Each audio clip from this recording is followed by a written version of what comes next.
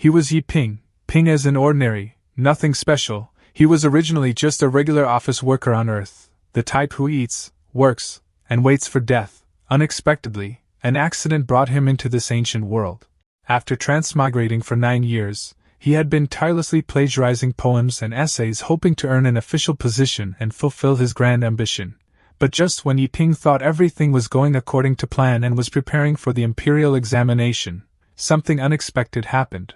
As he was about to enter the capital to take the exam, he saw a man flying across the sky on a sword, his figure unrestrained and carefree.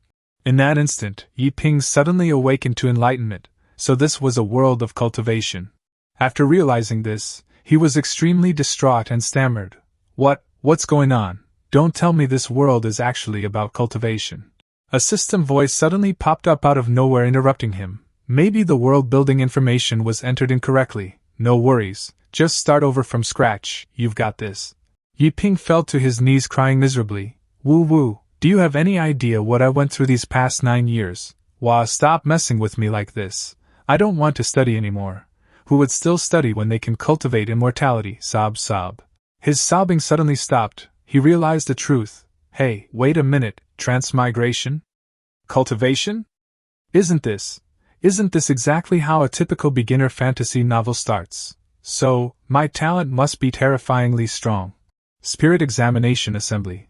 At this time everyone's gaze was fixed on the massive stone tablet that read in huge characters, "No spiritual root." Yi Ping cried while wiping his tears and muttered, "Damn it, I want to go back to Earth. This transmigration is totally different from what is described in those Beat King novels." Seeing this scene, the nearby girls couldn't help but laugh at him. He sat slumped in a corner, looking dejected, speaking in a lifeless tone. Woo-hoo, I thought I was the protagonist, have no will to live. Suddenly a middle-aged man's voice sounded. "Young friend, do you wish to cultivate immortality?" Yi Ping quickly straightened himself up and looked at the middle-aged man who had spoken. His face lit up with joy. Finally he had met the benefactor of his life. Qingyan Dao sect. The middle-aged man from earlier was the sect leader, Taoist Taiwa. With a stern face, he spoke to his disciple, Chan Yu, "Your master has a mission for you." Then he completely changed his attitude, clutching Chan Yu's shoulders and shaking him while crying, "Good disciple, you absolutely must help your master, big event." Senior brother Su Chan Yu calmly lifted his teacup and asked, "What major events could possibly happen to a small, insignificant sect like ours?" Taoist Taiwa held his anxious face in both hands and explained, "Not long ago, the higher-ups issued a new decree to ban inferior sects like ours, unless we gather 8 stable disciples within a year and be promoted to a 3rd-grade sect." Su Chengyu took a sip of tea and gently suggested, "Then we just have to find one more person." Taoist Taiwa cried as he recounted, "It's not that easy. Just yesterday, I went to the Spirit Examination Assembly. All the sects were desperately snatching up disciples. The prices were outrageous. They gave Taoist Taiwan no face at all and even mocked him bitterly. Why don't we chat a bit longer? A salary of 2 taels of silver a month, and you still want to take on disciples, treating me like a beggar. They even shamelessly used honey traps. Junior brother, let's cultivate together." Then Taoist Taiwa finally let out a sigh of relief. "In the end, I managed to pick one up, although he's a complete newbie with no spiritual roots. But fortunately, the person is not bad, and more importantly, he willing to not take any salary. That person was Yi Ping." Yi Ping at that time couldn't believe his ears, tears welling up as he asked, "Woo, Immortal Master, are you really willing to take me?" Yi Ping's eyes sparkled, his face full of excitement, and he declared passionately, "Money is an external object. As long as you can teach me how to cultivate immortality, I am willing to do anything. Don't think about what the sect can give you, think more about what you can bring to the sect." Back to the present, Taoist Taiwa said to his disciple, "Chan Yu, where can I find a disciple as foolish, oh no, as good as this one? But I'm worried. Once he figures out how weak our sect is and finds out he can't learn anything, he'll probably run away. However, your master has come up with a brilliant plan. Simply put, it's to flaunt one's superiority. You take your fellow disciples and have them take turns fabricating incomprehensible martial arts techniques in their respective fields to teach him. Stall for time. After the sect is secured in a year, let him decide whether to stay or go." Su Chengyu curled his lips and sneered, "Why taking something like this so seriously? Isn't this just faking it? Then Changyu stood up and asked Taoist Taihua, Master, do you know the nickname my fellow disciples gave me in private? Taoist Taihua asked curiously, What? Su Changyu's eyes gleamed slyly as he answered, Trash disciple. With a swish, Changyu's robe fluttered dramatically in the wind. He added 4 more words, Green Mountain Flex King. Su Changyu continued, That's right, when it comes to showing off, in the vast land of Qinzhou, I dare say I'm second to none, no one else would dare claim to be first. After finishing, he lifted his head and laughed loudly, Ha ha ha, you came to the right person for this matter, it's my specialty. Seeing this, Taoist Taihua looked at Changyu helplessly and thought to himself, Is this something to be proud of? Then he raised his index finger and gestured, No matter what, Changyu, as long as you can successfully hold him off for a year without fail. Su Changyu raised his hand to interrupt, No. Since I've taken action, dragging things out for just 1 year is far too shallow a goal. To deal with this kind of pure loser, I only need to make a small move. At least from now on, let him only admire the green clouds and not the immortals, and be a person of the green clouds in the next life. Su Changyu lied shamelessly, laughing loudly, making Taoist Taihua reluctantly clap in praise. Oh, is it starting? Not bad, not bad, the king of the Green Mountains lives up to his name. Su Changyu confidently patted his chest and vowed, If I can't finish the mission, I'll eat this sword raw, swallow it with sauce. I'll put my words here first.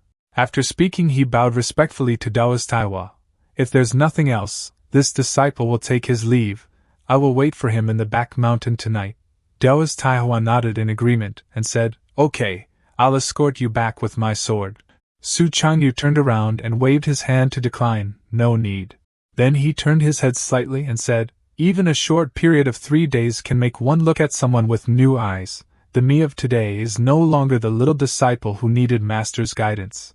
After saying that, Su Changyu raised his hand, startling the little bird beside Taoist Taihua. This gesture, don't tell me. Su Changyu's voice echoed, This prosperity is as you wished. Then he lifted his arm, pointing his finger toward the sky and shouted, Sword come! Immediately, a blinding light filled the entire room. Taoist Taihua's eyes widened in disbelief as he exclaimed, What the hell is this sword-wielding technique? How is this possible? He's clearly just a mediocre swordsman who hasn't even mastered a set of sword techniques in 10 years. Seeing Su Changyu's smug and confident face, he began to half believe it. In the silence, a gentle breeze drifted through, carrying a green leaf into the room. Taoist Taihua and the bird both stared blankly. He muttered softly, You're not going to. Su Changyu burst out laughing, Ha ha ha, I couldn't hold back, I showed off a little bit. I don't know any sword techniques. I still have to trouble master to send me off. Taoist Taihua helplessly covered his face and murmured, You are really a piece of art. I hope the new junior disciple doesn't go crazy because of you. At night, the summit of the back mountain. In the silent night under the moonlight, only the occasional flap of a crane's wings broke the stillness. At this time Su Changyu sat alone on a rock, hugging himself tightly and trembling. To create the aura of a lofty master he had deliberately chosen this location, but now he sneezed from time to time. Suddenly hearing approaching footsteps, Su Changyu glanced toward the sound and thought to himself, He's here, he's here. He braced himself with his sword and stood up, his legs numb from sitting too long, mentally cheering himself on, Get ready quickly. Nearby, Yiping was leaning against the cliff wall, panting heavily, inwardly admiring, The mountain is so high, immortals really aren't ordinary. While still catching his breath, he looked up and his eyes were immediately drawn to a figure. Not far away stood a man about 27 or 28, hands clasped behind his back. The man was handsome, wearing a jade crown and a fine long robe, with a sword hanging at his waist. His deep eyes seemed to contain a sky full of stars. Yiping stared blankly at the figure before him. Su Changyu raised his hand, his sword also rose, glowing blue as it hovered in midair. Sword immortal? In Yiping's mind, those 2 words surfaced instinctively. Right at that moment, he snapped out of it, thinking, Wait, something's not quite right. A sect that accepts someone like me, completely without spiritual energy, should be a very poor and weak sect, right? Then why would there be such an outstandingly refined disciple? Could it be? This sect may appear to be a small and insignificant sect, but in reality, it's actually a hidden sect of immense power, Everyone in the sect is a powerhouse. Any random person could take me to the top? It really might be true. Just like earlier today, when I just entered the sect with my master, that overwhelming sense of dilapidation. I didn't notice it then, but thinking back now, it really was too much. After all, it's a sect of cultivating immortality. How could it be in such ruin? And even though it was so dilapidated, every corner was unusually spotless. Suspicious, highly suspicious. Everything gives off a sense of abnormality. But if it's true that, if he's deliberately staying low profile to remain hidden from the world, then everything makes perfect sense. Thinking that, Yi Ping's heart couldn't help but race with excitement, he blurted out. There are 3 million sword immortals in the heavens. They must all lower their heads before me. And on top of that, senior brother carries an aura of unmatched elegance. Hearing Yi Ping's words, Su Changyu couldn't help but be stunned. He turned his head, repeating what Yi Ping said. There are 3 million sword immortals in the heavens. They must all lower their heads before me. You're quite an interesting kid. Su Changyu was secretly delighted inside. Very good, very flashy enough from now on. You're mine. I didn't expect to casually meet someone and get such a showy poem for free. Su Changyu stretched out his hand. A light began to flow across his palm. Since my new junior brother praises me so highly, it would be rude not to return the favor. Then the blue light gathered in his palm. Though I didn't prepare anything, let me bestow upon you a stroke of fortune. A strong gust of wind blew past, causing Yi Ping's robes to flutter wildly. Su Changyu's face grew solemn. He gazed deeply at Yi Ping and introduced himself. I am the first senior brother of Qingyun Dao sect, and this breeze is in fact a secret technique of creation. It can greatly enhance your cultivation talent. Hearing that, Yi Ping was shocked, thinking to himself, just a breeze can greatly increase one's cultivation talent? How could an ordinary sect possibly achieve that? Then he clasped his hands and bowed respectfully. Thank you for your great kindness, senior brother. I, Yi Ping, have nothing to repay you with. Su Changyu calmly replied, little things. But the hand behind his back trembled non-stop as he silently cried, used too much strength, now my arms stretched out. What secret technique? It was just a breeze plain as can be.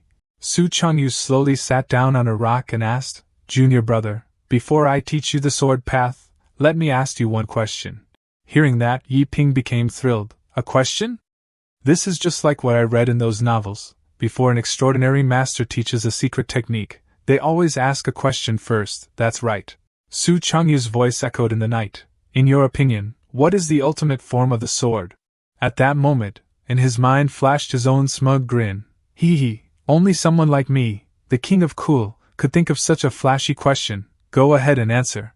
But no matter what you say, it's gonna be wrong. This way, I can show how unfathomable my understanding of swordsmanship is. I'm number one at acting cool. Yi Ping froze, his brain working at full speed. He kept repeating the question, the sword's ultimate form. Even the way he asked feels legit. A hidden master, definitely a hidden master, almost guaranteed. But how should I answer? This question may sound simple, but surely contains profound meaning. If it were an ordinary person, they would probably answer something like kill a man in 10 steps, travel 1,000 miles without pause, but that's too shallow. But how should I answer? No matter what, I must be cautious, extremely cautious. Seeing the other's serious face, Su Changyu thought to himself, Bro, I just asked casually, no need to be this serious. An entire hour later, still without an answer, Su Changyu was growing impatient. Bro, it's been an hour, are you done yet? I'm about to freeze to death on this mountain top. Unable to hold back anymore, Su Changyu spoke coldly. Alright, give me your answer. Yi Ping cautiously gave his response. Senior brother, I believe, the sword's ultimate form is a single blade of grass that can cut down the sun, moon, and stars. Hearing such an interpretation for the first time, Su Changyu was stunned for a moment. He imagined it, a blade of grass. Can cut down the sun, moon, and stars. Thinking of that, he couldn't help but curse in his heart. Damn, I, Su Changyu, have practiced swordsmanship for 20 years. The strongest I've seen could at most cleave a mountain with one sword. But a grass blade cutting down the sun, moon, and stars? That's next level flashy. Seeing Su Changyu stay silent, Yi Ping quickly asked, was that too over the top? I hope senior brother won't blame me. Meanwhile, Su Changyu was secretly impressed while scheming. This kid's impressive. He keeps spitting golden lines. A man after my own heart. This line is amazing. I, Su, am stealing it. He stood up with a profound air and replied, "Indeed, it was far too over the top. Cultivation is about steady progress. Junior brother, you're aiming too high." Hearing that, Yi Ping felt relieved and replied, "I knew it. I admit my mistake, senior brother." Suddenly, Su Changyu drew his sword and said, "How about this instead?" He slashed into the air, then turned around to leave while saying, "I'll leave you with a sword mark. It may seem like a simple sword mark, but it holds the strongest sword intent in the world. How much you comprehend depends on your talent. I'll return in 7 days." Hearing that, Yi Ping beamed with excitement, admiringly. "The strongest sword intent, he's absolutely a hidden expert. It's nailed down, confirmed. I'm seriously lucky. I joined a hidden elite sect by accident." Afterward, Su Changyu hurried down the mountain, secretly delighted. Quickly, find the second junior brother and act all cool in front of him. But as soon as he reached the bamboo forest, a voice called out from behind, "Senior brother." It was the junior sister. Unable to contain her curiosity, she smiled and asked, "What do you think about our new junior brother's talent?" After speaking, she gave a sweet and playful smile. Su Changyu replied, "Junior sister, you're peeking again," she explained. Hee, I'm just curious." Seeing that, he suddenly had an idea. "What a perfect timing, you'll be my test subject now." Thinking that, Su Changyu put on a mysterious look and said, "Junior sister, let's not talk about that right now." His face and voice became serious.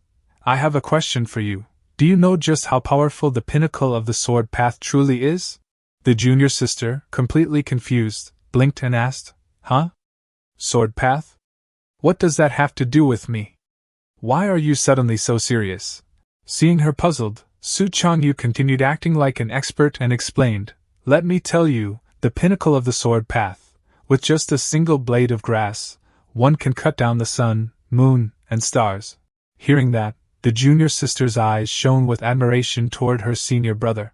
She couldn't help but praise, "Wow, so cool, senior brother, did your showing off skills level up again?" Su Changyu proudly replied, "Yup, cool, isn't it?" The junior sister then said, "Now answer my question." He blinked, "Your question?" Su Changyu again put on his immortal-like aura and said, "How long will it take our junior brother to comprehend sword intent?" The serious mood shattered as he picked his nose and muttered, "How could he possibly comprehend sword intent, when even I've not comprehended it myself?" She corrected him, "I meant the basic sword intent." Su Changyu instantly replied, "No way." The junior sister's face froze as if she were staring at an idiot. "Are you kidding me?" 2 hours later, at the top of the cliff behind the mountain, Yi Ping was sitting there, seriously staring at the sword mark left by his senior brother. The more he looked, the more confused he became. "No matter how I look at it, it's just a normal crack. Where the fuck is this so-called supreme sword intent? Don't tell me I got tricked." Then he clutched his head, shouting in denial, "Yi Ping, what nonsense are you thinking again? Everything before already proved he's an expert. It must be that I haven't worked hard enough." "Yes, that has to be it. Come on, Yi Ping, keep going." While he was focusing intently, an image appeared within Yi Ping's pupils. Suddenly, a figure appeared within Yi Ping's mind. The figure held a long sword, then began demonstrating sword techniques. Each slash of the sword was firm and decisive. The power radiating from the blade seemed to tear apart the very space around it. It was like the grand chimes of a golden bell echoing beside his ears. 4 sword styles, 12 sword moves becoming clearer and clearer. Then, it felt as if he were personally drawing the sword and practicing himself, and not just once, it repeated over and over again. Once, twice, thrice. Faster and faster. The sword moves multiplied endlessly, 12 moves, 15 moves, 20 moves. A flood of insights, even more terrifying than divine enlightenment, surged into his mind. In an instant Yi Ping returned to the present. He looked around in confusion and asked himself, What on earth is going on?" Yi Ping's face was still filled with panic. He tried to calm himself. "It must be, senior brother." Yi Ping recalled the scene from before, feeling emotional inside. "I never thought that a breeze could bring such a terrifying boost to my talent. This is far beyond a mere peerless expert. After being unlucky for so long, my luck has finally turned around. I even doubted my senior brother earlier. That was so wrong of me." "Calm down, Yi Ping, stay calm. This is only just the beginning. This sword mark will definitely let me comprehend even more techniques. Let's keep going." 7 days later, senior brother's residence. These various items of all shapes and sizes were none other than Su Changyu's show-off treasure box. After some consideration, he picked up a hairpin. Then, he put on a long robe, feeling quite satisfied with his appearance. His thin lips curled slightly. Su Changyu softly said, "Nice weather today." Then he flung the door open and dashed outside. His voice full of excitement echoed, "It's time to act all cool and show off. Let's go, junior brother, I'm coming." At this moment, Su Changyu hummed one of his favorite tunes as he walked. However, before even reaching his destination, his face was drenched in sweat, his steps faltering. He muttered, "I'm so tired, if I had known earlier, I would have chosen a different place. Anyway, why does everyone think practicing swordsmanship is so simple? This really makes me unhappy." 7 days earlier, junior sister, upon hearing what he said, was startled and asked back, "What, you're saying even you yourself haven't comprehended sword intent?" Su Changyu calmly replied, "Yes." Junior sister couldn't help but laugh mockingly at him. "Wow, senior brother, you're so bad at this. You've been practicing swordsmanship for 10 years, yet you still can't comprehend sword intent?" Hearing that, Su Changyu, ashamed and angry, tapped junior sister's head and scolded, "Bad? If you don't understand, stop spouting nonsense. The path of the sword is nowhere near that simple." Then he explained, "The 4 thunder sword technique the senior brother practices is no lowly, useless technique. It ranks among the top 10 in Qinzhou. Back then, the Taoist Ciji rose to fame across all of Qinzhou relying on this very sword technique. This is the ultimate sword technique of pure strength and blazing yang energy, divided into 4 complete sets: spring, summer, autumn, and winter. If someone could master all 4, they could even summon the thunder of the seasons themselves. And within each set there are 4 minor realms: initial insight, skilled mastery, great perfection, and supreme attainment. Junior sister heard that and asked, "That sounds impressive. So, senior brother, which realm are you at now?" Su Changyu lifted his chin and replied, "The Spring Thunder Sword already at skilled mastery, 18 moves in total." Junior sister mocked him again. "Huh, only Spring Thunder? And just 18 moves?" Su Changyu's face turned black with anger as he shouted, "What do you mean only Spring Thunder? There are just 4 major realms in total. At this pace, I'm considered an elite across Qinzhou, the self-proclaimed elite. I reached skilled mastery in just 10 years, in less than another 10, I'll reach great perfection, and within 100 years supreme attainment." Su Changyu leaned his face close to junior sister's and growled, "When that day comes, you'll see just how powerful I really am." "Got it, senior brother." Junior sister then asked another question. "Then, if junior brother somehow managed to comprehend sword intent on his own, what realm of talent would that be?" Hearing that, Su Changyu laughed heartily and replied mockingly, "Sword intent? Junior sister, you really dare to dream big. In the sword path, techniques are secondary. The true essence lies in sword intent. The more sword intents one possesses, the more you can turn any technique into something miraculous. Even a casual thrust could be deadly. But the 3 great thresholds of sword intent are as difficult to cross as reaching the heavens. The very first realm is the infinite sword intent. Across all 10 nations, there's only one person who's managed to step half a foot into it. They call him the Supreme Sword Sovereign, and every nation treats him as an honored guest." Junior sister curiously asked again, "I'm just saying, hypothetically, if someone did comprehend it, what realm would that be?" Su Changyu waved his finger and emphasized every word with certainty. "Absolutely impossible. Not just junior brother, even Qingzhou's greatest prodigy in the past 500 years, could never comprehend the infinite sword intent." Back to the present, after who knows how long, Su Changyu had reached the mountain peak. Upon arrival, he wondered, finally arrived, I wonder if junior brother's awake yet. But when he saw Yi Ping intently studying the sword mark on the ground, he was momentarily stunned. He saw Yi Ping with dark circles like a panda, yet his eyes were filled with determination. Su Changyu thought to himself, what the fuck happened here, those massive dark circles? How long has he gone without sleep? Don't tell me this blockhead kid has actually been obsessing over that sword mark. It's nothing but a gimmick. Now I look like the bad guy here. What do I do? The guilt is crushing me. Feeling a pang of guilt, he sighed and told himself, oh, poor kid, for the sake of the sect, I'll have to wrong you for now. I'll make it up to you later. At this moment, Yi Ping noticed someone approaching and stood up. When he realized it was Su Changyu, he greeted, Senior brother, you're here. Su Changyu quickly put on a serious expression and asked, "How's your practice going?" Yi Ping nodded with a smile and replied, "I've comprehended it. It's all thanks to the opportunity you granted me, senior brother." Su Changyu habitually encouraged him, "Don't be discouraged. It's perfectly normal for ordinary people to fail to comprehend it." After thinking about it, he was startled and asked again, "Wait, hold on a second, what did you just say? You comprehended it?" Yi Ping clasped his hands respectfully and replied, "Yes, senior brother, counting this morning's practice, I've comprehended a total of 400 sword techniques." Hearing that number, Su Changyu's face went expressionless, but inside he was laughing hysterically. "Ha ha ha, 400? Ha ha ha, are you mocking me just because I've never practiced swordsmanship? Do you think I wouldn't recognize the sword mark I carved myself?" The corners of Su Changyu's mouth curled slightly as he thought, "This is honestly killing me with laughter, ha ha ha." Yi Ping also noticed Su Changyu's cold smile and felt puzzled. "Senior brother, what does that cold smile of yours mean?" Inside he felt uneasy. Could it be you're laughing because I haven't comprehended enough? 400 in a single day isn't a small number, right?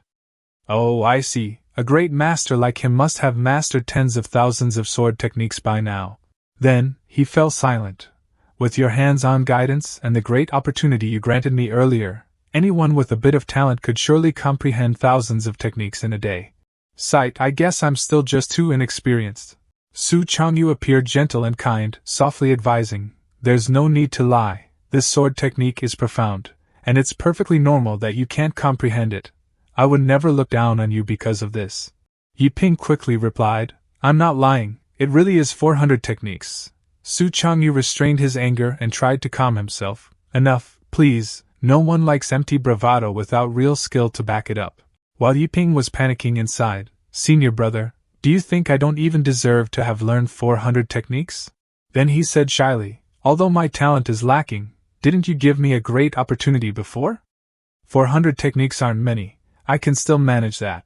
Hearing that, Su Changyu felt somewhat irritated. 400? Not many? Here's another person underestimating the sword path. At this moment, Su Changyu was really angry. Although he isn't a top-tier expert, the pain many ordinary people endure on their path to growth is no less. Yet, whether intentionally or not, they're often mocked for making slow progress, and no one's heart remains untouched by that sting. After adjusting his emotions, he made a suggestion. "Very well, since that's the case, show me a demonstration of the sword techniques you've comprehended."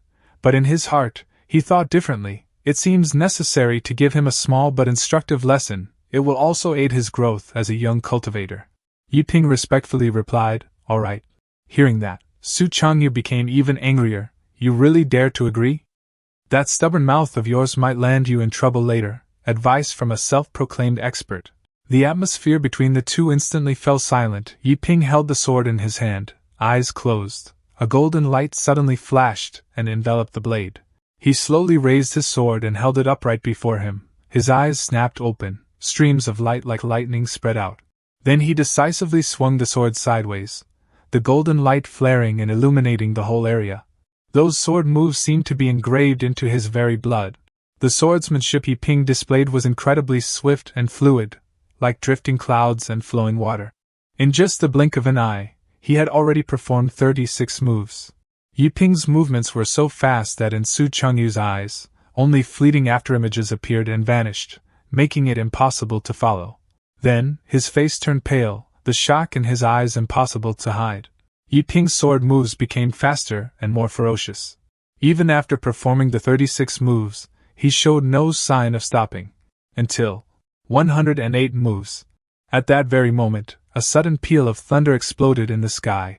Su Changyu was completely shocked. Before his eyes, countless arcs of lightning gathered and wove together, forming the majestic shape of a thunder dragon. It was a sight he knew all too well, one that had appeared countless times in his dreams. The dragon's roar. Frozen in place, Su Changyu was so overwhelmed that he could scarcely breathe. He wondered in his heart. The dragon's roar, undeniable proof of, this is the visible sign that only appears when the fourth thunder sword technique has reached the great perfection realm. For years, my greatest dream has been to reach the great perfection realm in the spring thunder sword technique. To hear just once the legendary dragon's roar, Even if I were to die afterward, it would be worth it, and yet this kid before me has achieved it after a mere 7 days of practice. This is impossible, absolutely impossible. Yet the shock was far from over. Barely 5 breaths later, a wholly new dragon's roar resounded, a thunder dragon whose whole body is condensed by green lightning. The summer thunder sword technique's great perfection. Before it could fade, the autumn thunder dragon technique followed close behind, manifesting almost at the same time. 2 dragons roared in rivalry. Summer and autumn sword techniques reached great perfection realm together. Such a sight had never been seen nor heard of in all history. And still, Yi Ping's sword did not slow, but became even faster. Faster and faster, until his figure became nothing but a true phantom. The strongest strike among the 4 thunder sword techniques, the winter thunder sword technique, finally reached great perfection realm. This sword's great perfection realm gave a sensation entirely different from the first 3. Changyu felt it as though the dead chill of deepest winter had descended. All things withers. It was not until the 432nd move that Yi Ping finally stopped. The 7-day demonstration of his practice had officially come to an end. Thus, Yi Ping had brought all 4 great sword techniques spring, summer, autumn, and winter thunder to great perfection realm, and yet, Yi Ping did not move. He thought to himself, no, something's not right, I think I'm relying too much on the sword. Then Yi Ping murmured to himself, the formless great Tao gives birth to all things with form. Nothingness is in itself existence. Observe what lies beyond the thing. Ponder the self that lies beyond oneself. That's it, I've been bound by the sword itself. I think, I understand now, senior brother, what you truly wish to teach me. Su Changyu's expression went blank, speechless. Yi Ping brought his hands forward, fists clenched and pressed together, continuing to mutter, let's give it a try. The sword of the commoner. Above, it severs the neck. Below, it pierces the organs. It fights like a vicious rooster. But the Emperor's sword is made of the 5 elements, open through yin and yang, and wields all creation as its edge. Then he slowly pulled his fists apart, and a beam of light instantly emerged from his palms. In an instant, a world-shaking explosion erupted. Seeing this, Su Changyu couldn't help but curse. Holy shit! Could it be that he had another epiphany just by demonstrating a sword move? Are you kidding me? Am I dreaming? He looked at the scene before him, waves surging in his heart. If the winter thunder sword technique just now gave me the feeling of the very embodiment of annihilation and death, at this moment, the atmosphere is completely opposite, filled with vibrant renewal and new life. Only a moment had passed, yet it felt as if 10,000 years had passed in an instant. Energy surged forth, ceaselessly renewing itself. Su Changyu gazed at the invisible sword before him, feeling that at this very moment, it embodied the entirety of heaven and earth. It seemed that with a mere casual swing, he could slash countless soldiers and war horses. He suddenly realized, wait a moment, this thing, no. This can't be the sword intent. This made Su Changyu's eyes almost pop out in disbelief. Then, the sword quickly vanished into thin air. Yi Ping looked at his empty hand and murmured, oops, the feeling is gone, I can't feel it at all, what a terrifying power. But it only lasted for an instant. He muttered sadly, as expected, my talent really is too poor. Those words. Talent too poor. From Yi Ping felt like a knife stabbing into Su Changyu's heart, cold sweat breaking out across his face. Su Changyu recalled, in my childhood, I was fortunate enough to once witness the supreme sword master of the Great Void, and it was from that moment I firmly chose the path of the sword. At that time, the sword master hadn't even drawn on his spiritual energy, yet the sheer momentum and extraordinary visions produced by his swordplay were almost identical to what junior brother had just displayed. In Su Changyu's heart arose a bold speculation. This is without a doubt infinite sword intent. Such talent can no longer be described as the number 1 genius in Jin State, nor even as the number 1 genius among the 10 nations. With this level of sword comprehension, even without spiritual energy, he could still ascend to the pinnacle of the sword path in the future by relying on magic tools, talismans, and other unconventional aids. Suddenly, Yi Ping clenched his fists, looked at Su Changyu with glimmering eyes, and spoke with unshakable determination. Senior brother, I know the sword moves I comprehended are nothing special, but I will work twice as hard. Please, don't be disappointed. Hearing this, Su Changyu's heart trembled in horror. Nothing special? I fear my entire lifetime of sword practice isn't even worth your little two. But I absolutely must not praise him. A peerless genius like him must never be allowed to slip away. I have to keep him here. I must keep my composure. I can't let the cool facade crack. Su Changyu forced himself to stay calm, turned his back toward Yiping, glanced back over his shoulder, and replied with a cold tone, "Yes, indeed, nothing special, nothing special." Hearing his senior brother say that, Yiping felt embarrassed, muttering softly, "As I expected." But where Yiping couldn't see, Su Changyu's face twisted in agony. "If that's what you call nothing special, then what on earth does that make me?" In his sorrow, Su Changyu's eyes suddenly caught sight of something unexpected. He saw a small book lying on a rock and asked curiously, "What's this?" Yiping picked up the book, looking slightly embarrassed, and explained, "Senior brother, this is merely a notebook of my insights during cultivation. Nothing worth mentioning." Su Changyu asked again, "Oh? An insight notebook? Can I take a look?" Yiping replied, "That's too embarrassing."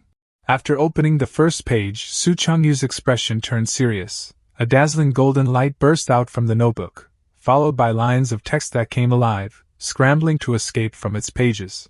"In the first 50 moves of Spring Thunder, Senior brother wanted to convey to me the truth that white sand in the mud becomes black along with it. In the first 100 moves of Spring Thunder, Senior brother wanted to teach me the principle that all things generate and restrain each other. Without the lower, there can be no higher. In the first 50 moves of Summer Thunder, the lesson was great straightness may appear bent, great skill may seem clumsy, great eloquence may seem inarticulate, in the first 100 moves of Summer Thunder." As he read the words in the notebook, Su Changyu felt a shock akin to gazing at the starry sky for the first time. He knew every word in it. But when strung together, they became as mysterious and profound as the vast galaxy. Though he couldn't understand them, he was deeply shaken. He couldn't believe his eyes, stammering, all these principles were spoken by me?" Yiping quickly replied, "Oh, I wouldn't dare claim so. It's merely the shallow surface of junior brother's wild speculations. Surely it's not even 1/10 of the depth senior brother truly wanted to teach me." Inside, Su Changyu was in utter chaos. "Then why the hell can't I understand a single line myself? How in the world did you comprehend this, you brat? Did you just spontaneously comprehend the great Tao out of nowhere? What kind of monster are you?" He reflected bitterly on himself. To think that I, Su Changyu, after more than a decade of diligent and earnest cultivation, and I've only just begun to understand the basics of Spring Thunder technique. Yet this junior brother, in a mere 7 days, has completely mastered the entire 4 Thunder Sword techniques to the great perfection realm. He even miraculously touched the infinite sword intent. Su Changyu collapsed inwardly, weeping bitterly in his heart. Born as a human, I'm sorry. He forced himself to calm down, turned around to leave, and said before walking off, "All right, continue your comprehension, I'll come back in a few days." Seeing this, Yiping became dejected. Senior brother's expression is clearly off. Could it be that he dislikes my poor talent and plans to drive me away? The more he thought about it, the sadder he became, nearly on the verge of tears. "Please don't. I finally found someone who was willing to take me in." Yiping recalled the past. "In the past 6 months, I have joined more than 50 Immortal Ascension gatherings. Regardless of whether they were held by a big or small sect, not a single one was willing to take me in. No sect took me. I can't possibly just stare at the stars alone and spontaneously comprehend the great Tao, can I? How is that possible?"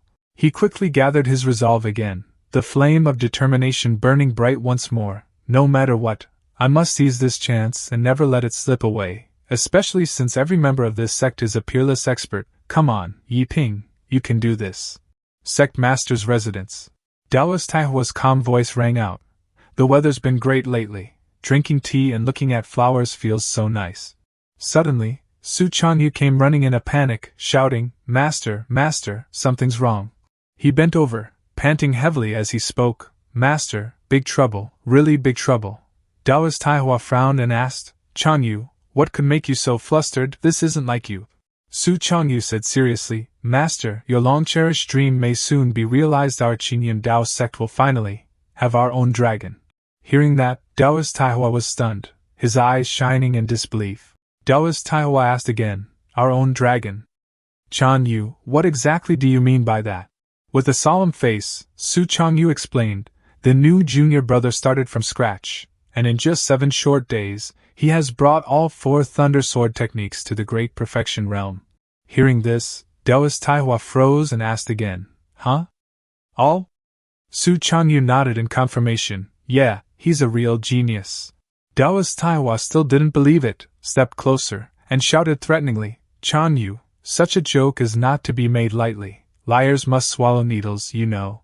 Su Changyu could only present evidence. The strange phenomenon in the sky just now was the very sign of the 4 seasons sword technique reaching the great perfection realm. Master, didn't you see it? Taoist Taihua's face turned pale as he stammered, I thought it was some expert breaking through nearby. He recalled the scene earlier and muttered, it was actually Yi Ping.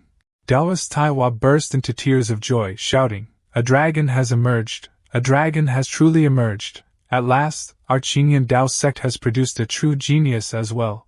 Then he fainted, completely drained of strength, still murmuring, a genius. Su Changyu hurriedly caught him, yelling, calm down, don't let excessive joy lead to sorrow, master.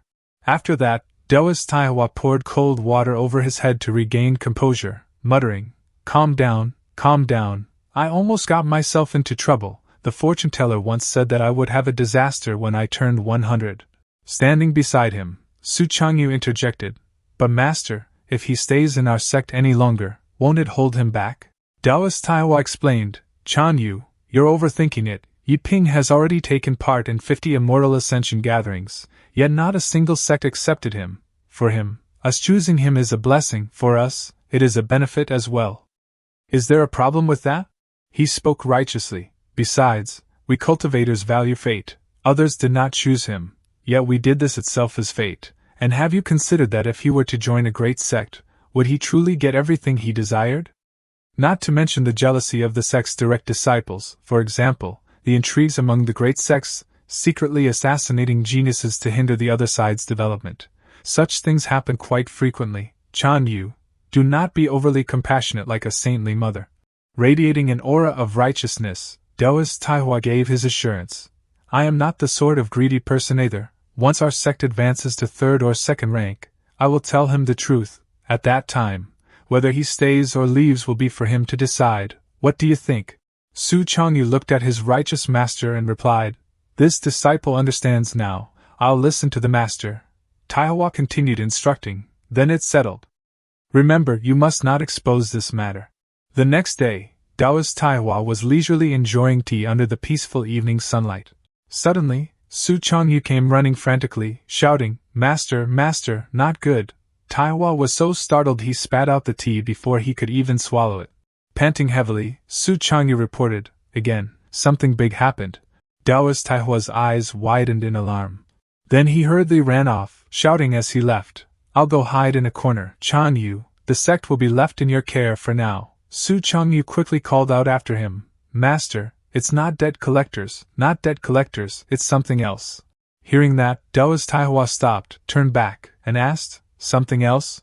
He kicked Su Changyu hard and shouted, then why are you freaking out so much? You almost scared the soul out of me. Then the two returned to the main courtyard. Taoist Taihua lifted his teacup and asked, tell me, what big thing happened? Is it going to be demolished?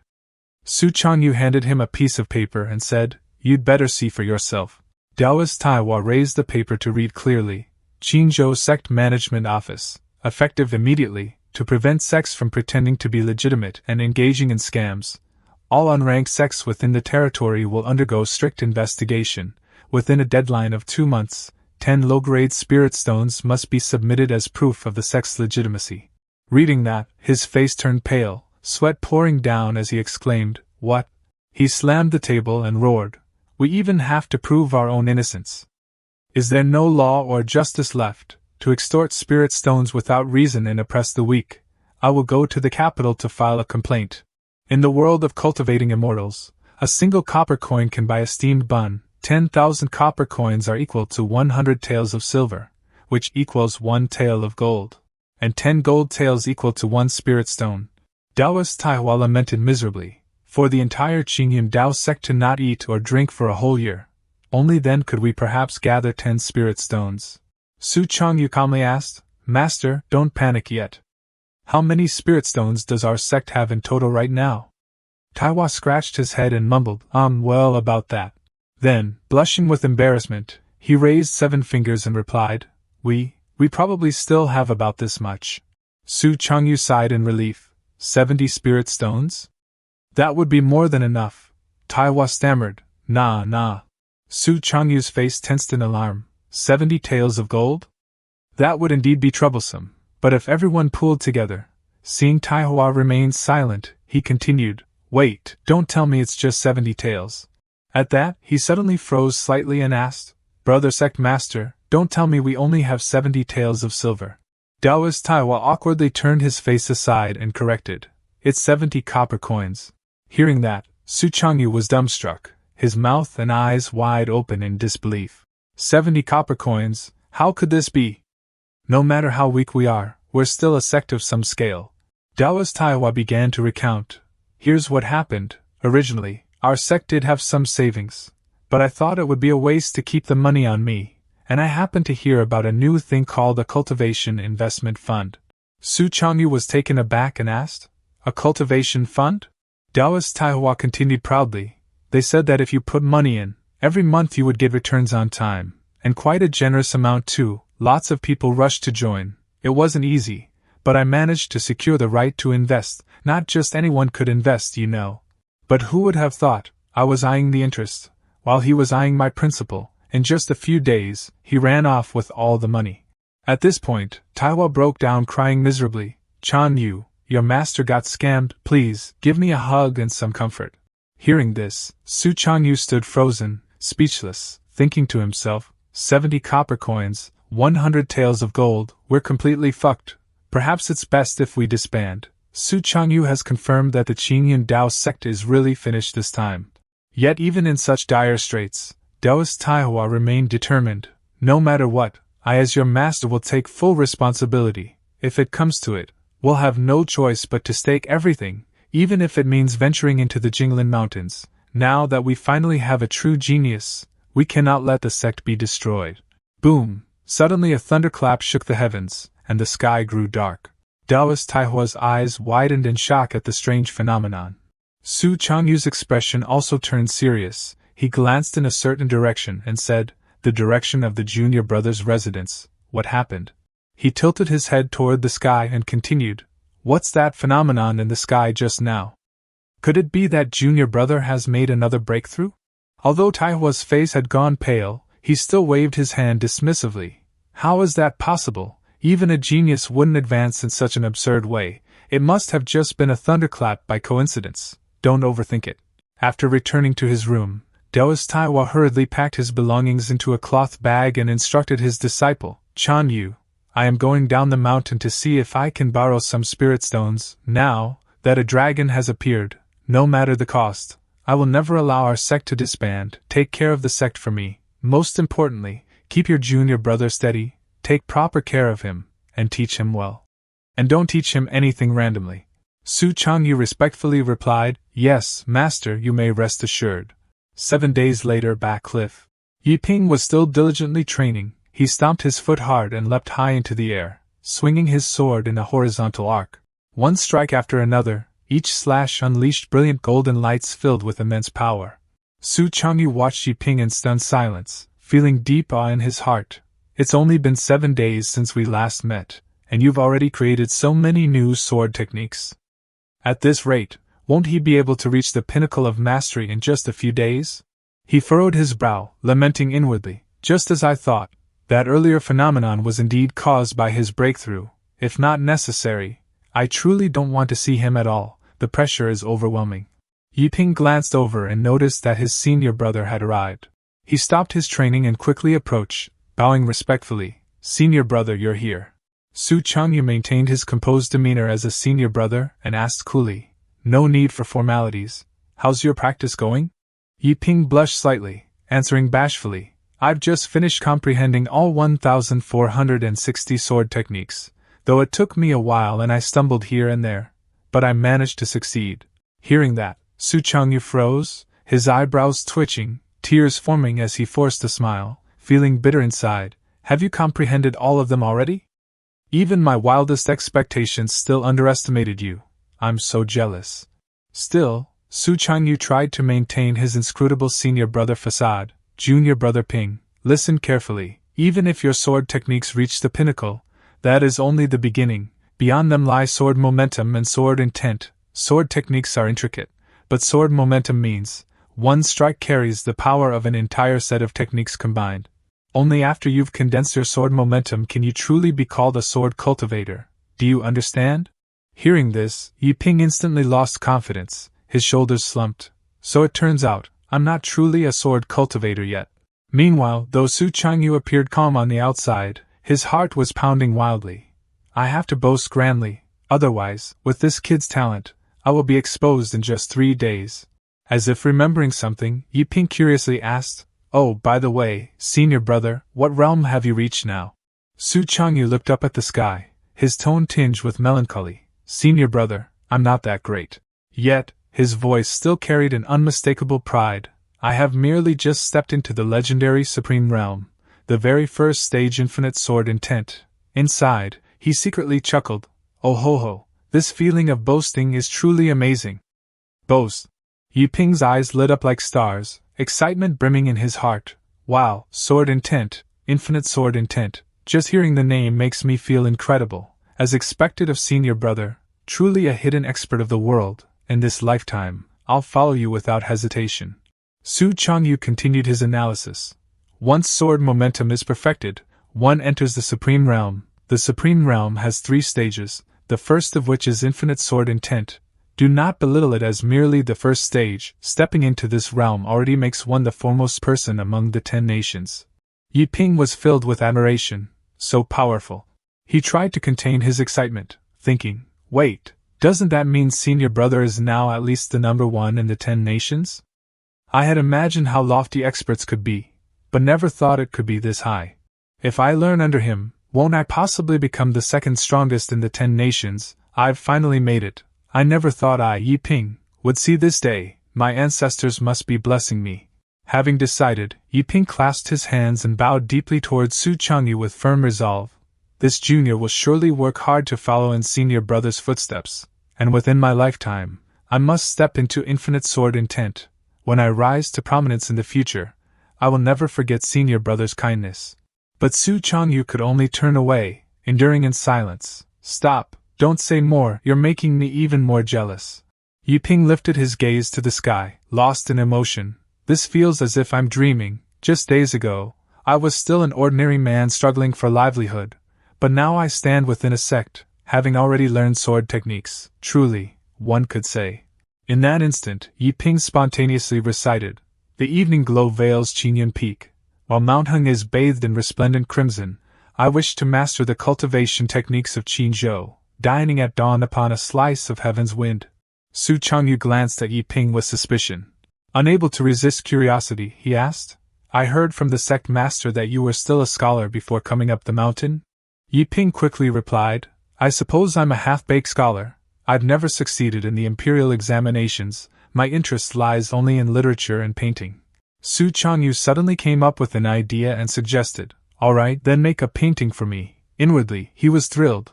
When Xiao Yi Ping truly rises to fame and success, wouldn't that be an incredible showing-off advantage? Did you see that? The number 1 sword cultivator of Jin State made a painting for us. Anyone would be super jealous. Pleased with his clever plan, Su Changyu chuckled inwardly, he, I'm so smart. Meanwhile, Yi Ping hesitated slightly and asked, Painting? Alright, okay, if the painting turns out poorly, I hope senior brother won't mind. In his past life, Yi Ping joined an art club to pursue the goddess. After 3 years of diligent practice, he finally mastered painting, but the goddess, however, ran off with a rich second-generation heir. Learning painting can't save you from being single. Back to the present, Su Changyu stood motionless as Yi Ping focused intently on painting. Bored, he glanced at Yi Ping, who was absorbed in his work. Su Changyu couldn't help but be surprised. This guy looks surprisingly handsome when serious, just a bit like me. After a while, Yi Ping handed over the scroll, speaking shyly, Senior brother, the painting is finished. If the painting isn't perfect, please don't mind.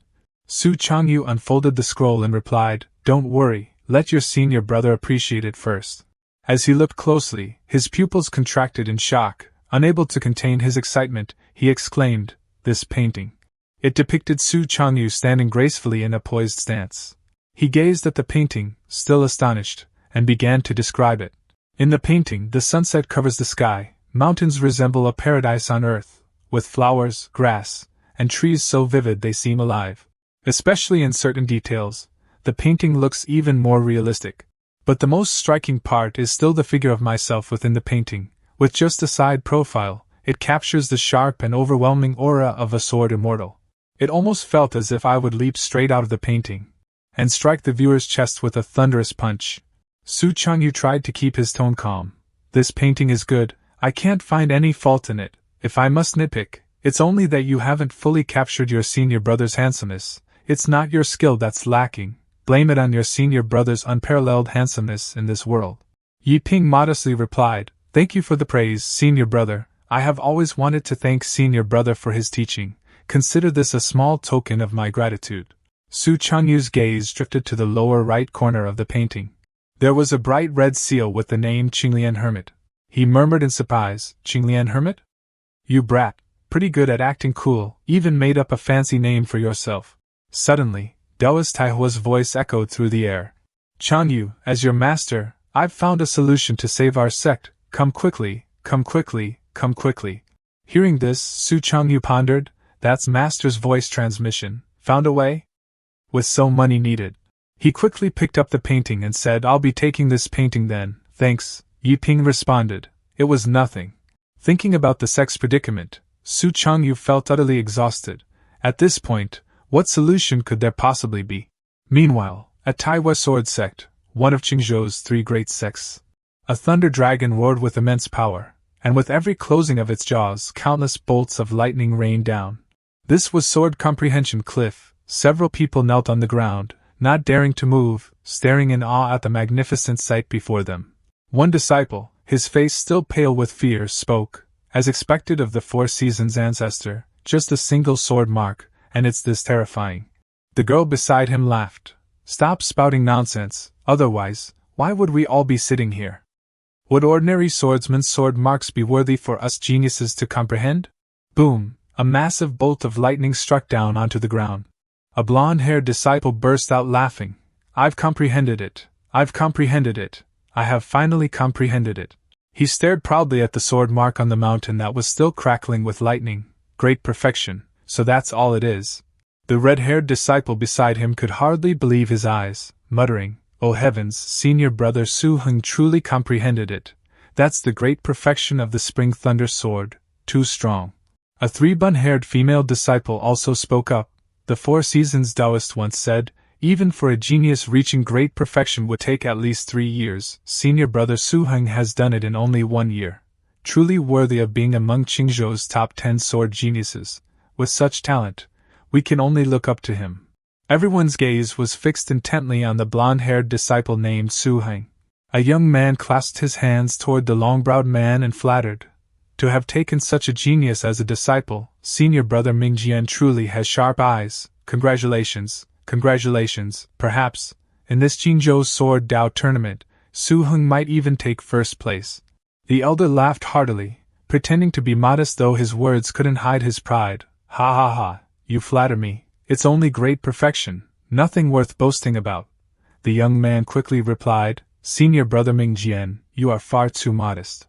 A middle-aged man standing nearby spoke in a mocking tone, "Humph, Qingzhou is full of hidden dragons and crouching tigers. To already claim first place is a bit premature, isn't it?" Mingjian hurriedly responded, "Indeed, Elder Qin is right. How could hunger deserve that? Those disciples of his, though they have only reached initial insight realm after a year, they must be deliberately holding back out of confidence, allowing hunger to go first, which is why they haven't broken through yet." Elder Qin snapped angrily, "You brat, how dare you talk in such a tone?" Another man quickly stepped in to mediate. All right, senior brothers, no need to quarrel, we're all on the same side. First place may be exaggerated, but this time the sect master has ordered, no matter what, we must secure a place in the top 10. The 2 men looked surprised, glancing at each other as if to ask, "Oh? And why is that?" He raised a finger and revealed a secret. You two senior brothers have only just emerged from seclusion and may not know, those who secure a place in the top 10 this time will be awarded a token to enter the Tai Xian Sword Tower. This revelation left the two completely astonished. He continued speaking. I don't need to explain what it means to step in the Tai Xian Sword Tower and face its trials. Upon hearing that, Mingjian smiled smugly and declared, Ha ha ha, heaven itself aids me, this time, my disciples and I will surely seize a place in the top 10, the sect master can rest easy. Elder Chen interjected again, Humph, don't speak too soon, if some disciple from a small sect really does snatch it away, the shame will be unbearable. Old Mingjian burst into laughter, fine, if any disciple outside the three great sects can truly defeat Henger, this old man will clean your toilet for a whole year, I'll clean it upside down. Residents of the sect master of Qingyun Dao sect. At this moment, Daoist Taihua and Su Changyu were staring at the items laid out on the table. Su Changyu was dumbfounded, leaping to his feet and shouting, is this what you call a solution for making money? A pile of junk. Is this pile of junk really the solution you were talking about? How could we possibly make money with this junk? Daoist Taihua quickly corrected him. These are our sect's finest treasures, please stop calling them junk, sell it at the pawnshop. As your master, I truly have no better solution, let's just try anyway and treat a dead horse as if it were alive. Su Changyu firmly refused. I'm not going, I refuse to embarrass my handsome face with you, taking this junk to a pawnshop is way too embarrassing. Daoist Taihua persisted. My good disciple, help your master just one more time, this will be the last. When Daoist Taihua's eyes landed on the item Su Changyu was holding, he asked curiously, what's this? Su Changyu responded cautiously, it's a painting my junior brother drew for me, don't you dare touch it. Before he could finish speaking, Daoist Taihua snatched the scroll and bolted like lightning, shouting in frustration, the sect is about to collapse, and you still have the mood for art, let's sell it together with it, every single coin counts, once we have money, I'll redeem it back for you. Su Changyu fumed, chasing after him while shouting, it's not worth anything, give it back, you old geezer. Lai Kai Pawnshop. As the two stepped inside, the shopkeeper greeted them warmly. Welcome to Lai Kai Pawnshop, esteemed immortals, please come inside. He rubbed his hands together and asked cheerfully, are you here to buy or to sell? Taihua replied, selling, all of them are fine items. Seeing the bulging bag, the shopkeeper smiled from ear to ear. Naturally, just by your aura, it's clear that you two are no ordinary mortals. Alright, allow my humble eyes to broaden their horizons first. I can already tell, without even looking, that these must be top-notch items. But when he opened it, tattered junk, the shopkeeper's face darkened.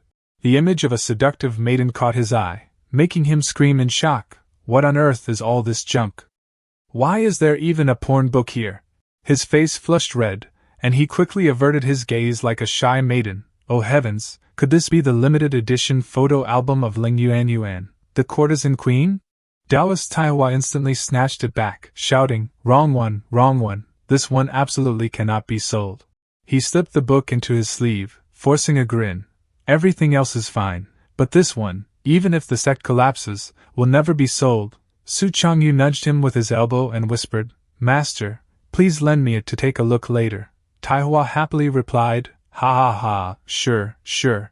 Then Daoist Taihua turned to the shopkeeper. Altogether, I'll sell all these items for just 10 taels of gold, with a discount. How does that sound? The shopkeeper's face turned pale as he shouted, 10 taels of gold? For this pile of junk? Are you crazy for money? Daoist Taihua argued angrily. What do you mean junk? You'd better recognize value. Look at this seat cushion, it's made of golden-toed silk, you got a great bargain, okay? The shopkeeper raised his hand firmly. Go sell it somewhere else. Daoist Taihua immediately changed his tone, smiling. Let's make friends, 8 taels for everything, what do you say? The shopkeeper still refused. No. Taihua's face reddened as he shouted, 5 taels, no less than that, any less and I'll really sell it to other shops. Su Changyu scratched his head in embarrassment, sighing, too embarrassing, let's leave, master. The shopkeeper's eyes suddenly fell upon the scroll in Su Changyu's hand. Curiously, he asked, may I take a look at this painting? Su Changyu was surprised but agreed, painting? Sure. He examined the scroll carefully and muttered, Suyang rice paper? You two are going too far. Clearly, you're not short of money. Why come here just to toy with our humble shop? Taoist Taihua was stunned, thinking to himself, this paper, it's expensive? After examining the painting, the shopkeeper confidently said, I wasn't mistaken, it really is Suyang rice paper. This paper alone is already worth more than 10 taels of gold. The inscription, Qinglian Hermit, at the bottom of the painting left the shopkeeper completely dumbfounded. His eyes bulged wide, his jaw dropped open. He turned to whisper to his assistant, Xiao Luo, come here, I need to talk. Taoist Taihua looked utterly confused. He watched as the two whispered secretly, their behavior suspiciously mysterious. After hearing the shopkeeper, Xiao Luo still asked in disbelief, Second manager, are you certain? The shopkeeper affirmed, no mistake, it's absolutely real. Then the shopkeeper's demeanor changed completely, smiling warmly as he apologized, forgive us, but we must have our head manager appraise this, could you please wait a moment? The master and disciple stood frozen like statues, awkwardly nodding, okay. An hour later, the shopkeeper returned and said, our head manager said, anyone with the eye to bring in such a piece cannot be a novice, so please, sirs, do not joke with us any further, let's be straightforward and discuss a genuine price. Su Chengyu, unaware of the situation, casually replied, what treasure, that's just my junior brother's. Taoist Taihua quickly turned and covered his mouth, scolding angrily, shut up. He then composed himself, raised 5 fingers, and said calmly, fine, since that's the case, we won't joke with you either, we want this amount, yes or no, or we leave. Inside, Taihua was grinning smugly, he, judging by their behavior just now, there must have been some misunderstanding, now, it's all about daring. Making 50 taels off them isn't impossible, good thing I reacted fast. The shopkeeper stayed silent for a while, seemingly calculating. Meanwhile, Su Chengyu whispered to Taihua, Master, you're far too greedy. Who'd buy a painting for 50 taels? Taihua explained, you know shit, this is called strategy. After a moment of thought, the shopkeeper sighed and decided, fine deal, 5,000 taels it is. Hearing the number, Taoist Taihua smiled smugly, see? That strategy you still need. After a second, his face turned pale as he stammered, wait, just now you said, how much? The shopkeeper raised 5 fingers and smiled. 5,000 taels, you were the one who suggested it. Taoist Taihua looked doubtful. Are you turning it around to toy with us now? The shopkeeper panicked and hurriedly explained, esteemed immortal, why do you say that? Our pawnshop never jokes about business. Su Chengyu's face went blank in disbelief. A single painting is worth 5,000 taels? But isn't that just something junior brother drew casually? What the fuck is going on right now? He looked toward Taihua, gesturing urgently, Master, are you still thinking about it? Hurry up and agree, he'll back out soon. Hurry up and take the money and run away, our sect will finally be saved. Taoist Taihua clasped his hands together mysteriously and said, sorry, I think you misunderstood, what I meant was 50,000 taels. Hearing that, Su Chengyu's jaw dropped as he nearly screamed, what, old geezer, have you gone insane? The shopkeeper asked again, 50,000 taels? Taoist Taihua nodded and replied, that's right, not a single coin less. Su Chengyu's face turned to stone, his mind screaming, Master, for God's sake, can you act serious just once? What kind of painting could possibly be worth 50,000 taels? The shopkeeper suddenly burst into laughter and said, what a remarkable sum of 50,000 taels, the head manager's judgment is indeed sharp, you two truly are novice, alas, it seems we won't be able to snatch this bargain. In that case, let's speak frankly, although 50,000 taels is an astronomical price, it isn't entirely impossible for Master Qinglian. Hearing this, the two of them were completely stunned. 50,000 taels, not impossible? Taoist Taihua broke out in cold sweat, his thoughts spinning wildly. Damn it, no way, I just threw out a random number to bluff the highest price. What painting in the world could truly be worth 50,000 taels? Something is definitely fishy here. He took a deep breath and told himself, stay calm, at a time like this I must stay calm, let's go along with him and get more info. Taoist Taihua regained his composure, crossed his arms and said, right, should have done from the start, to tell you the truth, we already asked prices at other shops, Master Qinglian isn't someone only your shop recognizes. The shopkeeper smiled and replied, indeed, Master Qinglian is no longer a secret in our circle. He began explaining. Though he only emerged recently, he has already been hailed as the most talented person in Jin State. His calligraphy is not only perfected but has also reached the very pinnacle of mastery. And his painting skills are even more extraordinary. Now throughout Jin State, countless women have already fallen enamored with his poem. Many spend sleepless nights fantasizing about his face. And countless once arrogant scholars have humbled themselves, imitating and dissecting his works. His unprecedented style of painting has shattered convention, igniting a renaissance in the world of art. Sadly, by the time his works were discovered, the man himself had already vanished, his whereabouts unknown, leaving nothing but empty traces behind. The world never had the fortune to behold his true face. Since ancient times, scholars have valued reputation above all, which learned man wouldn't dream of spreading his name across the world and becoming a grand master admired by all. But this Jinglian hermit treats such honor as mere dirt and walked away so freely and elegantly. How could that not make us both ashamed and full of admiration? Don't you two agree? Hearing the question, both of them were dumbfounded. Su Changyu thought to himself, did I hear that right? Daoits Taihua's mind raced. Is he talking about that silly little disciple of mine? Suddenly Daoits Taihua spoke. That's right, exactly the same as what we've heard from others. Su Changyu shot him a glance as if to say, Master, you're trying to trick him. The shopkeeper shifted the topic. Then you must have heard as well. This painting has a major flaw. It is a portrait. Compared to his pure landscape paintings, in which he truly excels, the price differs by an enormous margin. Su Changyu scratched his head awkwardly, thinking to himself, ah, is that so? I thought my handsome face would surely increase the price of this painting. Well, that's a bit embarrassing. Daoits Taihua leaned over and whispered, Su Changyu, you brat, you still dare to laugh, the price difference is enormous. Su Changyu quickly replied, Master, calm down, he hasn't even said how much we'd lose yet. The shopkeeper held the painting, grinding his teeth angrily as he said, At the very least, tens of thousands of taels have just gone down the drain. What a sheer waste of such a treasure. Hearing this, Daoits Taihua's eyes reddened as he glared at Su Changyu. Good disciple, right now I really want to eat someone alive, completely eat someone raw. Su Changyu whispered in panic, Calm down, master, you'll blow our cover. Daoits Taihua took a deep breath, composed himself and said to the shopkeeper, Enough talk, just name your price directly. If it's lower than the shop next door, we'll leave immediately.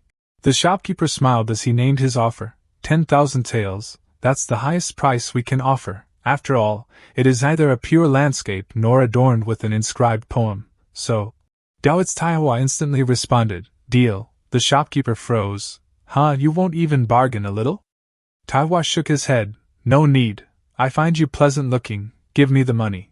With one hand trading the painting and the other taking the silver note, the two quickly left the shop in a fluster. Su Changyu asked curiously, Master, I thought you'd go try another shop. Taihua explained while walking, This is good enough, know when to stop. With our pitiful strength, do you really think we could escape once word spreads?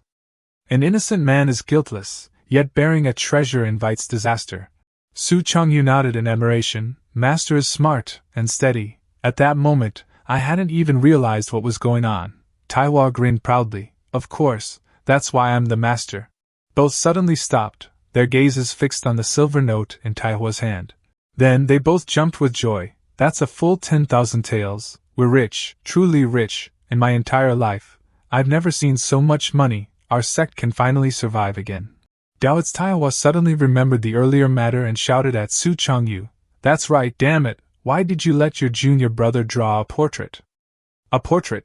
We lost tens of thousands of taels in vain, Changyu cried out in defense. Ouch, how would I know portraits are worth nothing? Then Daoits Taihua looked at the note with suspicion. Just what is Liu Yiping's true background, and how many secrets has he been hiding from us?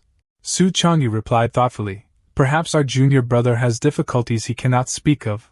I don't believe he is a bad person, or perhaps he himself isn't even aware? But then, what about that Quan Rice expensive paper? Daoits Taihua nodded in agreement. I also feel that boy isn't pretending to be innocent. Since that's the case, let's keep this matter buried between the two of us. No need to pry any further. Everyone carries their own secrets. When the day comes that he wishes to speak, he will tell us of his own accord. Su Changyu found it strange how kind his master was being today. He couldn't help but say, It's rare to see you this serious. Knowing your nature, I thought you'd squeeze out a few more paintings for profit.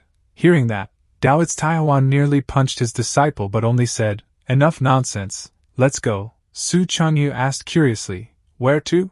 Daoits Taiwan turned his head back, his face full of slyness. "Since junior brother has helped our sect so greatly, as his master I must repay him with a big gift." Su Changyu frowned. "A big gift?"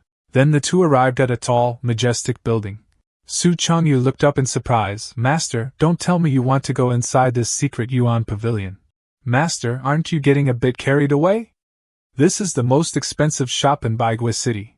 Daoits Taiwa walked in proudly while saying, "What's there to be afraid of? This money was earned by junior brother. Since he is a genius, we should spare no effort in nurturing him. After all, it's also for the future of our Azure Cloud Dao sect. Don't be fooled by how your master seems greedy and lustful on normal days. At critical moments, I know what matters." The more he spoke, the more excited he became, his sly smile deepening. "In the future, if our sect rises through the ranks, from third to second, maybe even first, it might all depend on him." Su Changyu's expression turned serious as he warned, "But this is the secret Yuan pavilion. I've heard it's frighteningly expensive." Taiwa waved the note confidently. "No matter how expensive it could it be more extravagant than this?" Then Daoits Taiwa boldly strode into the secret Yuan pavilion, saying as he walked, "Enough, stop rambling. Act like a rich man. Confidence. The key to being rich is confidence." Inside the secret Yuan pavilion, two beautiful attendants greeted them warmly. "Welcome to our secret Yuan pavilion, esteemed immortals. Please come inside." Taiwa's face flushed red, feeling an indescribable thrill. "Wow, so this is what a rich person's place looks like. Look at this overwhelming grandeur. Now think back to that pawnshop's old greeter." The attendant in purple asked softly, "May I ask, are the two of you here to buy magical artifacts or manuals?" Daoits Taiwa replied with the poise of a wealthy man, "Manuals, the best ones. What's the approximate price range?" She smiled sweetly. "I can tell at a glance that you want to buy the best ones." The attendant in red beamed as she reported, "A full set of first-rank manuals in our store costs around several 100,000 taels of gold. That's the discounted price for our anniversary celebration, reduced to 70% of the original." Hearing that, Su Changyu stammered, How much did you say?" The purple-robed girl giggled softly. "Just over 100,000 taels of gold, sir. Once our anniversary event ends, it won't be this cheap." Su Changyu froze, his heart sinking. Cheap? She actually calls a price of over 100,000 cheap. The world of the rich is indeed beyond the imagination of us poor folk. Poverty has constrained the very limits of my imagination. Daoits Taiwa whispered, "What are you panicking for? Stay calm yourself, you've got no ambition at all." Su Changyu muttered miserably, "But master, we don't even have enough for one set. I told you we shouldn't have come in the first place." Daoits Taiwa turned to the attendant. "Miss, could you tell me how much just the introductory volume is?" The purple-robed girl blinked in confusion. "Just introductory volume? Are you sure? Buying just one alone is useless." Daoits Taiwa said firmly, "Don't worry about whether it's useful or not, just tell me if it's possible." She nodded. "Yes, it's possible, but I advise you to think carefully. Our shop has a strict no-return, no-exchange policy." Taiwa continued, "How much for a first-rank introductory volume?" She answered softly, "That's naturally much cheaper." Su Changyu leaned in nervously, whispering, "Calm down, master, don't put on an act just to save face. Spending 10,000 taels on a useless introductory manual is pure madness." Daoits Taiwa smirked confidently. "Useless, my ass? Have you forgotten just how monstrous your junior brother's comprehension is? The introductory volume is more than enough." Su Changyu's eyes widened as he realized, "That's right, how could I have forgotten about that?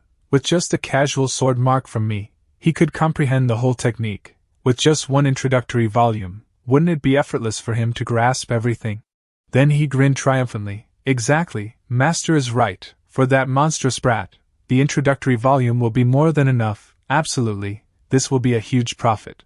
After a while, the girl brought out 3 books and said, "I just asked the boss, these 3 first-rank introductory volumes can all be sold separately to you." Taiwa pointed at the 3 books and asked, "May I ask, which one has the greatest power?" She smiled and replied, "The greatest power? That would, of course, be this river flow sword technique. It is named so because, once mastered, the sword momentum flows like a mighty river, truly formidable. Moreover, it is accompanied by even higher level techniques that are directly connected to it. If someone has exceptionally fine talent, they might even comprehend the next level, the Spirit Sea Sword technique. However, it is also the most expensive. Even purchasing only the introductory volume costs 9,000 taels of gold. Hearing that, Daoit's Taiwa froze like stone. Even an introductory volume is this expensive. Fuck it, damn it, I'm going all out, I'll take the most expensive one here. Having made up his mind, he shouted, I'm buying it, pack it up for me. Then he added, with the leftover money, get me some top-grade shear-refining pills and vitality pills. Su Changyu asked in a low voice, Master, do you really want to leave nothing behind? Taiwa, full of determination, replied, I said I would nurture you with everything I have, so I'll do exactly that, damn it. Su Changyu stood stunned, feeling his master was completely different from before. He laughed and asked, Master, are you sure you haven't been possessed today? Taiwa's heart ached as tears streamed down his face, and he snapped in frustration, Shut the fuck up, that's my 10,000 taels. The silver note clutched tightly in his hand made the girl finally speak up, Please let go. Do you still want to buy something? Leaving the shop, Taiwa clung to his disciple's arm, crying miserably, It still hurts so much, Changyu. Truly, it hurts deeply. Su Changyu awkwardly replied, Master, that's enough, you cried all the way here, I find it embarrassing. Oh right, I suddenly remembered, aren't your second and third junior brothers also taking the Alchemist and Formation Master exams at the end of the year? Su Changyu nodded and replied, Seems so, why do you still plan on going back? We've got no money left, Taiwa snapped. No way I'm going back, and don't you dare mention money to me for the next 2 months, it's unbearable. Come, I'll take you to a secret treasure place. A fat, bald street vendor was shouting as he sold his wares non-stop, Big sale on manuals, sold by weight, 10 taels of gold per caddy, you won't lose or be cheated if you buy. Seeing the master and disciple approach, the vendor enthusiastically asked, Gentlemen, would you like to weigh some? Su Changyu froze, his brain loading. This is the secret treasure place you meant. Taiwa patted Changyu's shoulder and said with a grin, Don't be fooled by the cheap price, you can really find hidden treasures inside, otherwise, where do you think your 4-season sword technique came from? Then he turned to haggle with the vendor, 10 taels for 1 caddy, are you robbing me? 10 taels for 10 caddies, if you sell at that, I'll buy. No way, this is good stuff my ass.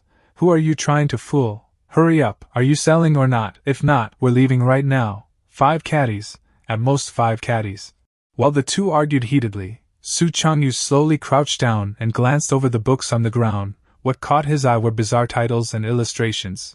Perfect unlocking of the formless phenomenon. 10 dragons, 10 elephants, primordial spirit wood. Late at night, Master's wife knocked on my door. The more he looked, the more horrified he became. What kind of fucking nonsense is all this? This junk can't be cultivated at all. If this can be cultivated, I'll eat 3 caddies of boogers in public. After a fierce round of bargaining, Daoit's Taiwa held a large sack of goods in both hands, looking completely satisfied. Su Changyu glanced at him, pointed at the bag and asked, Master, aren't you buying something for yourself? Taiwa replied, Buy. There's nothing I need. Then he laughed heartily and added, I am just a weak old man now. As long as you and the sect are doing well, that's the happiest thing for me as your master. Hearing that, Su Changyu teased, Master, the way you're acting today, so gross. Taiwa, both embarrassed and angry, shouted, Get lost, you brat, you have 7 days to comprehend even the basics of that river flow sword technique, or else you're banned from showing off for a year. Changyu was slightly stunned and asked, Me? Practice? Seeing his disciple confused, Taiwa tapped him on the head and explained, Isn't that obvious? If we just hand little Yiping the manual, what does he even need us for? And how would we keep up the act of being experts then?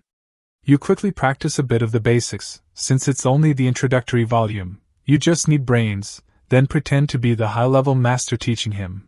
To fill the gap over the next few days, use these street-bought manuals as a cover and trick him into reading them first. Su Changyu hugged the bag, looking blank as he asked, With Junior Brother's insane talent, could he even manage to comprehend anything from these street-bought manuals? Daoit's Taiwa burst out laughing, clutching his belly. Su Changyu, are you serious? I knew it, you've been traumatized by little Yiping. You really think your 4-season sword technique came from a street stall? Just kidding. Then he began to explain. While street-bought manuals borrow elements from legitimate techniques, they are nothing but fanciful nonsense. They're not real manuals at all. It's the difference between a made-up story and real history, got it? Look at these books. Do any of them look like proper cultivation techniques? They're only good enough to fool a complete newbie like little Yiping.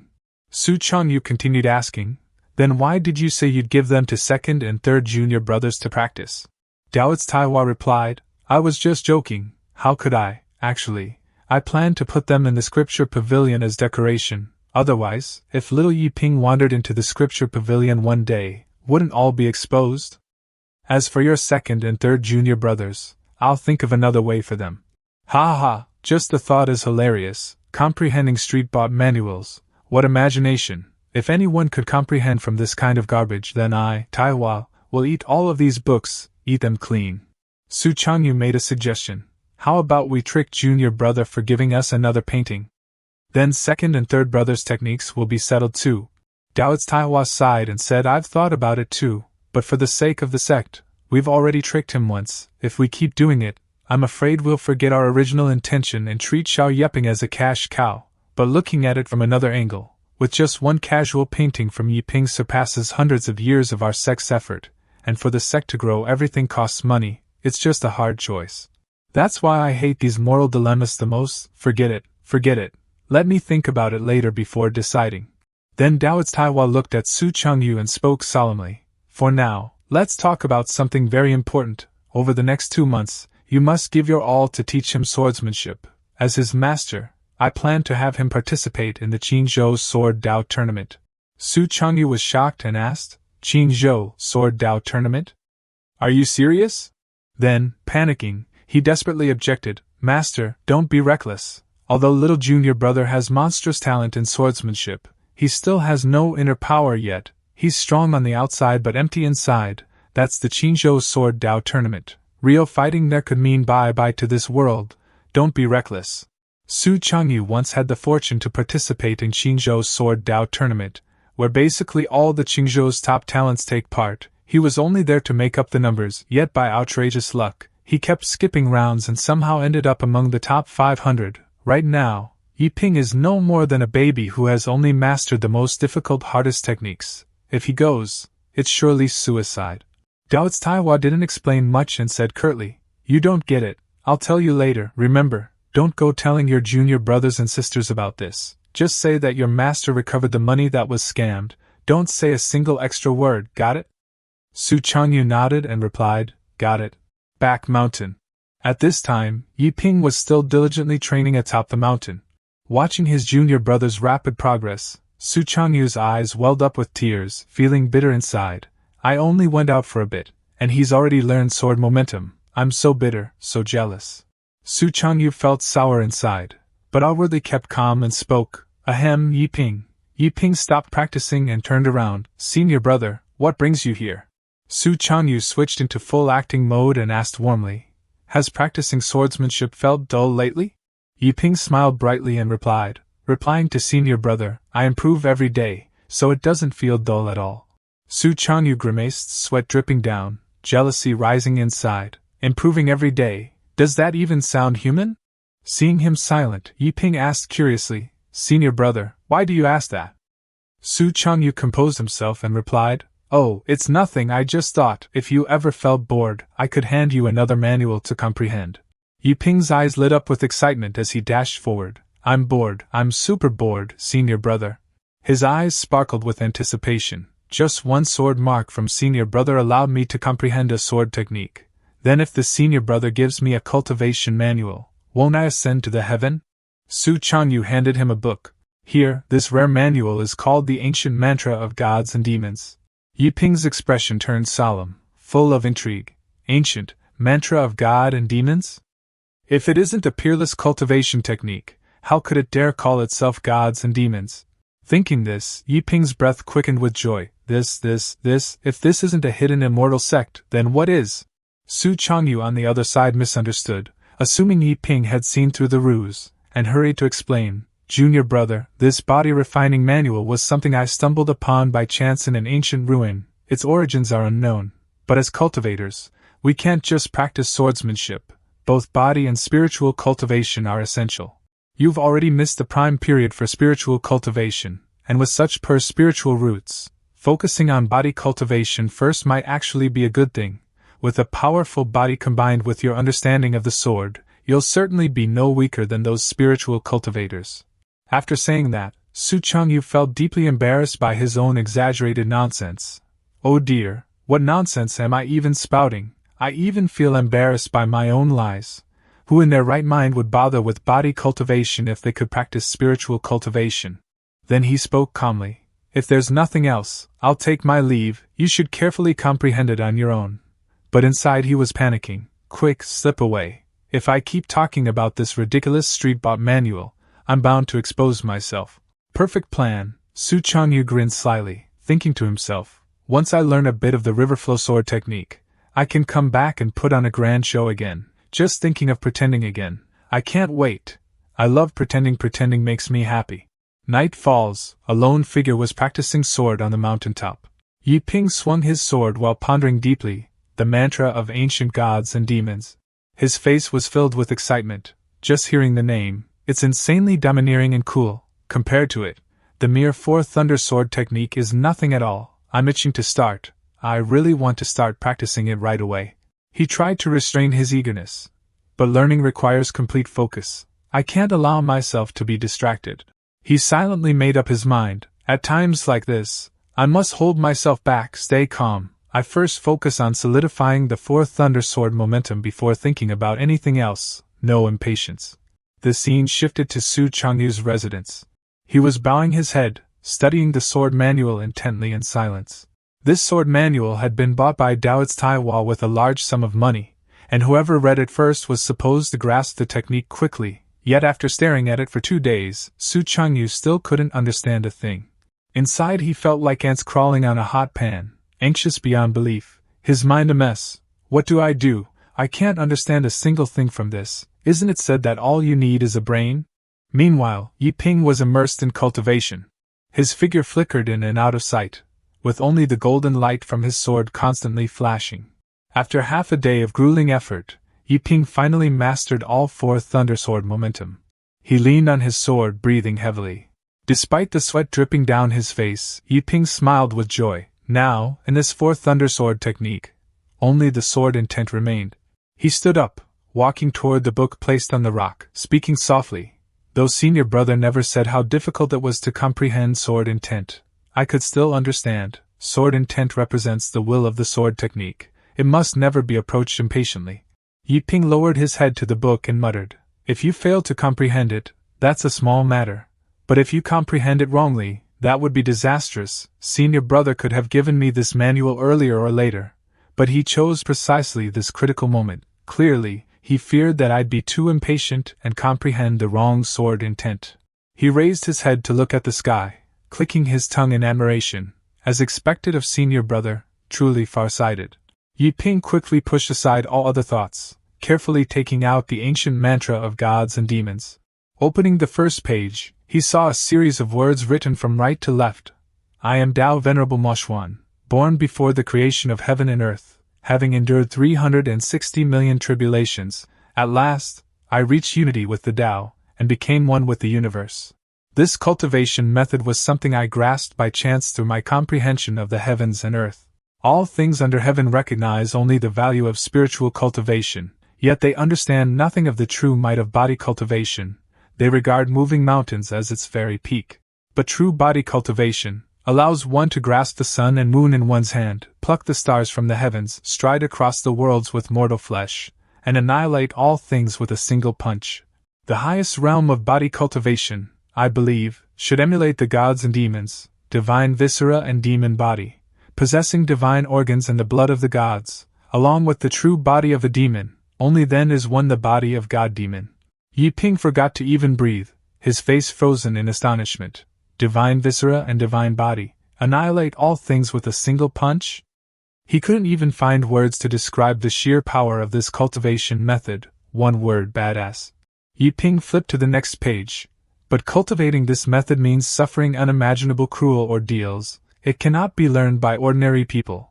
Only those with indomitable will, great perseverance, and great wisdom could master it.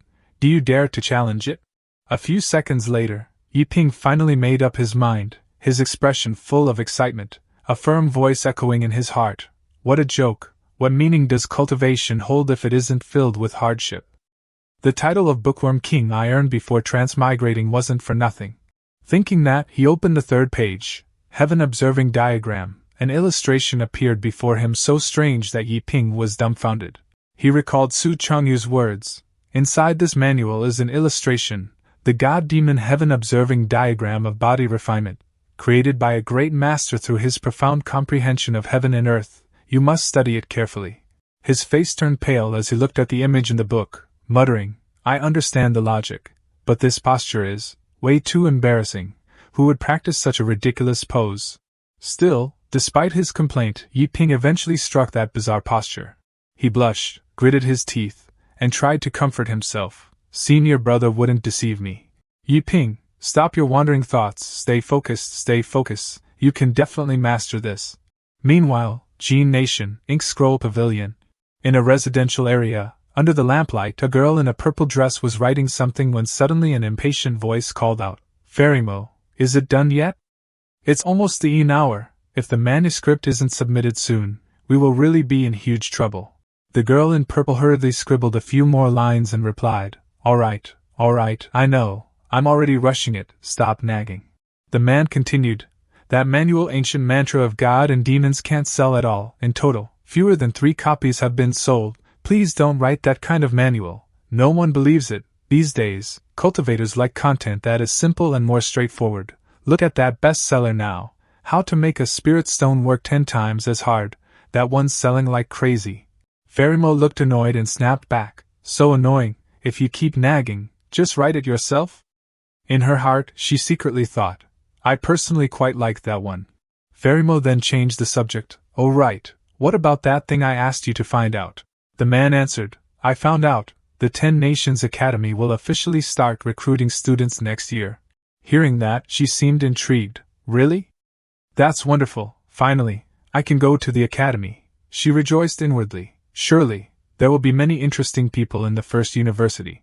In the blink of an eye, 3 days had passed, and Yi Ping was still in the heaven-observing posture.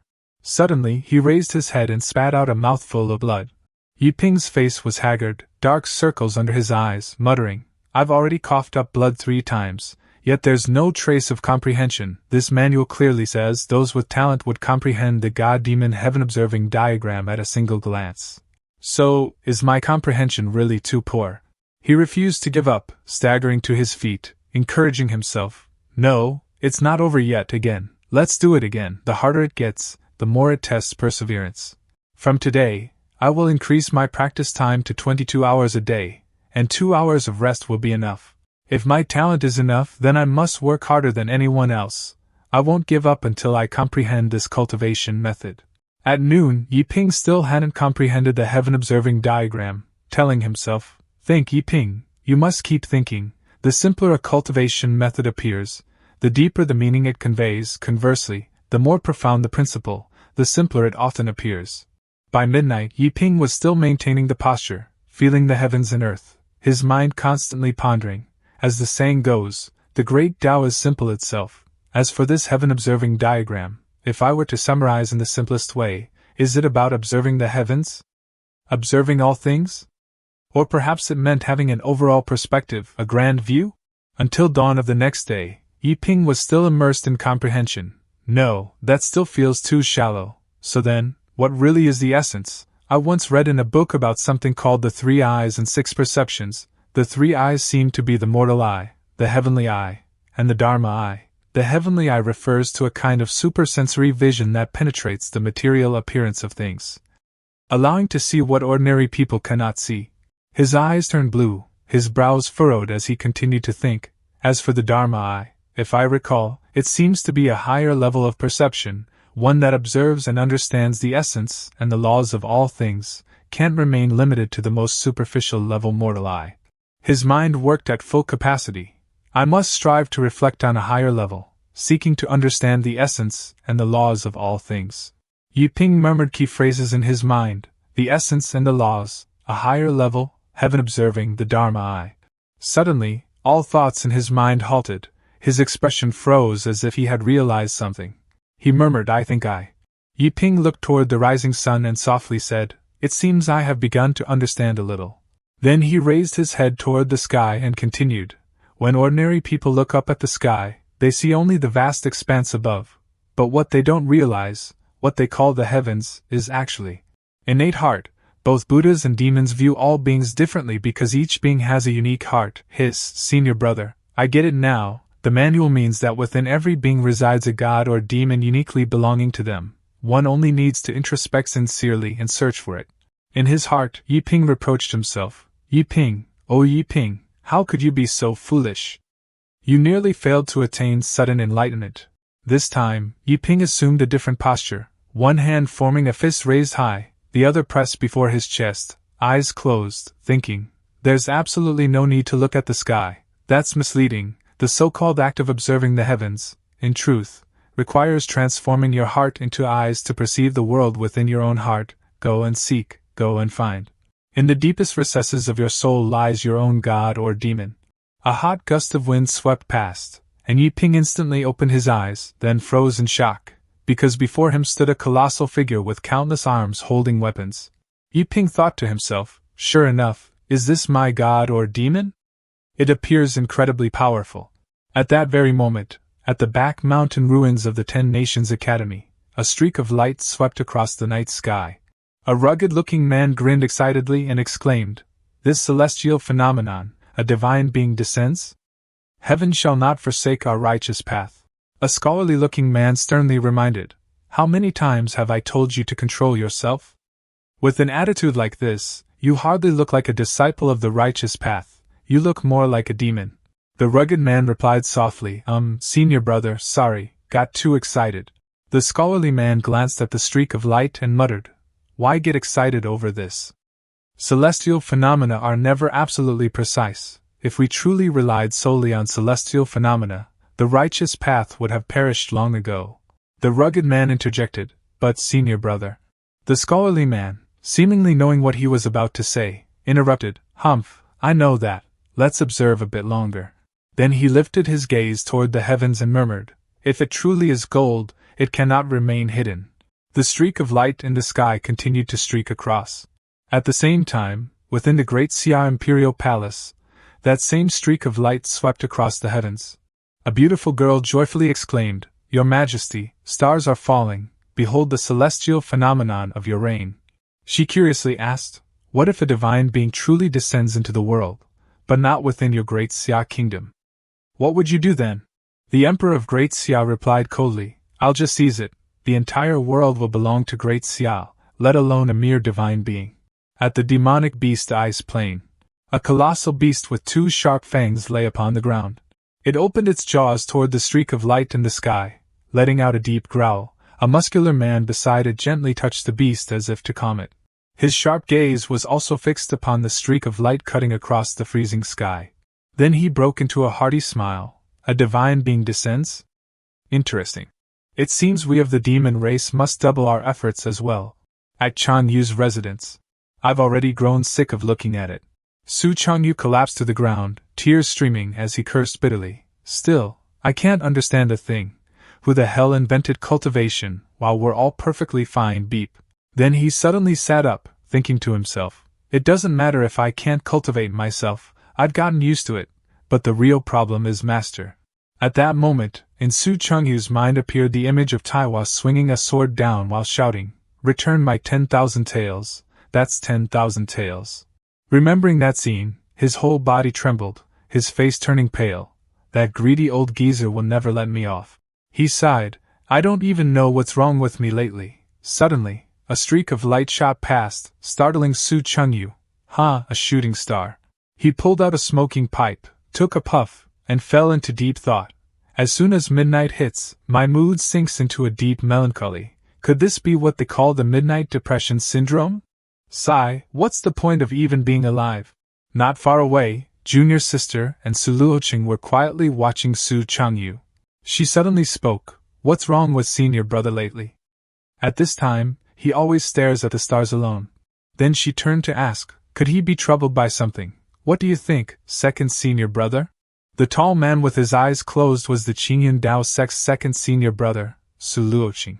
Suluoqing replied, it must be because the new junior brother's talent is too poor, but as the sect's senior brother, he has absolutely no patience. What kind of a state is this? Then he stood up, declaring sternly, tomorrow, I'll personally teach that junior brother a lesson, and at the same time give senior brother a proper one, so he knows what it truly means to be a proper master. Behind Qingyun Mountain, within Yiping's mind appeared the image of a god-demon statue with 12 arms holding weapons, accompanied by ancient resonant voices echoing endlessly. Yiping sat there, eyes tightly shut, focused on cultivation. When he opened his eyes, a blue light flashed within his pupils, and Yiping suddenly realized, so this is my own body cultivation method. Yiping closed his eyes and focused for only a few breaths, yet within his sea of consciousness, it felt as though several hours had passed. The god-demon stood in his heart, its body as if forged from divine iron, indestructible, holding the great Tao of heaven and earth in its hands, spanning the entire universe. Its entire being radiated a terrifying aura that could neither be gazed upon nor directly looked at. And when those all-seeing eyes turned toward Yiping, a deafening flood of cultivation information surged like a river into the sea, pouring into Yiping's mind.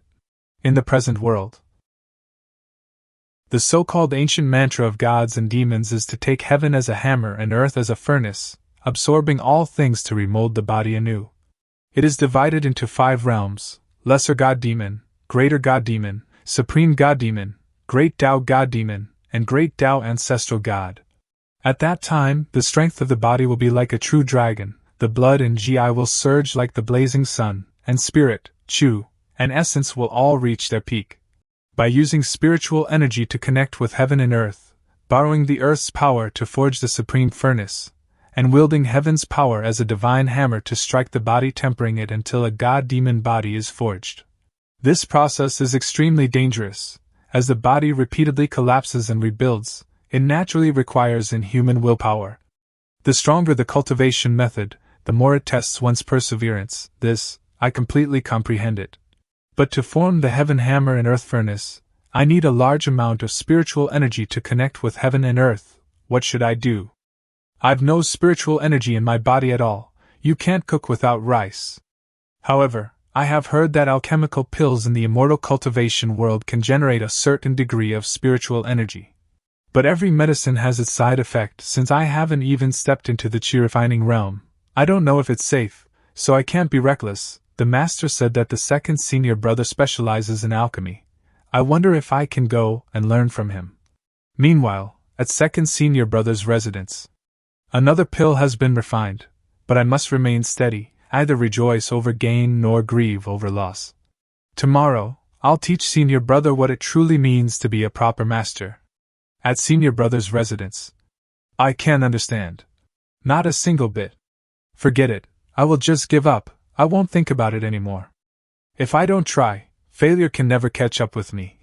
So what if I understand, so what if I don't? In the end, we all become a mound of yellow earth in the grave. It's meaningless. All this talk of success, all this chasing after effort, it's all meaningless. How are you doing, Chan Yu? Have you understood the introductory volume of our 9,000 Tales River Flow Sword Manual yet? Master, what difference does it make whether I understand or not? Letting go of attachments is the only way to find joy. Damn, that blinding Buddhist radiance. What the hell have you cultivated, kid? Master, to report truthfully, I haven't cultivated anything at all, but this disciple no longer cares about anything anymore. Oh, I knew it would turn out this way. Let's go, we're heading to the Jinglin Mountains. Huh! A true life-death trial might help you break through, and it'll be good for your growth. I will go with you. Master, but that's Jinglin Mountains. Jinglin Mountains, renowned as the most dangerous region within Qinzhou, because of its dense spiritual energy, countless powerful demon beasts dwell there. Even if you are a disciple of the Qinzhou's strongest sect, dying there is a common occurrence. While I take you to train, I can also hunt some low-level demon beasts to earn some money for cultivation techniques for your fellow juniors. I've decided not to trick little Yi Ping into making another painting.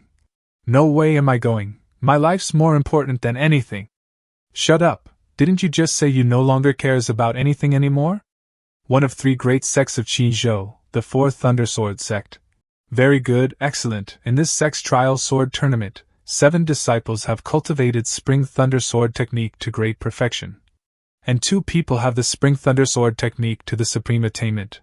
Splendid, truly worthy of being Qinzhou's finest top prodigies.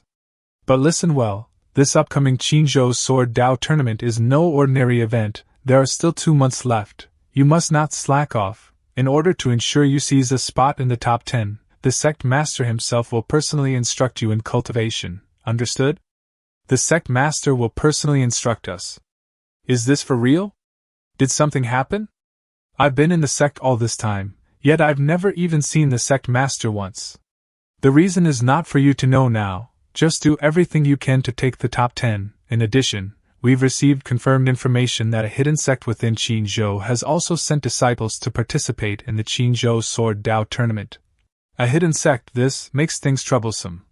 Above Qinzhou is the Jin Nation, and above Jin Nation are the 10 nations. It is said that the 10 nations once suffered a great upheaval, some colossal sects perished, and a portion of their core forces hid themselves in remote places. Some hidden sects continue through one direct line, carrying supreme inheritances.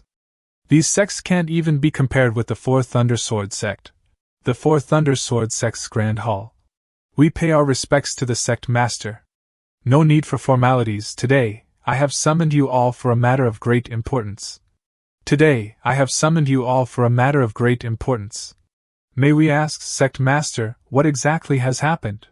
Yes, sect master, what has happened? Is it perhaps related to the Taishian Sword Tower token?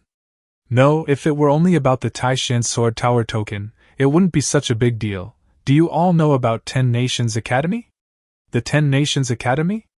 Could it be that the legendary academy is about to recruit students again? The 10 Nations Academy, the most prestigious immortal cultivation academy on the entire continent. Even the students at the very bottom there could become great figures of the continent, but their process of recruiting new disciples is extremely strict and shrouded in mystery. Sometimes they don't even recruit any disciples for 10 years straight. It is an academy countless cultivators yearn for, yet can never reach. Sect Master, you mean, the Jin Nation's Imperial Court will send people to the Sword Dao tournament again this time? Correct, just like before, the Imperial Court will secretly dispatch a special envoy to select promising talents, and send them to take the 10 Nations Academy examination, and I already know who that person is. What, you already know who that person is? Who is that person?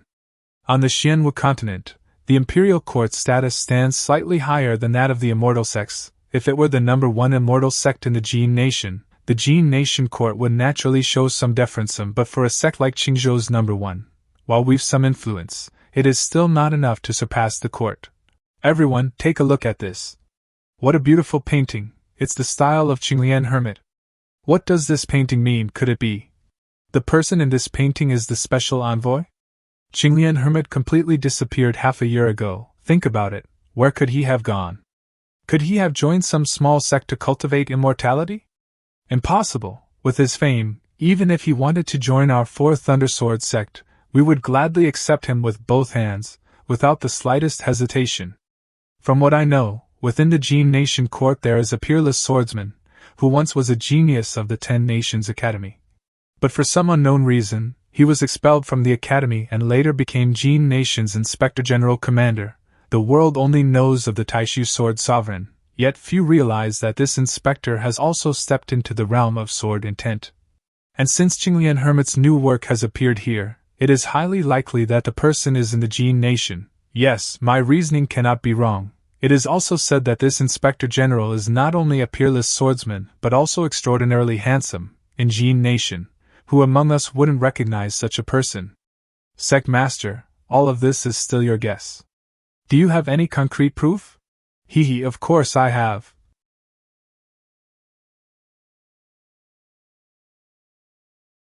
Now, do you still think I guess wrong? There is sword intent within the painting. There are only 2 possibilities. Either the painter himself touched the realm of sword intent, clearly, Qinglian Hermit is not a cultivator. Then only one possibility remains. The person in the painting was able to condense the supreme sword intent and imprint it into the scroll. Therefore, the person in the painting is definitely the special envoy. Sect Master is truly perceptive, as expected of our Sect Master, to deduce so much from just a few details. The Sect Master is indeed a man of divine insight. Humph, of course. There is another reason. This Inspector General is known to have no love for wealth or women. He only loves to travel mountains and rivers, and experience the world. Sometimes he even trades the national treasures bestowed upon the king for money to spend frivolously. And this painting was something I happened to acquire in Baigwa ancient city, according to the shopkeeper. The one who sold the painting looked extremely similar to the person in the painting, perfectly matches his style. Indeed, some great experts roam the mountains, take out their flying swords and gift it to an ordinary farmer just to trade for a single piece of fruit. Sect Master, do you want us to curry favor with him? No, we must deliberately try to curry favor with him. We must seal the news. A figure of such stature has seen everything. Such petty tricks would only earn his disgust. If we truly encounter him, we may respectfully seek guidance. Perhaps that might gain his goodwill. Truly, I possess great wisdom. Without me, what would this sect even do? At night, on the other side. The mantra of gods and demon body refining method cannot be cultivated for now. It's too risky to cultivate it now. As for whether I can use pills to stimulate my spiritual energy, I'd better ask Senior Brother first. I mustn't act recklessly. Junior Brother. I am your sect's second Senior Brother, Suluochin. Just call me Senior Brother Luochin. Second Senior Brother? Second Senior Brother actually came of his own accord. Greetings, Senior Brother Luochin. Junior Brother, Senior Brother has been occupied with matters recently, so he asked me to teach you the art of alchemy. Second Senior Brother, could it be that Senior Brother thinks my talent is too poor, so? Junior Brother, Senior Brother is a good man at heart, but since this is his first time teaching someone else, so don't take his temperament too much to heart. In the path of immortality, every field has geniuses. Just because you are not talented in swordsmanship does not mean you are not talented in other fields. Do not be too disheartened. Well, Second Senior Brother, I'm not disheartened. I'll just work harder on sword practice and make Senior Brother acknowledge me. Okay, enough talking, let's begin with alchemy. Yes. There are 3,000 Tao, none is higher or lower than another, yet Tao of alchemy contains the profound mysteries of heaven and earth. Junior Brother Yi, in your opinion, what kind of existence is the strongest alchemist? The strongest alchemist? What kind of existence could that be? This question sounds strangely familiar. In your opinion, what is the ultimate form of the sword? Could Second Senior Brother also be a hidden expert? In reply to Senior Brother Luochin, I think the strongest alchemist stands above all else. A single pill of theirs could drive countless experts into madness. No matter how peerless a genius may be, their path eventually reaches its end. But an alchemist can defy the heavens and alter destiny itself. A single life-extending pill, refined by an alchemist, can prolong the life of even the strongest cultivator by 100 or even 1,000 of years. So, even the most powerful cultivators must show some respect to alchemists. Some even go to great lengths to curry favor and win them over, which indirectly becomes the alchemist's power. Your thinking is way too shallow, think more boldly. Replying to Senior Brother, I believe the strongest pill should be able to improve a person's physique. It could transform a person with extremely poor talent into the most gifted cultivator under heaven, enhance their luck, and even allow them to become an immortal. Still too shallow, let me tell you, the truly strongest alchemist no longer refines pills, but refines heaven and earth. Every pill they refine is itself a world. That's what makes them the truly strongest alchemist. Refining heaven and earth? Every pill itself is a world? I've read so many novels before I've transmigrated, but I've never read about such a terrifying alchemist. All things are pills, heaven and earth are pills, the universe itself is a pill, everything in the world is a pill. What a terrifying realm this is. The Tao of alchemy can be this powerful? It's no weaker than the sword Tao at all. Now I'm fired up again. Second Senior Brother, you haven't really reached this realm, have you? Something like that. Another hidden expert. just what is going on with our sect. Don't tell me everyone here is a peerless expert. Second brother has absolutely no reason to lie to me. That made-up story wasn't bad, quite impressive actually. Have I been with that Su Changyu guy for too long? This is not a good sign. Refining heaven and earth into pills, my ass, show me you can refine it. But you haven't been in contact with the Tao of alchemy yet, so your second senior brother can only teach you the most basic fundamentals of alchemy for now. Do you understand? A journey of 1,000 miles begins with small steps. I naturally understand, senior brother, thank you for your guidance. As the saying goes, every medicine has its side effect. Within heaven and earth, every pill contains toxicity, and even the most skilled alchemist cannot strip it away. But today, the method your senior brother will teach you is non-toxin alchemy. It has absolutely no toxicity, and no side effects whatsoever. If my peers knew I was bragging like this, they'd probably slap my mouth to pieces. Stay calm, I need to keep making things up. The root cause of pill toxicity lies in the medicinal ingredients. No matter how you refine it, the medicinal properties of the medicinal ingredients and toxicity are in a coexisting relationship. If the toxicity is gone, then the medicinal properties are gone too. The core of non-toxin alchemy is to not use medicinal ingredients. Not to use medicinal ingredients, then what do you use to refine? Sounds ridiculous, right? A little. But remember, when you know nothing of something, it's only natural you won't believe it. For example, when you were still a mortal, if someone told you sword immortals exist who could split open heaven with a single strike, would you have believed it? Second senior brother, I understand, it's the meaning of a frog at the bottom of the well. Correct, the life of medicinal ingredients comes from the spiritual energy between heaven and earth. Spiritual energy is inherently pure, but during the growth process, it is tainted by the 5 elements, and this condenses into impure energy. And non-toxic alchemy skips the raw ingredients and directly condenses the spiritual energy of heaven and earth to refine top-grade pills. No need for raw ingredients, directly condense, top-grade pills. Is that truly possible? But on closer thought, it's completely logical. Medicinal ingredients are merely another form of spiritual energy, so why go to great lengths when the solution is right in front of one's eyes? By the way, senior brother, can someone like me, without a spiritual root, take chi refining pills to increase spiritual energy? You can, but nobody does it. Why not? Because the effect is not great, and the pills are way too expensive. Nurturing spiritual veins this way requires prolonged and extensive consumption of elixirs. Even great sects and immortal clans cannot afford such consumption. Just as I suspected, but I'm still so disappointed. What should I do about the spiritual energy problem? Alright, let's begin.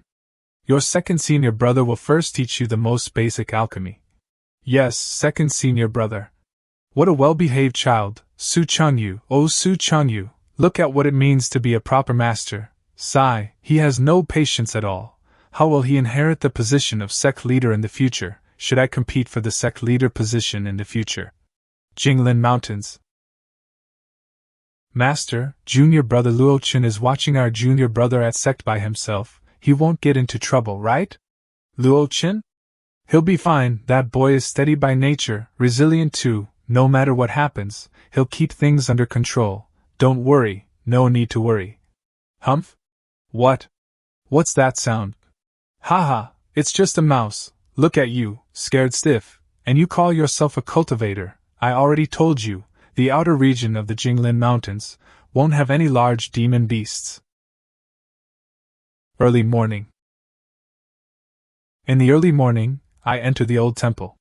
The first rays of sunlight bathes the tall forest. A narrow path leads into a secluded and quiet place where the meditation hall is surrounded by dense flowers and trees. The mountain light cheers the birds. The pond's reflection clears and calms people's hearts. All 10,000 sounds fall silent here. Only the tolling of bells and chimes is heard. Ah, what a beautiful cultivation world, yet, of all things, there's no spiritual energy here. I've already learned the basic cultivation method for alchemy yesterday, but it also requires gathering spiritual energy. Sighed. Right now the most important thing is to quickly catch up on my cultivation knowledge. I'll make a trip to the scripture pavilion Master mentioned. Even if I can't find a solution, it won't hurt to broaden my knowledge of cultivation. Jingyan Dao sect, the scripture pavilion. Look at this simple, neat style. It's totally different from bustling, popular temples outside. This is the true style of a hidden Taoist sect. External vanity is way too low class for them. For example, why is there always only a single incense stick in the censer outside the sect's main hall? Could it be that Jingyan Dao sect can't afford incense sticks? Ha ha ha, that's obviously impossible. How could a sect be that poor? Rather, it's the belief that sincerity brings spirituality. If one is sincere, one stick of incense is enough. If one isn't sincere, even mountain of incense offerings can't bring good fortune. There are profound truths everywhere. 10 dragons, 10 elephants primordial spiritual technique. The immortal path double pupil opening method perfectly unlocks the supreme vision, true dragon supreme great divine power. Heavenly Emperor's sword technique. 3,600 immortal acupoints mystic method, 36 heavenly dipper divine abilities, 72 earthly fiend Dao method. This, just reading their names alone, they are impressive. To think that these secret manuals are casually placed on the bookshelf like this, without any protection. Is this what a hidden sect is like? I love it, I love it! Yiping, you have to calm down. The more excited you are, the more you must not lose yourself. Maintain a normal heart and stay calm. You have to eat your food one bite at a time. You have to walk the path one step at a time. The next day. Humph, is it already morning? Sigh, I feel like I've just gotten into the groove, but it's a shame, I have to start today's cultivation training. I've at least gotten a basic understanding of this world and its cultivation methods. I never thought that the imperial dynasty's power in a cultivation world would still be so immense. Although they only manage mortals, their power is even greater than that of the immortal sects. But from another angle it makes sense. The earliest resources for cultivating immortals must have been controlled by imperial power. Over a long period of time, over the long years, social hierarchies have solidified, making them difficult to shake. If I had known this, why would I have participated in a spirit examination assembly? I should have just taken the imperial examinations, become the top scholar, and then I wouldn't have to worry about being unable to cultivate once I entered the court. By the way, I wonder what happened to those paintings and books I've collected in my old house. But if I truly did join the imperial court, wouldn't I have missed out on this hidden sect? This is probably what the book says. A loss may turn out to be a gain, hee hee. Little junior brother. What are you doing here? We've been here for so long but haven't officially met. I am your little senior sister, Chenlin Gru. Hello. So beautiful, little senior sister is. Huh, why is your face red? No, it's just too hot. Little junior brother, you must work hard. In a few days, your little senior sister will also teach you the Supreme Tao. The Supreme Tao? Could this little senior sister also be? Ha ha ha, no, Yiping, what are you thinking? This little senior sister looks younger than me. How could she possibly be a peerless master? Oh, by the way, senior sister, I have something I want to ask you. What is it? Feel free to ask. Can I cultivate this secret manual? 3,600 immortal acupoints mystic method. Yes, of course. What's stopping you from cultivating this?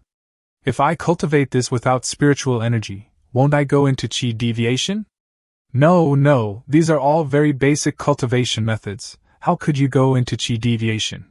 They are all fake street goods. If you could go into chi deviation, that would be crazy. Little junior brother? What's wrong, little junior brother? This is great. My spiritual root can, finally be saved. Little junior brother, what's wrong? It's nothing, little senior sister. I've finally found the cultivation method that suits me best. That's wonderful. Now you must cultivate even more diligently. You must believe in yourself. Oh, and from now on don't call me little senior sister, just call me senior sister Linger. Okay, senior sister Linger.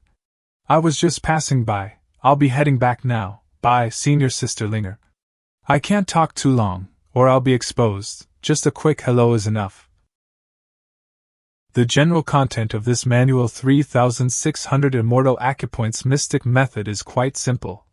It explains that the human body is actually like a demon beast, containing countless hidden golden treasures.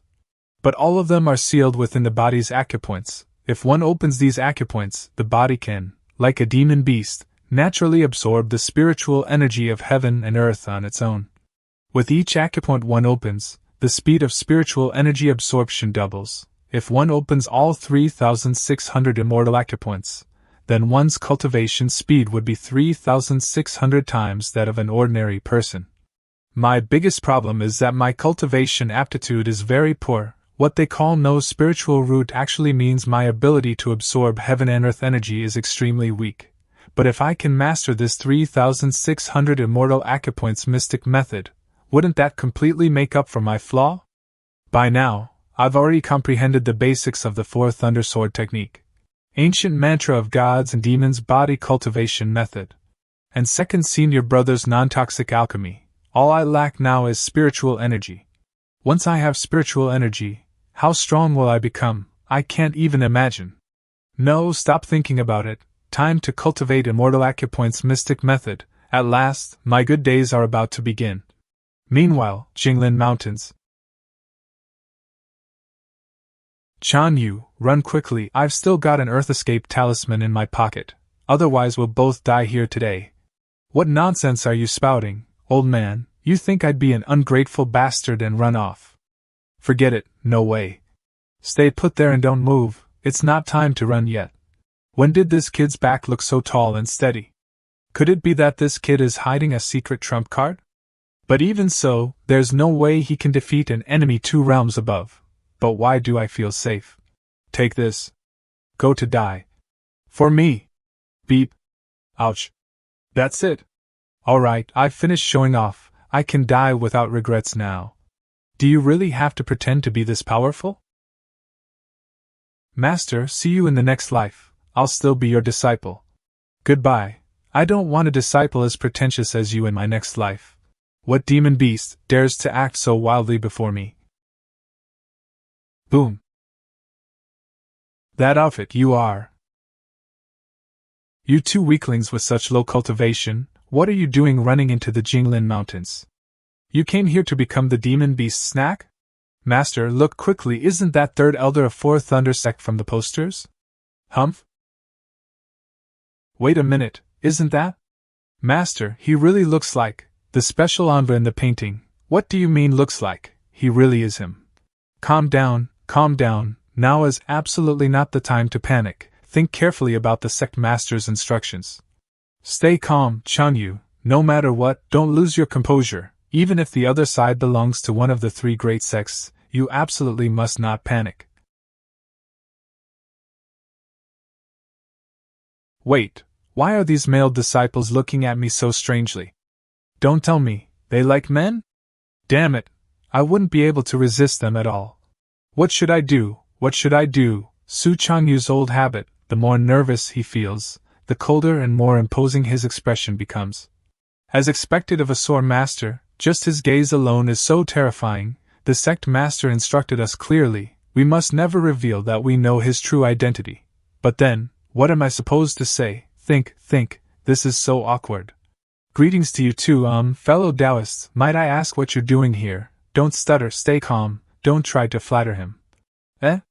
Why so polite suddenly? What you're doing here? Why is she asking that kind of question? How am I supposed to answer? No. Nothing, we were just strolling around. Awkward. Humph? Fellow Taoist, are you injured? I happen to have a white dew spiritual muscle pill here that can heal your injuries. He definitely wouldn't care about an ordinary pill like this. But if he wants to roleplay, I'll just play along. It's not flattery, just good acting. I'm such a clever and quick-witted person. White dew spiritual muscle pill. Isn't that the kind of pill worth over 1,000 pieces of gold? Master, what's going on? Why is she being so nice to us? Perhaps this is just the cultivation virtue and upbringing of a disciple from a great sect, helping the weak when traveling around. I don't think it's that simple. If something is strange, there must be a reason. It's best to retreat while we can. Many thanks, but the 2 of us have urgent matters to attend to. The road is long, if fate allows, we'll meet again. Wait. See, I knew it, of course there's a catch. I've something I'd like to ask of you. I knew it, there's always a price to pay. They clearly have ulterior motives. What if they're planning to halve our kidneys? May I ask, what do you believe the true sword path truly is? Oh no, did I come across as too flattering just now, but I really couldn't hold myself back. What kind of question is this? They just get weirder and weirder. Su Changyu's passive pretentious technique has been triggered. Oh? The true sword path, you ask? That's an excellent question. You've asked the right person. You brat, what are you trying to do? They're from one of the three great sects. Hold yourself back, don't pretend. Master, I can no longer hold myself back. This single blade of grass, this is the true sword path. Eh? A single blade of grass is the path of the sword. What does that mean? I've never heard such a saying before. I'm doomed. Is there a crack in the ground somewhere? I want to crawl in and hide. This junior is dull-witted. Could you please explain in more detail? The path of the sword lies within one's heart. Wherever the heart leads, the sword follows. All right, I shouldn't say too much. One sword shatters the stars, Su Changyu's improved version. The ultimate profound meaning of showing off. I don't understand it. I think I've comprehended it. Yes, that's right, I really have comprehended it. Damn it, am I the only one who didn't comprehend? That would clearly mean I have the worst comprehension. No way, even if it's true, I absolutely cannot let discovered by others. Ha ha ha, I've also comprehended it, me too, as expected of a sword master, simple and easy to comprehend. Sword master? Did they mistake me for someone else? What the hell did you all just comprehend? Are you all crazy? Forget it. I've said all that needed to be said. As for how much you can comprehend, it depends on each of your own talent. If fate allows, we shall meet again. So cool, we can now say we've met a true master. We can brag about him once we return to the sect. Meanwhile, the back mountain of the Qinyan Dao sect. I've found the immortal acupoint in my body. But I didn't expect the immortal acupoint would also require a vast amount of spiritual energy to activate. With my waste spiritual root, where am I supposed to get all that spiritual energy? Aren't I back to the starting point again? And I can't shake the feeling, even the most basic cultivation methods, such as breath absorption, are in fact the most complex. I should put myself in the mindset of the first cultivator who ever created the method of guiding qi into the body, rather than thinking only about the surface.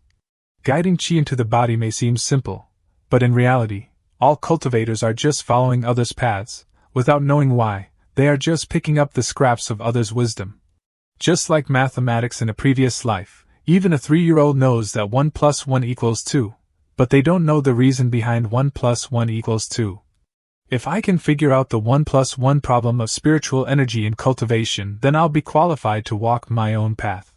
Regardless of its success or failure, it will inevitably be unique.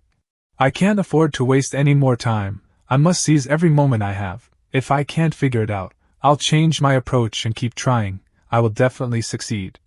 Time flies like a fleeting horse. In the blink of an eye, 7 days have passed. Sigh, still no progress. Forget it. Yiping's residence.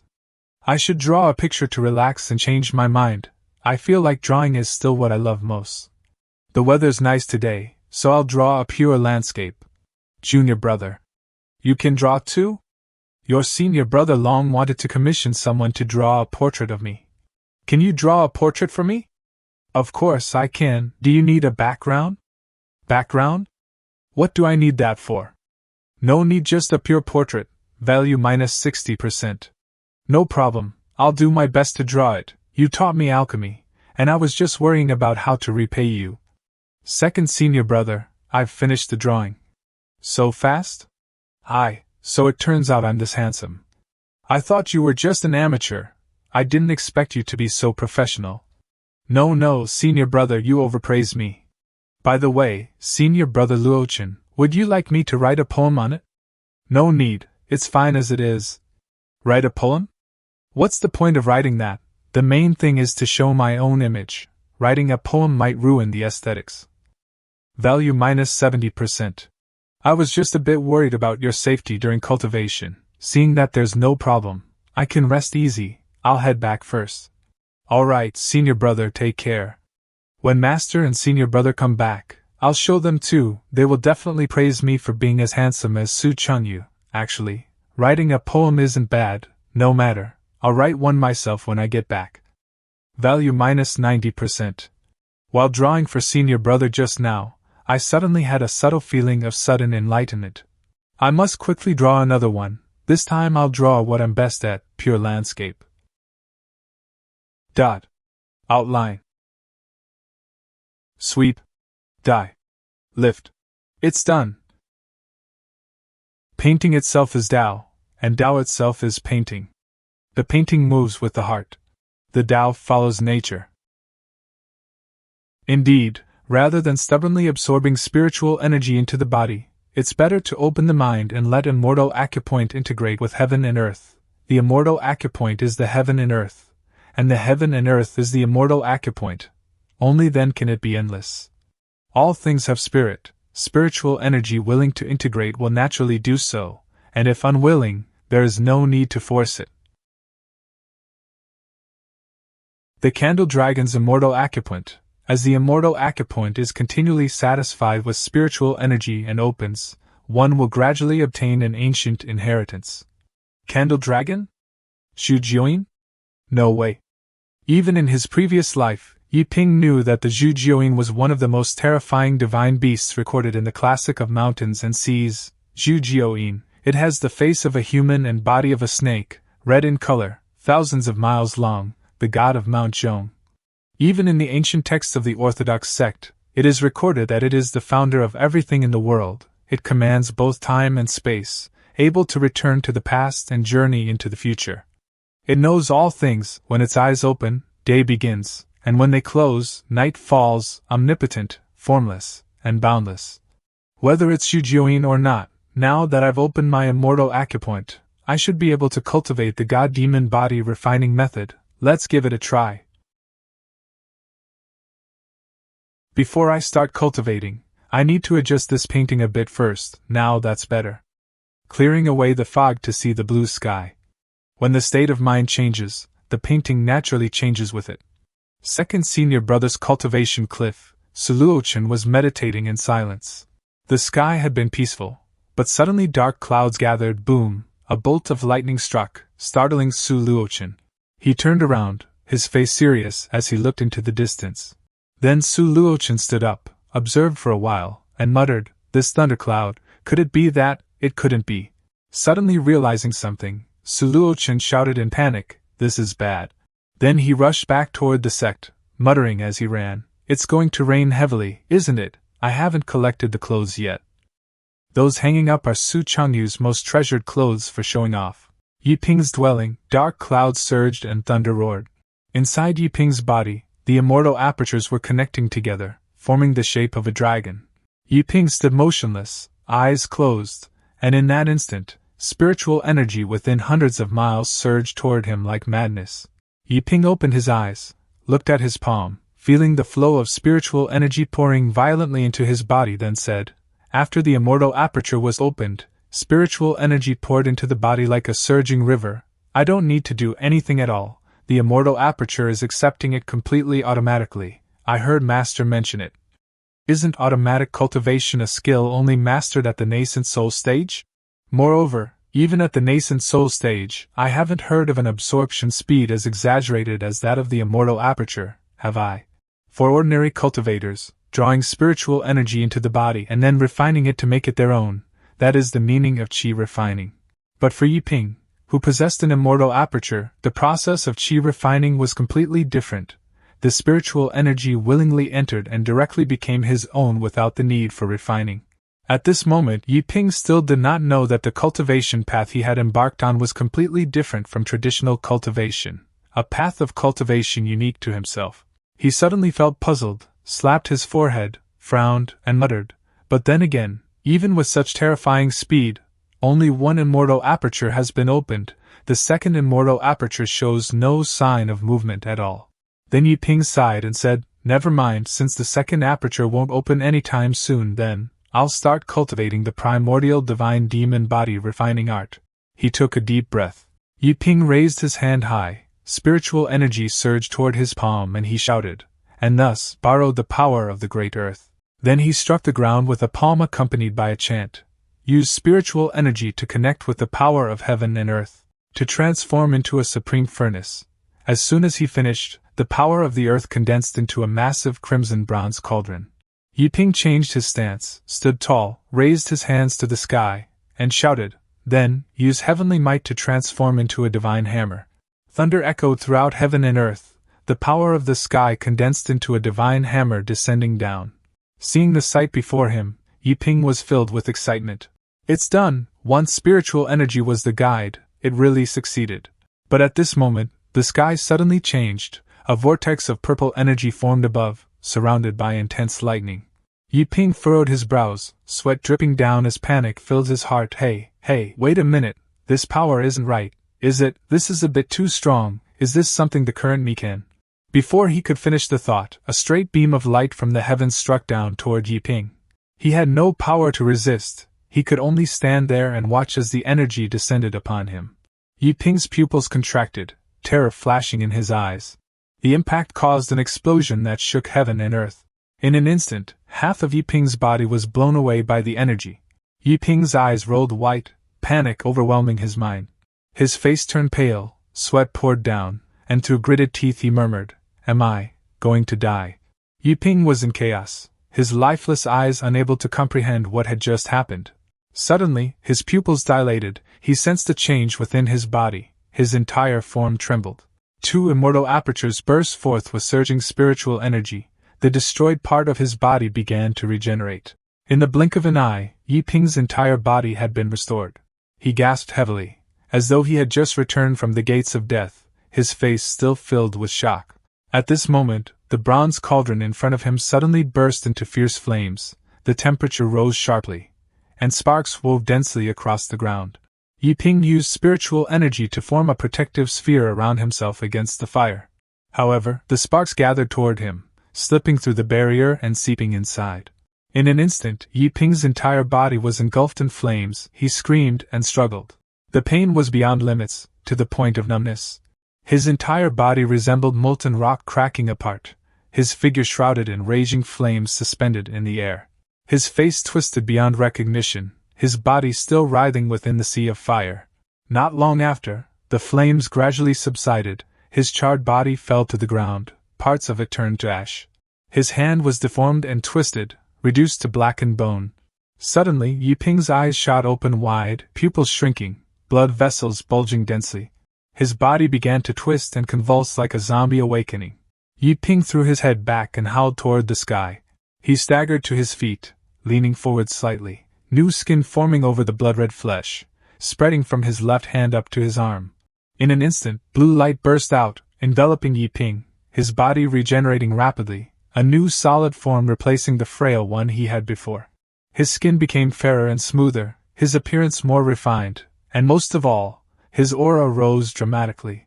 Yiping's body reached its limit, he was completely exhausted, his long black hair draped over his bare body as he collapsed face first onto the ground. After one stick of incense. Pain. An unbearable, unforgettable pain. Cough, cough. But I like it. In Jinglin Mountain, the group from the Fourth Thunder sect led by the third elder reluctantly bid farewell to Taoist Taihua and Su Changyu. An hour had passed since the two sides parted, and one female disciple couldn't help but ask, "Master, was that senior really the commander of the Jin Nation's imperial inspectors?" Hearing that, another male disciple spoke up as well. "Yeah, was it true?" After Su Changyu left, the gentle and kind demeanor of the third elder changed instantly. She became solemn, dignified, and coldly reminded them, "Are you questioning the sect master's judgment?" The disciples were startled and quickly explained, No, we're just curious." "Yeah, just curious. After all, that senior only seemed to have the cultivation of chi refinement stage level 3 or 4, and he was even following behind a master." Fourth Thunder Elder snorted coldly, her expression stern as she lectured, "A bunch of brainless fools, do you really think the one beside that senior was his master?" Hearing this, the two disciples were shocked. The female disciple asked again, "You mean that so-called master and disciple act was actually a disguise?" Feeling that her disciples were far too ignorant, the Fourth Thunder Elder replied with irritation, "Nonsense, isn't it obvious?" The male disciple asked curiously, "But master, why go to such lengths, is it really necessary?" Fourth Thunder Elder explained, Of course it is, he's called a special envoy for a reason. It must be a covert mission. If his identity were exposed, what do you think the king of Jin would do? Power often walks hand in hand with wisdom, so, with how brilliant Senior Su is, I wouldn't just believe he's pretending to be a master, I'm even starting to suspect he's secretly founded a small sect of his own. Hearing this, everyone was stunned, their pupils shrank, and they shouted in unison, "Founded a sect?" Every word from the Fourth Thunder Elder was clear and sharp. She pointed downward and continued in a serious tone. With just a single strand of grass, he could sever sun, moon, and stars. You really think someone at the chi refinement stage could speak such words? It was all an act, every bit of it. Anything can be faked, except for aura. True presence is forged through years of experience. That kind of temperament can't be imitated. And just look at his master, that sneaky face. No way someone like that is really his master. Achoo, who the hell's talking crap about me? The Fourth Thunder Elder grew more agitated as she spoke. The more she said, the angrier she became, finally adding, "With that kind of mindset, when you face those cunning demonic cultivators one day, I'm truly worried for you all." The two disciples were completely convinced, not daring to question her anymore, bowing respectfully, "Master's right." Then she turned to remind them, "Remember, aside from the sect master, this matter must never spread. We'll likely meet them again at the upcoming Qingzhou Sword Dao tournament. Do not do anything foolish." "Yes, master." After finishing her lecture to the disciples, the Fourth Thunder Elder raised her hand to her forehead, deep in thought. Sigh, these foolish disciples, without a clever master like me, how would they survive? Headache. Also here, edge of the Jinglin Mountains. After what felt like an eternity of hacking through forests and stumbling across streams, Su Changyu and Taoist Taihua were so moved they nearly burst into tears. In their hearts they sighed. "We're out, finally out." With teary eyes and snot dangling, Taoist Taihua vowed in his heart, "I swear I'll never set foot in this cursed mountain range again." After parting ways with the Four Thunder Sword sect group, master and disciple encountered several more deadly situations. Each time, they narrowly escaped with their lives. If not for the supreme grade pill gifted by that Fourth Thunder Elder, Taoist Taihua might have already died once over. Sigh, this little Jinglin mountain range, thought it'd be an easy trip, but I nearly lost half my life in there. You should be grateful, master. At least you got some beast materials, unlike me. No progress in my cultivation or comprehension at all. What happened to Great Fortune after surviving great disaster? Where's my fortune? Sigh, the materials I collected are barely worth a few coins, not nearly enough to buy new techniques for your junior brothers and sisters. But through this trip, I've finally realized something. Reputation? Morality? All illusions. The only truth is, money is damn hard to earn. If it comes to it, I'll just shamelessly beg Yi Ping for another painting. Yeah, making money's too hard.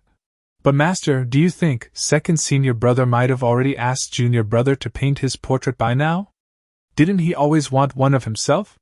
That's right, how could I forget that? Come on, let's hurry back and ask. If he really got a painting, I'll give that kid the title of God of Wealth. Next day, second senior brother's residence. Why's my right eye been twitching all day? Could something bad be about to happen? Early this morning, my alchemy technique improved again, and I'm in quite a good mood. Might as well go check on junior brother, make sure he's not getting too obsessed. That Su Changyu guy's self-control as the first senior brother is honestly pathetic. Just speculise the kid's talent is poor. He throws tantrums and goes standing on the back cliff pretending to be all poetic. Isn't that embarrassing? Yi Ping's residence. Junior brother, how's your cultivation going? Second senior brother, you're here. Reporting to second senior brother, I've made a bit of small progress. Even though I made a full breakthrough yesterday, I must remain humble.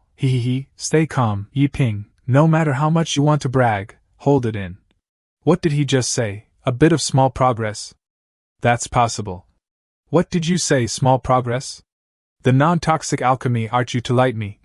Junior brother, though your aptitude is ordinary, both the sect master and first senior brother have said you have a good temperament, honest, kind, and humble. Even if you can't make a pill, you shouldn't lie, understand? But I didn't lie, senior brother. Good boy, you are so bold to say that. Non-toxic alchemy? Even your first senior brother wouldn't brag like that. It's true, second senior brother, here, this is the pill. That's a gathering spirit pill? That's right. Not only lying, but pretending a bought pill is your own work? I think I finally understand why Su Changyu's been so depressed.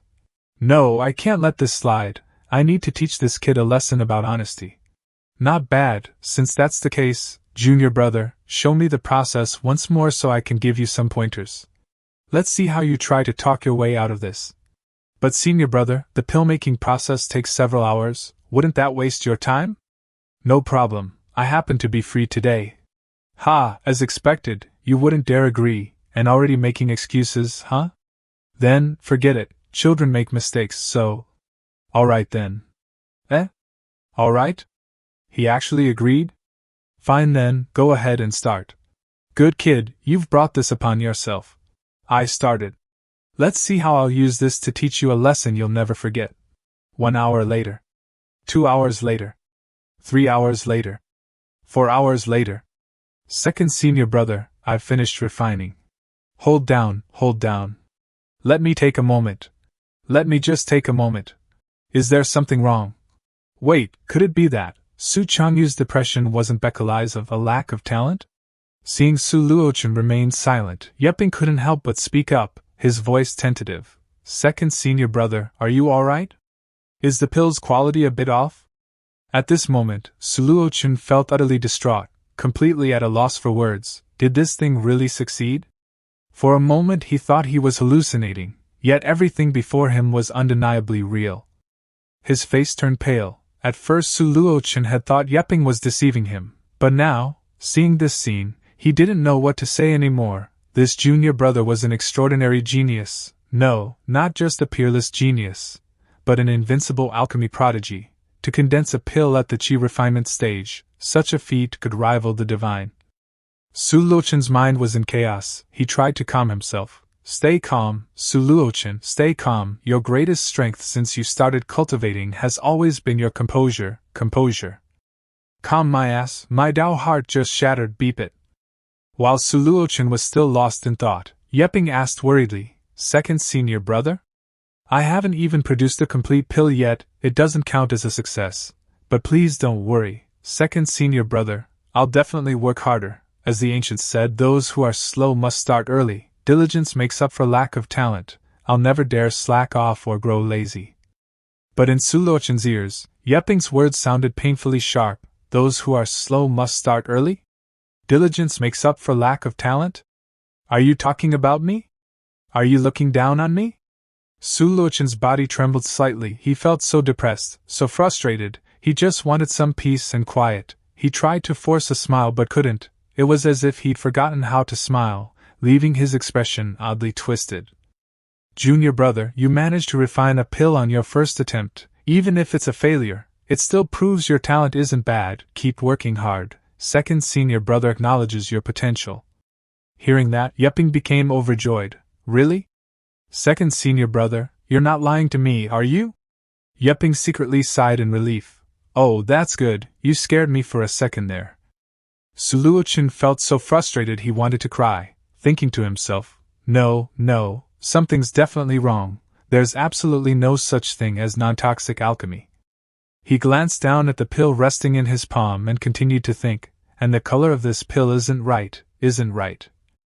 The gathering spirit pill's appearance varies by quality. The higher the grade, the more vibrant its color. It's said that the finest ones can even display 4 to 5 colors. But this one, though it carries the aura of a gathering spirit pill, it's so crystal clear it's nearly transparent, and the size way too large. Even the highest grade gathering spirit pill could never look like this. The more Su Luochen thought about it, the more excited he became. He lowered his head to stare at the gleaming pill in his hand, a sly smile curling on his lips as he schemed. If I absorb it, it'll definitely expose his lie. I know it, there's no way. But the moment he circulated his energy to absorb it, he drew a deep breath and a surge of pure, immense spiritual power exploded outward, as if it had found an outlet, rushing wildly through his meridians. Su Luochen's face instantly went blank, sweat dripping down his cheeks. Inside, he was utterly shocked. It really is a gathering spirit pill. Holy shit, it's a supreme grade spirit gathering pill. Suluo-chan felt so miserable he wanted to curse the heavens, to scream his lungs out, overwhelmed with pain, injustice, and frustration. All he wanted was to be left alone to cry in silence.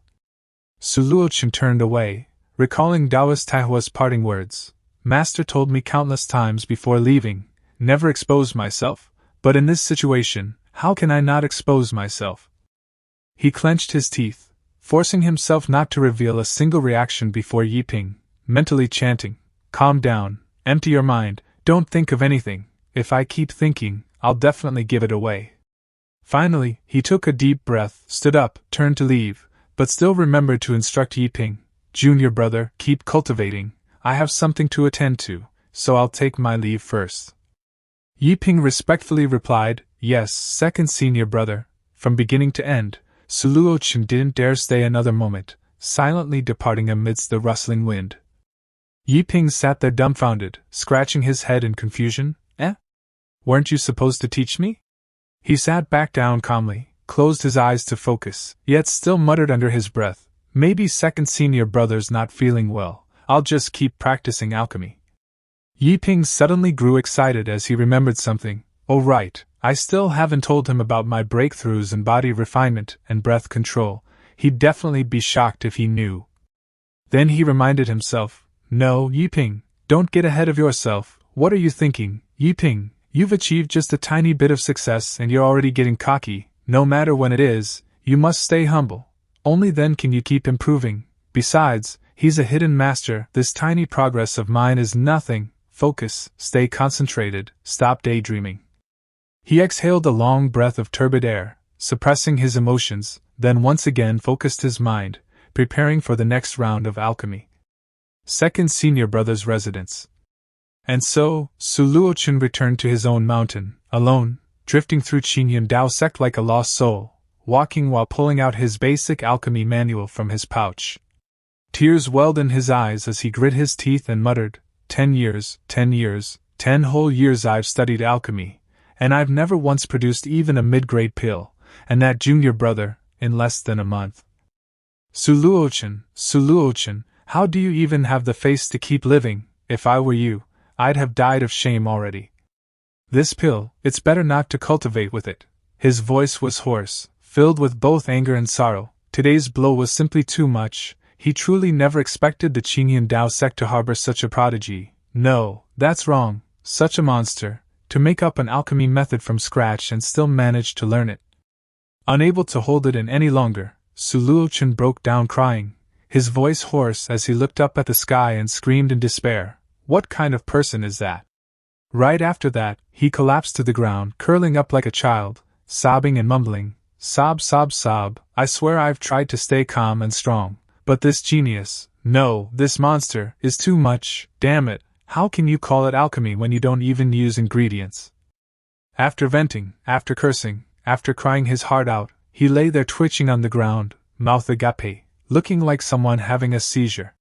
With his heart heavy, Suluo-chan no longer cared about anything. All he wanted was to lie there, thinking to himself, "Am I really gonna die like this? That'd be way too embarrassing." Anyone else in his position wouldn't have endured such a blow either. 10 years of effort couldn't compare to another single month. Not only that, the other's comprehension was superior, and even the pills he refined were countless times stronger. Just like that, until late at night, under the pitch-black sky, a lone figure sat upon the slopes of Chinyan Mountain, Suluo-chan, wearing a blue robe fluttering in the cold wind. The mountain wind was strong and icy, but his heart felt even colder.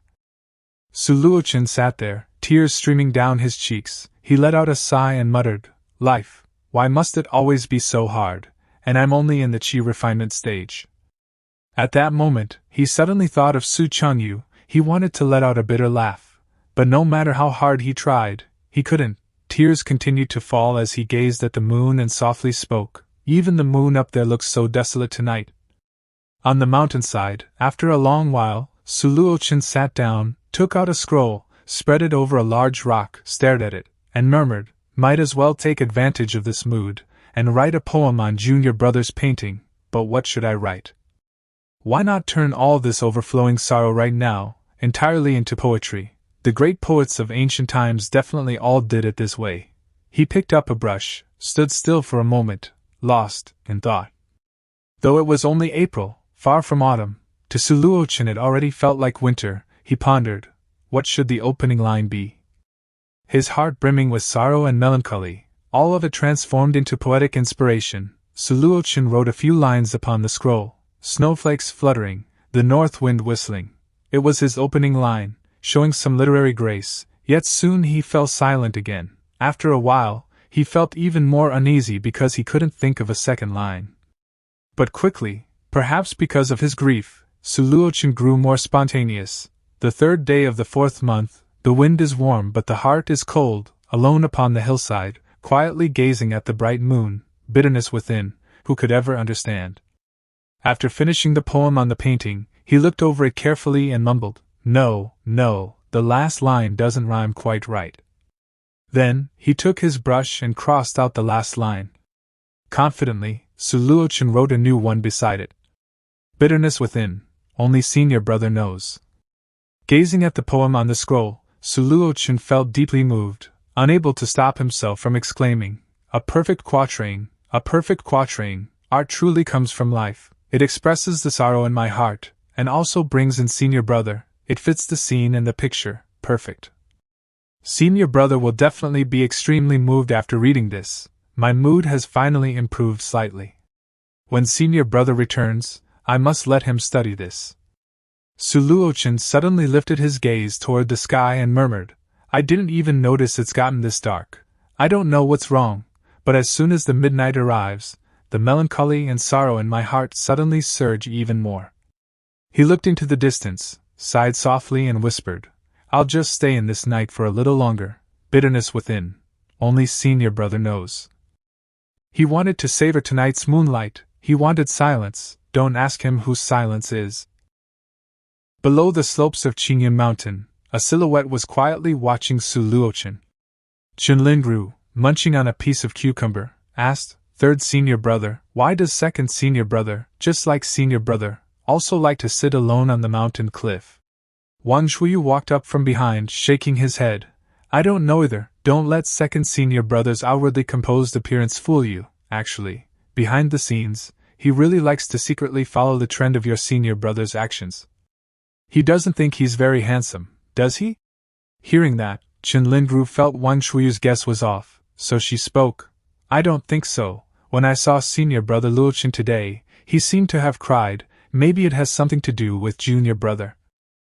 Wang Shuyu, now curious, asked again, cried? Junior brother? How could that possibly be related? Chinlingru pointed towards Suluochin and said, Could it be that junior brother's talent is simply too poor, and senior brother and 2nd senior brother can't stand it anymore? 3rd senior brother, how about in a few days you go and try teaching junior brother formation arts? Wang Shuyu shook his head. I'm not going, the formation arts assessment is coming up soon. You should ask the 4th and 5th ones to go instead. Chinlingru replied, 4th senior brother and 5th senior brother went down the mountain a long time ago. They're probably not coming back for a while. How about I go find senior sister? Wang Zhuyu immediately objected, senior sister? I don't think so, although senior sister has the highest cultivation among us. But senior sister's way of thinking is too bizarre. Let senior brother Luochin take the load for a bit longer. Chinlingru continued, mainly, judging by his appearance, I feel like 2nd senior brother won't be able to handle it. Wang Shuyu replied, suit yourself, anyway, if you cause trouble, you take the blame, it has nothing to do with me, you know me, I dread trouble the most, I'm going back to rest. With that, he quickly ran off. Chinlingru shouted after him, 3rd senior brother, you're running away again as soon as there's trouble. Chinlingru stood there, hesitating as she gazed towards Suluochin sitting far away on the cliff, debating to herself, should I really go find senior sister for help or not? Meanwhile, Suluochin sat absent-mindedly, staring into the distance, deep in thought. Suddenly his expression turned serious, brows furrowed, his eyes sharp as he glanced towards something. Then his face went blank again, muttering under his breath, it's already past midnight, damn it, why is my right eye still twitching? There won't be any more unlucky things happening, will there? All of a sudden, he burst into hysterical laughter in the dead of night and shouted, how is that possible? How could there be anything more unlucky than yesterday? Am I going to get an undeserved beating or something? Su Luochen jumped to his feet and hurried back to his room, muttering as he ran, "How is that possible? Sleep, time to go to sleep." When the sunlight pierced through the darkness, at the foot of Qingyan Dao sect, two figures appeared, Taoist Taihua and Su Changyu, both utterly exhausted, sitting on the steps. Seeing the familiar place, Taoist Taihua suddenly broke down, tears welling in his eyes as he stammered, "I'm back, finally I'm back, it feels so good to be home." Ever since the two left the Jinglin mountain range, they had been traveling day and night, and only today did they finally return to the Qingyan Dao sect. Su Changyu's eyes were filled with tears as he spoke in a helpless tone, "Master, the next time you go to the Jinglin mountain range, please don't take me with you again. I still want to live a couple more years." Taoist Taihua replied, "Am I an idiot? Am I still going?" Suddenly, Taoist Taihua remembered something. His face lit up with excitement. Rubbing his hands together, he turned to ask Su Changyu, "Good disciple, aren't you going to visit little Yiping anyway? You can inquire on the way about whether he has been drawing lately. If he hasn't drawn any, find a way to make him draw one." Hearing that, Su Changyu looked slightly embarrassed, his face flushed, his index fingers gently tapping together, his voice sharp and aggrieved. "Master, you have dignity. And I have dignity too, spending all day racking your brains to make money off one drawing. When you get old and look back, it will all be a stain on your record." After thinking it over, Su Changyu realized Taoist Taihua did have a point, so he stood up to leave, muttering as he walked away, "Alas, forget it, for the sake of my junior brothers, I'll go try." Seeing this, Taoist Taihua raised his eyebrows and grinned slyly like a fox, truly worthy of being master's most doted upon disciple. Su Changyu's face remained cold, not even glancing back. Get lost. The Qingyan mountain range, a hidden thatched hut. Outside the thatched hut, a woman dressed in a light pink Taoist robe stood gracefully. She looked to be around 25 or 26 years old, her bearing elegant and refined, her face stunningly beautiful, truly the kind of beauty that could bring calamity to kingdoms. Yet it was not the kind of vulgar, gaudy allure, rather, it was a natural charm that drew the soul. Her pair of peach blossom eyes seemed to capture one's spirit. Just a single glance from her was enough to make any man under heaven lose his composure. She was Xiaomuxue, senior sister of the Qingyan Dao sect. She took a deep breath, her sweet voice rising. Oh my, finally came out of seclusion. The air outside is still so sweet." Just as she was enjoying the fresh air, a voice called out from behind, "Senior sister." Chen Lingru came running from afar, smiling as she said, "You're out of seclusion? I was just hesitating about whether to send a voice transmission." Seeing her junior sister, Xiaomushua's stunning face blossomed into a warm smile. She embraced Chen Lingru and spoke, oh my, look who it is, isn't this my most adorable little junior sister? Come quickly and let senior sister see if you've matured." Chen Lingru immediately backed away, her face flushed, her voice shy. "Senior sister, stop teasing me." Xiaomushue chuckled softly. "Ha ha ha, the little girl is actually acting shy." Chen Lingru felt helpless. Among the entire Qingyan Dao sect, from top to bottom, only this senior sister of hers was this eccentric. Her tongue sharp as a blade, even the senior brothers dared not provoke her. Xiaomushue pulled out a jade gourd from her robe, opened the lid, took a sip of wine, and said, "Your figure has developed nicely. In the future, I wonder which lucky stinker will get to enjoy it." Chen Lingru blushed, her voice worried. "Senior sister, you're drinking again. Didn't master strictly forbid it?" "Ha, refreshing!" Xiaomushue laughed heartily, extending the hand holding the wine gourd. Then she stepped closer, wrapping one arm around her junior sister's shoulders, the other hand raising the gourd to Chen Lingru's lips, playfully saying, "What's there to be afraid of when having a drink? Alcohol is a joy drug. Little Lingru, want a taste?" Chen Lingru quickly stepped back and shouted, "Senior sister, are you already very drunk?" Her face tensed up. She didn't want the sect master to find out. If the sect master learned she drank wine, she wouldn't live to see 18. Xiaomushue spread her arms wide and stepped forward, laughing as she said, "Come on, let your big sister give you another hug." Then she slung her arm around Chen Lingru's shoulders and asked, "Lingru, has anything happened in our sect recently? Has your good-for-nothing senior brother managed to form the Spring Thundersword potential yet?" Qinlin Gru shook her head and replied, I'm not sure, but it looks like senior brother is still the same. However, master has taken on a new little junior brother, and it seems to have angered senior brother and second senior brother. Xiaomuxue, ever the gossip, looked intrigued, her expression filled with curiosity as she asked eagerly, Little junior brother? Angered them? What do you mean? Quick, tell me quickly, what happened? Qinlin Gru answered seriously. When the little junior brother first arrived, master asked the senior brothers to teach him the way of the sword, but perhaps the little junior brother's aptitude was too low. No matter how they taught him, the little junior brother couldn't learn, so their mindset sort of collapsed. For a while now, as soon as the two of them reached midnight, they would be standing distractedly at the back cliff, heavy with worry. Hearing this, Xiaomuxue grinned mischievously. Ha ha ha, that's so interesting. Lingru quickly reminded her, Senior sister, you're still laughing. I see that second senior brother is also about to reach his limit. Xiaomuxue once again slung her arm around her junior sister and said, Little Lingru, you must study the cultivation method senior sister teaches you well. Don't learn from those two useless senior brothers, okay? You are different from them, Lingru replied awkwardly. I know. Then, Xiaomuxue leapt into the air, flying toward the back of Qingyun Mountain, and before leaving, she didn't forget to remind her junior sister, All right, I'll go take a look at our little junior brother personally. Remember to practice your cultivation well. Qinlin Gru watched her senior sister's figure fade into the distance, murmuring to herself, If senior sister says it's fine, it must be fine, probably. Yiping's residence. From afar, Xiaomuxue could already see her junior brother's figure. Yiping was in deep meditation, his eyes closed, his expression extremely focused. At first glance, Xiaomuxue's beautiful eyes lit up, her face filled with admiration. She couldn't help but exclaim, he's actually a young and handsome youth. She thought to herself about her master, that old coot really. The young disciple he took on is quite to my liking, then this treasure cannot be given to outsiders. But as she took a few more steps forward, she froze in shock. Wait a minute, the aura of this little junior brother is not quite right. This aura, isn't this the unique physique of the Emperor Father? How is that possible? Stop joking, I must have misread it. How could two peerless geniuses appear in the same sect at the same time? Then, Xiaomuxue stepped closer to observe Yiping more carefully. She rubbed her eyes and looked him up and down once more, her heart filled with disbelief.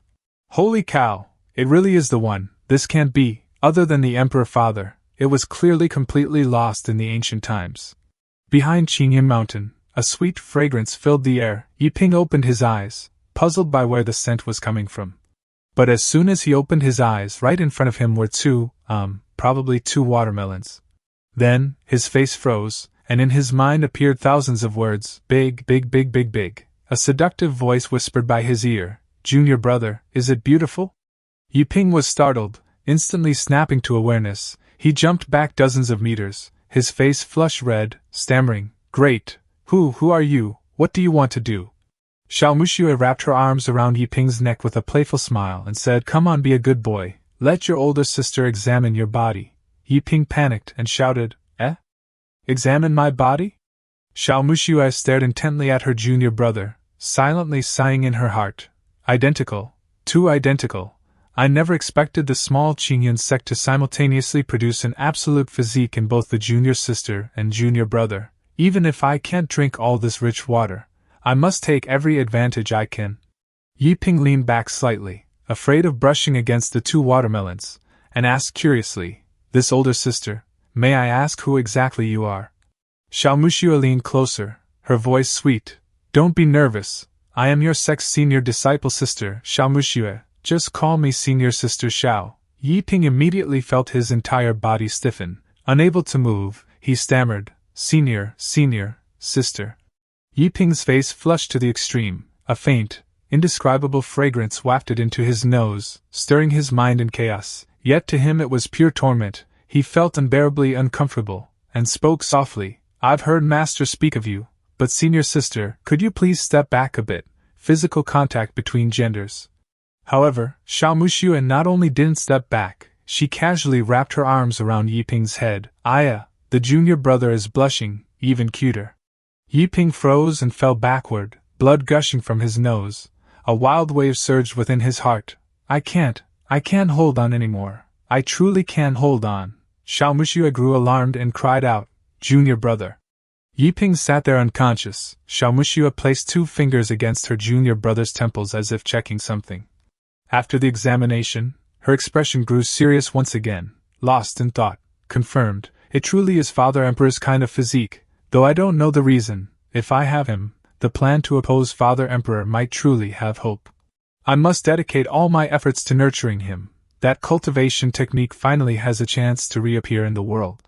After a while, Yiping regained consciousness. Xiaomuxue spoke up immediately. Junior brother, are you okay? Yiping asked in panic. What happened to me just now? When Xiaomuxue's face turned serious, her beauty became even more refined and sharp. Her gentle voice sounded. Your sister was examining your body. She saw you haven't rested for a long time due to cultivation, and just now your yang energy rushed to your heart. It's nothing, just a minor issue. Hard work is good, but the immortal path is long, so you must also pay attention to balancing work and rest, alright? Hearing that, Yiping's head spun, muttering under his breath, Examining my body? Xiaomuxue reached out and patted Yiping's head, continuing. That's right, your sister has thoroughly checked every part of your body, and found some special features. I heard that Chan Yu and Luochen have already taught you the way of the sword and the art of alchemy, and your sister here happens to have a set of Dao arts that is extremely suitable for you. I wonder if you might be interested? Yiping's face turned red. He replied shyly, Dao arts? Of course I'm interested.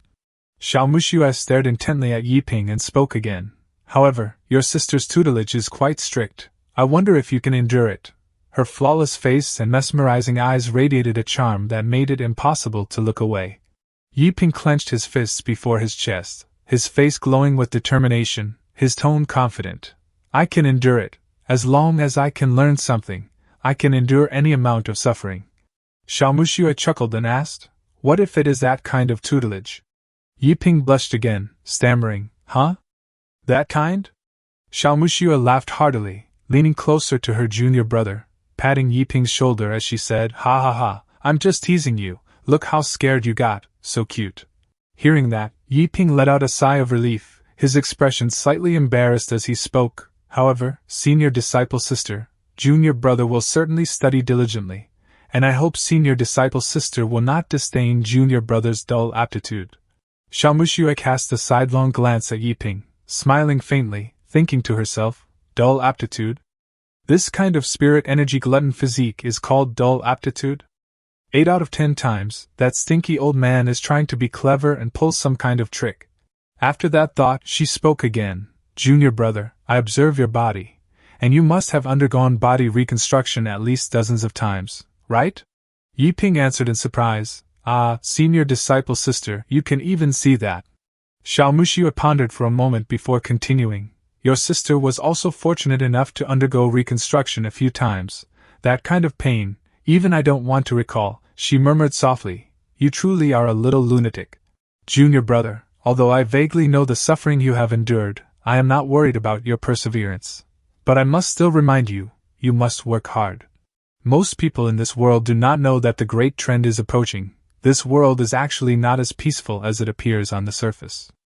Before long, it will reveal a side of cruelty that it has never shown before. And in such an ancient crisis and opportunity, our human race is not the strongest existence.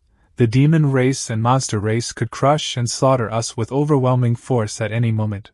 No matter how poorly your senior brothers or master speak of your talent, you must remember, as long as senior disciple sister covers you, I will surely help you ascend to the top of this continent. At that time, the greater your ability, the greater your responsibility, so you must work hard, even harder, do not fail the era, and do not fail yourself. Ascend to the top of the continent, as expected of the tone of a hidden sect. Okay, senior sister, I will definitely work hard, I will not let down your expectations. At that moment, a small butterfly appeared out of nowhere, suddenly fluttering between them and drawing both their attention. The little butterfly slowly landed on Xiaomuxue's shoulder, transmitting some kind of message to her. After listening, Xiaomuxue's expression grew extremely grim, her eyes flashing with killing intent, fury surging in her heart. They really know how to pick a time, This time, I will make sure you all die without leaving a complete corpse. Xiao Muxia activated her battle mode. Spiritual energy surged from her body into her hands, forming a long spear. She gazed into the distant horizon and spoke. Junior brother, your sister has a few naughty children to discipline temporarily and cannot personally teach you. Senior sister's aura suddenly became so terrifying. I will create an imprint containing all the information related to the cultivation technique and leave it for you. You should cultivate well by yourself first. Supreme Qi Refinement Technique? The Supreme De-Refining Technique. It is said to be the greatest Qi refining technique under heaven. Once mastered, forget about merely defeating Foundation establishment cultivators. Even facing a group of Golden Core experts would pose little threat. In terms of cultivation realm alone, it is no exaggeration to say, anyone who can master this technique would surpass every other cultivators in existence. But the price it demands in return is something almost no one can endure. First of all, for an ordinary cultivator, reaching from de-refining to the Golden Core realm is already as difficult as ascending to the heavens, but this Supreme Qi refining technique demands repeating that process 36 times. The stronger one's foundation, the greater the future achievements, and if one's energy reserves could reach 36 times that of an ordinary person, the result in battle can easily be imagined. Secondly, the hardest part is, this technique must be comprehended by oneself. The guidance described within it is quite vague and abstract. One's cultivation progress depends entirely on personal comprehension and fortune. If comprehension is high, even attaining immortality is not the end. With poor comprehension, even reaching Foundation establishment may not be possible. So, although this is strongest cultivation technique in existence, its two nearly impossible requirements have prevented anyone from mastering it. No cultivator has ever succeeded, not even once. Repeating the process over 36 times isn't too bad. I've got my newly formed immortal aperture that automatically absorbs spiritual energy. Maybe it's not entirely impossible, but comprehension and fortune. With my trash-level comprehension and without even a spiritual root, isn't that basically a direct death sentence for me? Comprehension? What comprehension? Do I even have? Never mind, no matter what, I can't disappoint senior sister's kindness. I'll just grit my teeth and go for it, cultivate. When did senior sister leave?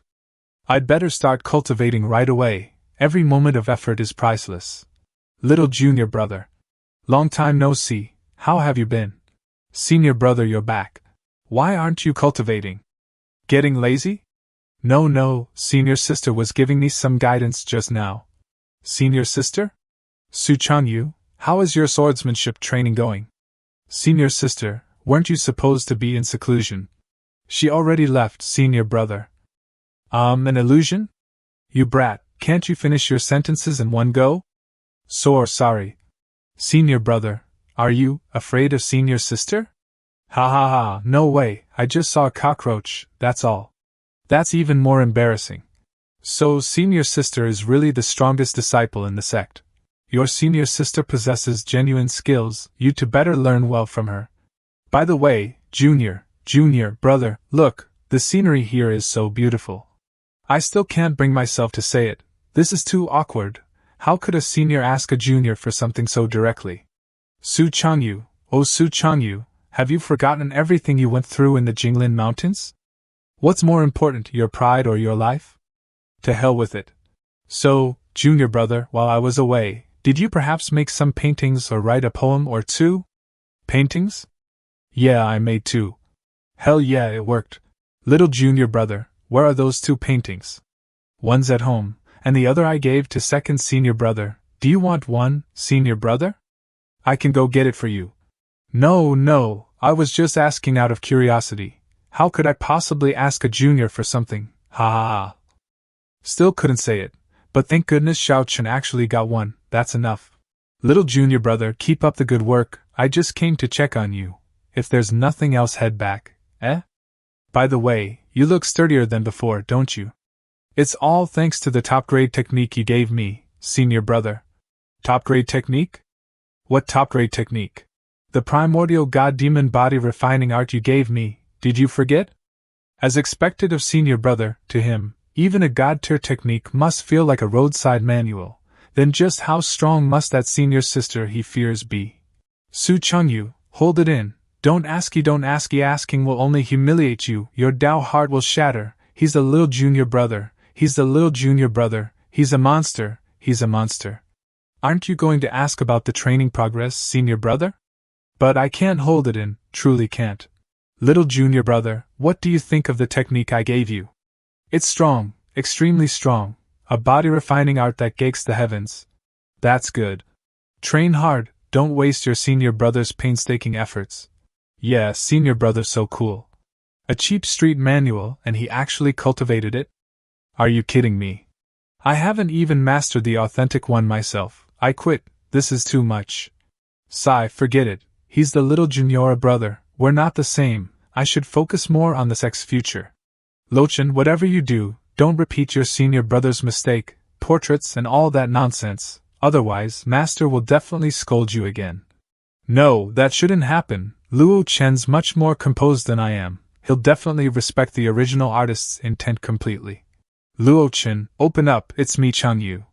What's going on? It's almost afternoon, why is he still asleep? I can sense his presence, he's clearly home. That's not like Luo Cheng at all, he's usually so disciplined. Sin. Senior brother. Luo Cheng, what are you doing, why are you? Senior brother. Say no more, I understand you. You're the only one who truly understands me, senior brother. What the hell are you doing? I've always just seen you as a brother. Stay away from me, you're scaring me. Senior brother, I understand, I finally know why you sit by the cliff every night in silence. The new junior isn't a useless fool, he's a super genius, right? Sigh, so you notice too, can't be helped. His talent is just too cruel, I can't even bring myself to cultivate anymore. My Tao heart is shattered, you're the only one who understands me, senior brother. Enough, get a hold of yourself, what kind of behavior is this? If Junyep's sister sees us, rumors will speed. She already heard us. I just got too emotional meeting someone who feels the same way. Forget that, tell me, did the junior give you a painting? How did you know? Yes, he made one for me. Come, senior brother, I've been waiting for you to see it. Well? What do you think? Look at this inscription, only senior brother understands. Su Chengyu froze in place, staring at the painting, unable to utter a single word. His face darkened as he looked at Su Luo Cheng's smug expression. What do you think, senior brother? Quick praise me, quick praise me. Su Chengyu was stunned speechless as he saw the messy scribbles on the painting. Such an over-the-top reaction? Could it be my poem turned out even better than expected? Senior brother, please don't hold back, leave your sternest judgment on this work of art, don't go easy on it. Want to kick him so much. The portrait. The inscribed poem. Did Su Luo Chen really write that inscription himself? And corrections? The poem is even written across the picture sideways? My God, even the worst-case scenario wouldn't have ruined it this badly. Senior brother, you're acting way too complimentary, not that extreme, not that extreme. Senior brother, hurry and judge it, if it deserves scorn, scold it, don't hold back, I'm not bragging, this poem hasn't even reached our peak yet, let me take it more seriously. Senior brother. Sin. Senior brother, what are you doing? Doing what? I should beta one asking you, Su Luo Cheng. I get it now, you're just jealous that my writing talent is better than yours, you're triggered. Triggered, my ass, you spendthrift brat. Su Chengyu, are you for real or not? You really think I'm afraid of you? Don't assume my usually mild temper means. Father Su, I was wrong, isn't that enough? I really know I was wrong, please just let me go. Stop hitting me, someone will get killed at this rate. Wah, help, someone come quick, someone's dying, Su Chengyu's gone mad. Su Luo Cheng, you brat, fine to paint a portrait. I could tolerate you inscribing your own poem. I could even tolerate you scribbling out parts and erasing them. But the most crucial thing, how dare you sign your own name, that's utterly ruined everything. Who do you think you are? A painting saint or a poetry saint? Do you even look at your own conduct? Do you deserve to leave your name on it? A sheer waste of treasure, you just flushed the disciples' techniques down the drain with a few strokes. Today I'll beat you to death for them. For them? For whom? Crazy, completely crazy, help. Damn Su Changyu, one whole strike, he hit me an entire stanza. Just you wait, this isn't over. Absolutely, it's not over yet. Su Changyu's residence. What a waste, what a complete waste, just thinking about it hurts my heart. I really want to beat that brat up again. Sigh, forget it, since it already happened, and I've already vented, this matter absolutely must not reach Master. Otherwise, with Master's attitude toward money, Luo Qing might not live to see tomorrow's sun. If Master asks, I'll swear up and down that junior brother never gave me anything. Senior brother? Junior sister, why are you here? What happened between you and second senior brother? I saw him crying and running toward Master's place. He kept shouting that he was going to file a complaint against you. What, Master's place? Yeah, why? Sigh, forget it, he brought this on himself. Luo Qing, you can't blame me for this. Taiwan Taoist's residence. Master, hurry and come out, your disciple was almost beaten to death by someone. Luo Qing? What happened to you? Who beat you up like this? Master, you must stand up for me. Alright, come in and talk slowly, what exactly happened? It was senior brother, he was jealous of my talent in poetry and hit me until my mouth went crooked. Changyu? That shouldn't be, although Changyu acts a bit pretentious sometimes, he wouldn't bully a junior, besides I've never heard of you having any talent in poetry. Master, I've been beaten like this and you're still defending him. Master, I'm not trying to stir things up, but if he dares to bully me for no reason today, he might beat you tomorrow. Calm down, Luo Qin, tell me everything slowly. Nothing happened, he's just crazy. Junior brother drew a portrait for me, he glanced at it, and then beat me half to death. Tell me if he isn't looking for trouble. A painting? Why do I have a bad feeling about this? Do you have the painting with you? Right here, I even snatched it back from Su Changyu as evidence. This poem, you wrote it? Ah, yes. These scratch marks too? Heh, and you even signed your name. Something's wrong, Master's reaction. Why does it look exactly like senior brother's? Luo Qin, let me confirm one more time. You're sure this poem was written by you, right? Of course it was me, huh, Master, where are you going? Nothing, I'm just worried that later the noise will be too loud, and your senior brothers might come interrupt. Now it's fine, even if you scream your lungs out, no one will come save you. Master, what are you going to do? Your disciple is scared. Ah, Master, what are you doing? Stop hitting me. Oh my God, he's killing me. Help, Master's gone mad too. After a full quarter hour. You brat, do you know that your senior brother and I almost got caught and raped by a male bear demon over a few dozen taels of silver worth of medicinal herbs? Do you even understand what rape means? No. I still need to beat you again to vent my anger. Master, no, I was wrong. Alright, if you keep hitting him, he will die. Changyu, don't stop me, he has no idea what we went through. Master, little junior brother already sent another valuable painting over. Another one? You're not messing with me? See for yourself, a pure landscape. Little junior brother said he thought I liked his art, so he sent another one. My good disciple so reliable, Master's going to cry, he's too good at being a person. This is amazing, this means our other disciples' futures are secured too. Exactly, with this painting we can afford top-grade cultivation techniques, at least our suffering in the silent forest wasn't for nothing. Exchange for top-grade techniques? Are you all crazy, or am I crazy? Alright, for little junior brother's sake, we'll let this matter go. Remember, never tamper with another person's artwork again. Little junior brother's paintings are priceless treasures. Let it go. You let it go, but I can't. You beat me and pinned some ridiculous painting destroying crime on me. What kind of painting is worth tens of thousands of taels? At least come up with a believable excuse, Master. I know you always spoil senior brother, but being this biased towards Su Changyu, I refuse to accept it. Why, I refuse. You must give me an explanation today, or this won't end. Alright, Luo Qin, Master already said it's over. No, it's not over. Su Changyu, don't pretend to be a good person, you beating me isn't resolved either. Luo Qin, calm down, little junior brother's paintings really are worth money. Bullshit, for your own safety, shut up right now, and stop meddling. Okay, I'm not meddling. Since you're all insisting, do you dare to bet? If this painting is really worth tens of thousands, I'll slap my own handsome face crooked. No need for you to do it, otherwise, you all must let me hit you back. You're sure? Absolutely, completely, utterly sure. Alright then, let's head down the mountain. Go, stop trying to intimidate me. Luo-chan, just let it go. Shut up. The sun sets, and that day, Luo-chan's silhouette stretched unusually long.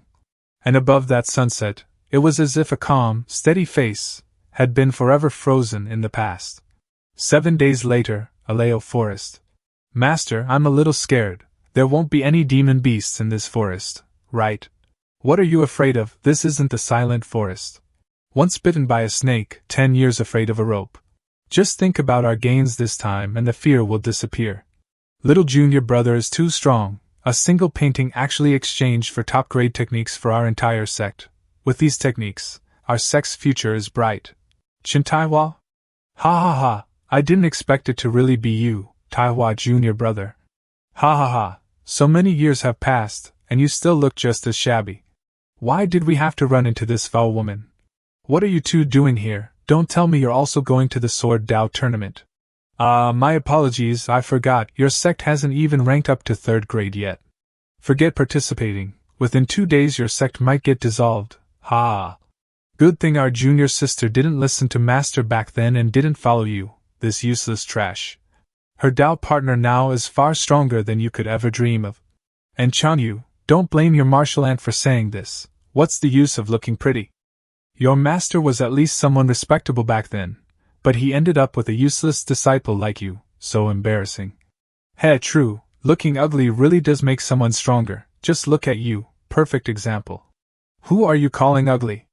Such insolence, you little beast. Su Changyu was slapped away, much to the astonishment of Daoits Taiwa. If your master can't teach you manners, I'll teach you myself. You damn wench, my disciple isn't someone you get to discipline. The two of them threw punches at each other, fighting like scratching cats.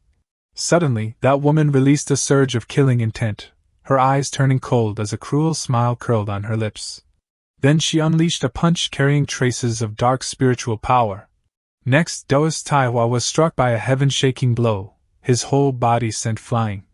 The woman grabbed Daoist Taiwa by the neck with one hand, while the other hand kept her fist raised threateningly. My junior brother hasn't improved in appearance, and neither strength hasn't improved either. If my second punch lands, you'll be dead. Master! Don't move. Heh, but don't worry, I won't ruin my future just to kill one piece of trash. I'm not like you people. If you really have the guts to seek revenge for back then, bring your disciple to the tournament. I'll make sure my disciple kills yours openly in the arena. But knowing you, you probably don't have the guts, ha ha ha, we're leaving. After a while, Daoist Taiwa was still lying on the ground, staring blankly into the endless void, his eyes filled with a sense of loss. Chanyu, following a useless master like me, you've really suffered, haven't you? If not for that, your senior brother's cultivation wouldn't be this. Old man, why are you sighing like you're dying? If you've got the energy to whine, hurry up and heal me. Ouch ouch ouch, Su Changyu, you little brat, you dare rebel against your master, I'll kick you out of the sect. After a while, the two of them sat silently beside the worn stone, neither saying a word. Master, I've decided? Huh, decided what? I'm going to participate in the Gingju Sword Dao tournament. Huh? You? Are you insane? Chanyu, don't act on impulse. That person is just a petty nobody from my old sect. She's not worth ruining your life over a few words. Master, you misunderstood. I'm not doing it because of her. Then why? At last year's tournament you didn't even fight, you got buys the whole time. But you personally saw how strong the participants were. They're on a completely different level from us. And now my annoying former senior sister is eyeing us again. It's because of little junior brother. Little junior brother? Yeah, ever since I met him, I finally understood what a true generalist looks like, and only then did I truly see just how big the gap is between me and others. Yeah, I really am injured, but standing in front of such a monster, it's hard not to want to try a little harder. Even if I can only get a bit closer, that's enough. Otherwise this life is way too pathetic, ha ha. This tournament will be my pledge, my commitment to myself, of course. If I somehow enter the top 500, even better. Yiping's residence. Boom, MOTVU no rung troi noi len sao lung Yiping. An dung vung nu bon thatch, diem tin doi dying voi dam dat de dang bei tu tung truok mat. Yiping kan then trakin veo vio, mak kudat de va sam set dang royam. After 72 cycles of rebuilding my chi refining, I finally reached chi refining second layer, so just the second layer can already be this terrifying. The world of immortals is truly incredible. Only he would be this abnormal. Alright, that's enough training for today. Senior sister said I need to balance work and rest. As soon as Yiping left, Su Changyu, who had been hiding behind the rock, poked his head out to observe. I must not be discovered, or I'll lose all face. Little junior brother can comprehend sword marks from pure nonsense, and this is a real, authentic super genialist sword mark. It'll definitely help me break through the galaxy sword technique. Humph? What's that? Looks like that pirated book I gave him? Moonlight as dark as ink, on the cliff peak behind the mountain. Midnight is so hard to endure, so gloomy, so suffocating. Luo Chin, you're here too. Big senior brother? Why is he so excited? Wasn't he coming to be depressed with me? Su Changyu turned his back to Luo Chin, hands clasped behind him as he whistled. Then, he raised both hands toward the sky, his posture looking as if he were dancing. This scene left Luo Chin gaping in shock, unable to hold back his exclamation. Big senior brother is seriously insane. Both of them went up the back mountain again, truly a pair of born chaotic gremlins. Little junior sister, don't you dare learn from them. Senior sister said you're the only reliable successor of the sect. If it weren't for these two big geniuses, I really wouldn't want to inherit the position of sect master. 3 days later, first senior brother's residence. Changyu, this is your registration pass for the sword trial tournament. I've already signed you and Xiao Yiping up. Registration pass? Old man, no way, you were actually serious about that. Weren't you the one going on about some pledge of determination? That was me pretending to act cool, big bro. That was acting cool too. Of course, do you really not know what kind of idiot I am? Oh no, that's terrible. Faking a tournament registration is illegal. You'll get arrested by Qinzhou Prefecture. I don't care, you damn old man. Hurry up and find a way to cancel it. How could I cancel it? Just make do and participate. Make do my ass, bastard. Yiping's residence. Participate. In the Qinzhou Sword Dao tournament? Me? That's right, I've already signed you and Changyu up. Can I even do that? If I lose, won't it be embarrassing? Xiao Yiping, if a cultivator fears this and fears that, what cultivation path is there to talk about? Master, you misunderstand. I don't really mind losing. Losing is no big deal. I'm mainly worried about disgracing our sect. You don't need to worry about that. The reason the sect sent you isn't because you must win. It's to temper your Dao heart. Training and real combat are two completely different things. Demons aren't going to stand still and let you execute your moves step by step. If you just hole up on a cliff every day practicing alone, you'll forever be a theorist. When you really meet an enemy, you might not even have the courage to draw your sword, understand? Serious face and peg. I'm good at bullshitting. Master, I understand, don't worry, Yiping will prepare wholeheartedly and enter the tournament with full effort. Yeah, worthy of being my good disciple. Actually, you're not nearly as bad as your senior brother makes you sound. He just wanted to motivate you. No way, it's all thanks to the gentle breeze opportunity senior brother gave me. Gentle breeze opportunity? What nonsense has Su Changyu pulled now? Alright, I'm off. I need to make final preparations. Good. Sword trial. This kid really acts fast.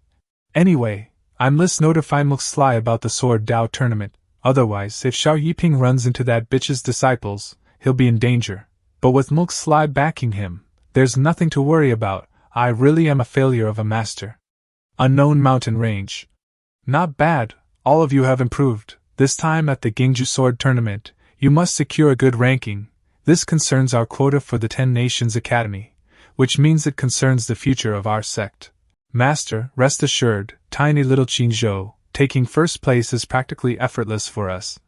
Fool, do you really think Qinzhou only has the surface-level forces you've seen? Master, what do you mean by that? Qinzhou has hidden sects, The one I know of is the Great Sun Sword Sect. Great Sun Sword Sect? Never heard of it. Idiot, if you've heard of it, how would it be a hidden sect? Use your brain, yes. Long ago, it said the Great Sun Sword Sect was so powerful that even the Void Sword Venerables sought guidance from them, but because their strength was too overwhelming, the Xia Emperor grew wary and scattered them into 7 separate branches. And according to reliable information, one of those branches is secretly lying dormant in Qinzhou right now, waiting for the Great Sun Sword Sect's revival. And you think you can win against a hidden lineage like that? At Qinzhou, for Thunder Sword Sect, on the roof of a building, 2 figures were standing. One of them spoke. Our princess of Great Xia has run away from home and escaped into enemy territory, which means she must be facing great danger, so by order of the exiled Alpha Emperor, I must find the missing princess within 1 month. The one who had spoken was the Xia Empire's secret envoy. He pondered for a moment, then continued coldly, Did you understand? According to reliable information, the princess is somewhere here in Qinzhou. May I ask, is it the long-lost eldest princess? Standing opposite him was 4 Seasons Taoist, sect master of 4 Thunder Sword Sect, an old man with snow-white hair and beard. Bowing respectfully, he asked in return, May I ask, is it the long-lost eldest princess? 4 Seasons Taoist raised his hand, a stream of spiritual power igniting into flames within his palm, his tone confident.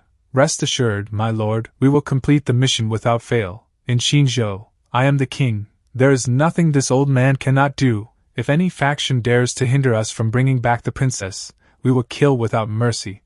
4 Seasons Taoist raised his hand, a stream of spiritual power igniting into flames within his palm, his tone confident.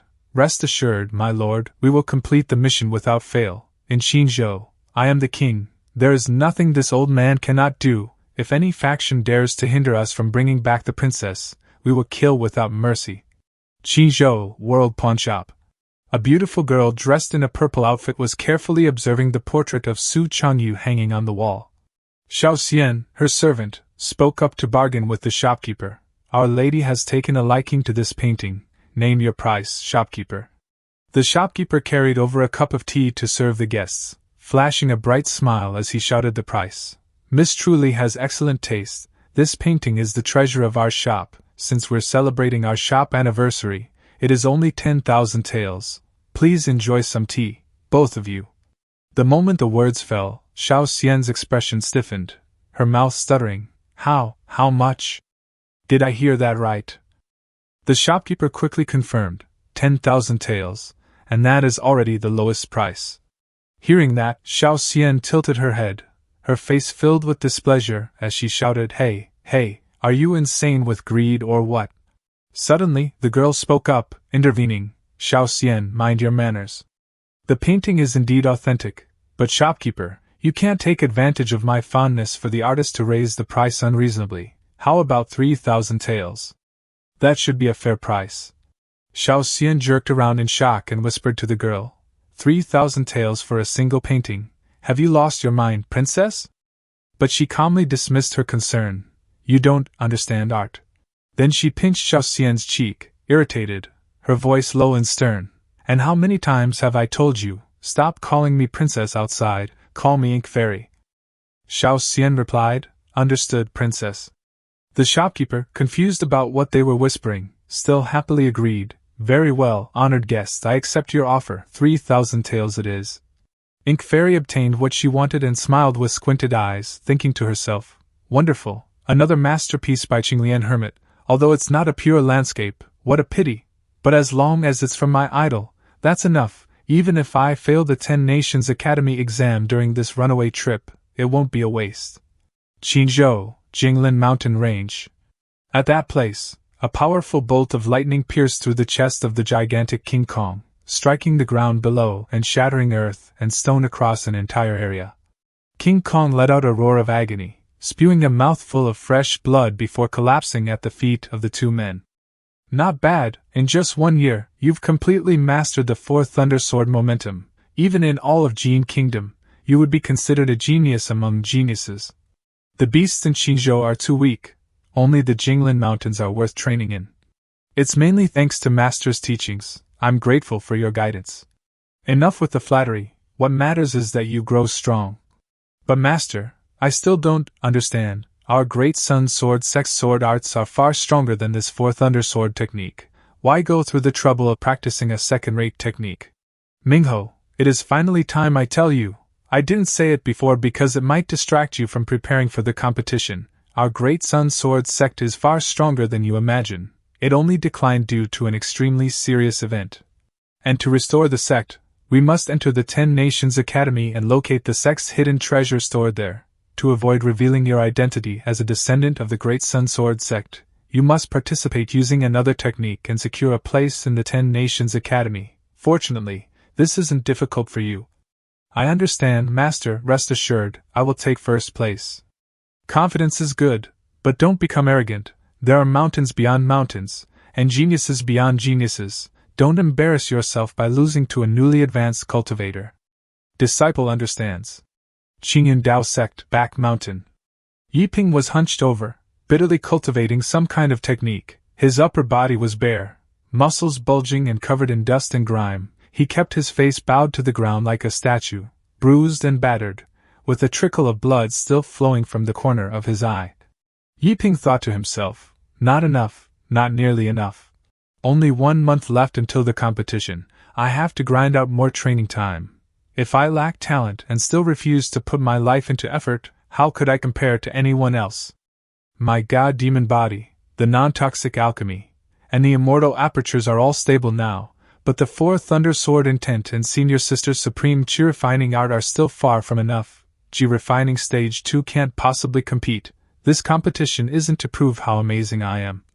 It's because I cannot disappoint Master and Senior Brothers after all their expectations and hardships. Yiping, you can do this. Keep going. A single month is enough to accomplish countless things. Suddenly, Dallas Taihu dashed over from nowhere and shouted in panic, Disciple, disciple, terrible news. Yiping wondered, Master? What brings you here? We just received word from the organizers. The competition has been moved earlier. It starts the day after tomorrow. Come with me now. We must leave immediately. What, this, you must be joking. I haven't even started preparing. No time, prepare on the road.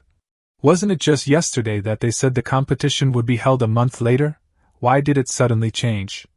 I don't know either. I suddenly received the notice this morning. Hearing those helpless explanations, Yiping stood there dumbfounded. Then I'm not going. You can't. If you're registered and don't show up, the entire sect will be punished.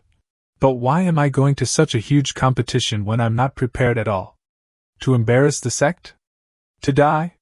Disciple, you must believe in yourself. Worst case, you just get eliminated in the first round. Come on, my good disciple, just treat it as going through the motions. We really have to go, then at least let me pack my luggage. Pack what luggage?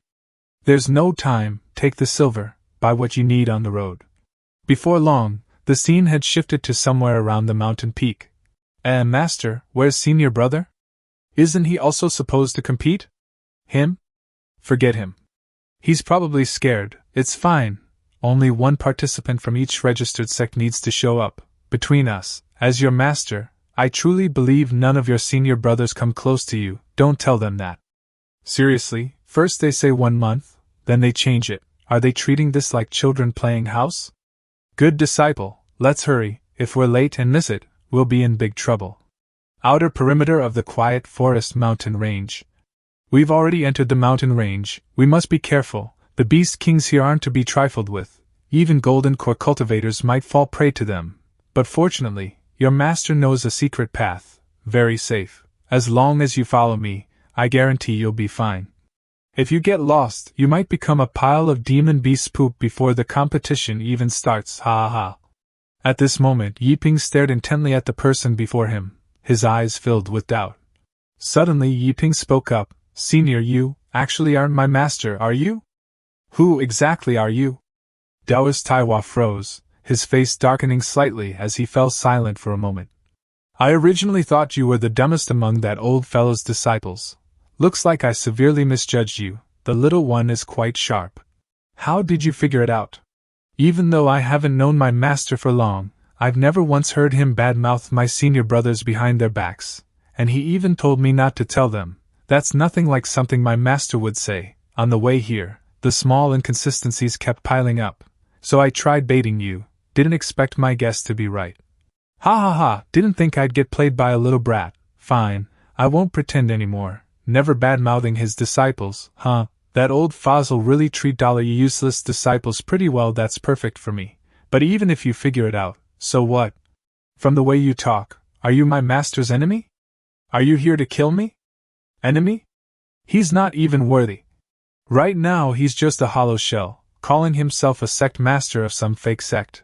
He's nowhere near what he used to be. Back then, female cultivators lined up wanting to dual cultivate with him. Ha, peerless genius, future of Gene Country. All nonsense, I gave up all my pride for him, and all I got was I've always treated you as a friend. I don't really need to know this part of an elder's personal life. And look at him now, he's not even comparable to a random cultivator. But me, I'm already an elder of the strongest sect in Qinzhou, the Fourth Thundersword sect. Our positions have completely reversed, and now I'm the one above him. As the one above, I'll make him watch his disciples fall into despair one by one, unable to do a thing. Only then will he admit from the bottom of his heart that he's a worthless failure. I really don't need to hear the private grudges of elders. Ha ha ha, I'm basically the female lead of a revenge fantasy novel. She's completely lost in her own world. But honestly, originally, I planned to kill all of you one by one, but you, kid, are pretty interesting. Why don't you join my sect instead? That trash you call a master can't compare to me at all. Not interested. Don't be so hasty, big sister has always cherished talented people. I said I'm not interested at all. Before he could finish his sentence, the woman had already vanished, leaving only an illusory afterimage in front of Yi Ping. Right after that, she suddenly appeared behind his back. Seizing the opening, she lunged forward with a small dagger. Just as the blade was about to stab into his buttocks, Yi Ping hastily leaped up. He then twisted aside, dodging the strike in the nick of time. Having escaped by a hair's breadth, Yi Ping roared in fury, "You're way too dirty, you actually went for a sneak attack, and you aimed straight at my 3 sensitive spots. If that dagger had gone in, I'd be finished. This is called strategy. A real man can't be soft. Learn from this, kid, since the butthole is the most fragile part. Why shouldn't I aim for it? No wonder Master never liked you, truly deserved." Witnessing that woman being willing to stab anyone in the butt just to secure victory, Yi Ping felt both angry and helpless. After letting out a sigh, he spoke up. "You'll never be liked if you stay this vicious and underhanded, you'll definitely die alone." Those words made the woman tremble with rage. "What did you say? Say that again if you've got the guts, brat." But then her attitude changed by a full 180 degrees, her face scrunched up, looking both angry and aggrieved, as if she had just suffered an enormous blow. That's going too far. How can you say something like that to a girl? You don't even know what I've been through. What right do you have to judge so absolutely?" And then, she suddenly collapsed to the ground, tears welling up as she sobbed. Which girl doesn't start out wanting a simple, happy life? This face-changing act, faster than flipping a rice paper sheet, left Yi Ping completely frozen, staring blankly, unable to understand what was happening.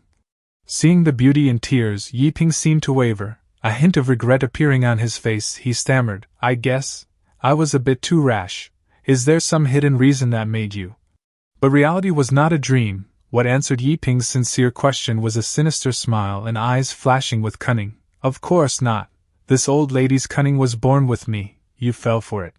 The woman's sudden shift left Yi Ping stunned. Having just been moved by her act, he had completely let his guard down. At that very moment, the woman's figure once again dissipated, then abruptly reappeared behind Yi Ping with a dagger in hand and a triumphant laugh. "Haha, this time you can't dodge it." And then, as expected, the target she aimed for was Yi Ping's but 1,000-year poison dragon. A powerful stab made Yi Ping's body convulse as he let out a painful scream. But unexpectedly, not a single scratch appeared on Yi Ping's body. He was merely flung forward, crashing face first onto the ground. Meanwhile, the dagger in the woman's hand was bent and twisted, completely deformed. With her plan collapsing at the final moment, staring at the dagger in her hand, the woman stood dumbfounded, unable to believe her eyes, stammering to herself, "Are you kidding me?" At the same time, Yi Ping's face twisted in agony, his complexion deathly pale, He turned his humiliation and pain into a roar that echoed through the mountains and forests. Are you ever going to stop, you crazy woman? You're a shameless, pure freak with zero dignity, aren't you? Being cursed at by Yiping, the woman was no less furious. She screamed back, The hell are you talking about? You're the freak here. What kind of ass is this? Golden asshole? She said irritably to Yiping. I've been assassinating, carrying out missions for over 10 years. I've never seen a butt like yours, you brat. You must have used some kind of hidden weapon. Hearing these words, Yiping also gradually calmed down from his pain. After carefully thinking for a moment, he suddenly realized something was off. Oh right, now that she mentions it, I almost forgot. Such a sharp strike, dead center, yet my body didn't feel a thing at all. This feeling is too bizarre. Senior brother's god-demon body refining art is far stronger than I imagined. While Yiping was still pondering, Daoist Taihua's senior sister could no longer maintain her composure. She erupted with energy, preparing for a full power attack. She unleashed her power, her eyes glowing with sinister light, and said smugly, This body of mine is only an external incarnation of my true self, but dealing with a mere chi refining realm junior like you should be more than enough. Then she shouted loudly, Die, disciple of the Qin family, and unleashed an extremely powerful energy palm, determined to annihilate him. The massive purple energy surged toward Yiping, creating a terrifying explosion that drowned everything in a sea of purple flames. After a long while, when the smoke finally dissipated, a gigantic, golden figure gradually emerged from within the purple haze. To the woman's shock, Yiping stood tall without a single scratch. Behind him was a colossal thousand-armed Buddha statue, radiating dazzling golden light, with no fluctuation of spiritual power whatsoever. Her mouth fell open in disbelief, her heart violently shaken. He blocked my fatal strike with pure physical strength. And this, could it be the legendary, physical manifestation? You're telling me this is Qi refining realm? She still could not accept the truth. A mere Qi refining disciple with a manifested body? Impossible, even a golden core body cultivator couldn't pull that off. As the shock faded, greed surged within her. He must be hiding something, a supreme treasure, perhaps. One more test, and I'll know for sure. However, she sensed something was wrong. Forcing a clone before the nascent soul stage really doesn't work, it's collapsing already. But for an assassin, being unable to win through brute force does not mean there are no options. A scheming smile curled on her lips as she decided to use another method to test her prey. It turned out her final attack was a pill, as she secretly planned. This pheromone pill will draw in every beast nearby. If he survives this, he's definitely hiding a power flow artifact, then I'll kill him and take it the moment we meet.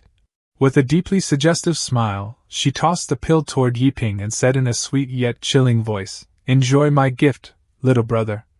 After saying that, her incarnation dissipated into the air, leaving behind only an eerie message. See you, if you survive, that is, leaving Yiping stunned. At this moment, his heart was filled with doubt. A gift? What is that woman up to? He thought silently, cold sweat unconsciously sliding down his cheek. Immediately afterward, from the darkness, numerous gigantic beasts with bloodshot red eyes emerged, drawn by the scent of the pill, and now all of them were eyeing Yiping like a delicious piece of prey. Without the slightest hesitation, one of the beasts lunged straight at him with its maw wide open and fangs bared. Yiping, his expression completely calm, instantly leapt aside, effortlessly evading the beast's pounce. In the moment he faced the beast horde, Yiping's eyes turned deep blue, emitting a chilling killing intent. Yiping, moving at astonishing speed, weaved nimbly through the beasts, easily dodging and counterattacking their assaults. He released a stream of golden sword chi, forming a massive sword net that shredded the charging monster to pieces, his strength clearly overwhelming compared to these beasts. Yiping muttered to himself, My chi refining level 2 sword energy flows perfectly with the immortal aperture. After easily wiping out the beast horde, he stood amid the corpses and sighed about the sect's situation. Master always says the sect is broke, the elders just hide away and earn nothing. Since I'm out here, I should do my part and make some money. It's also the perfect chance for some real comsat practice. Looking at the beast corpses scattered across the ground, Yiping showed a hint of disdain. I killed these beasts easily, they must be worthless trash from the outskirts. But he had no idea of their true value. High-tier beasts, purple blood lion skull, value, 3,000 tails, high-tier beast, mottled unicorn tiger skin, value, 2,500 tails, high-tier beast, mottled unicorn tiger tail, value, 3,200 tails. After disparaging them for a while, Yiping decided not to pick up these pieces of trash anymore. To earn real money, he realized he needed to go deeper into the forest, where greater challenges and rewards awaited. If Daoist Taiwa and Su Changyu were to find out about this, they would probably cough up blood and faint on the spot, haha. At the same time, elsewhere, deep within the central region of the Silent Forest Mountains, a powerful existence was feeling extremely bored.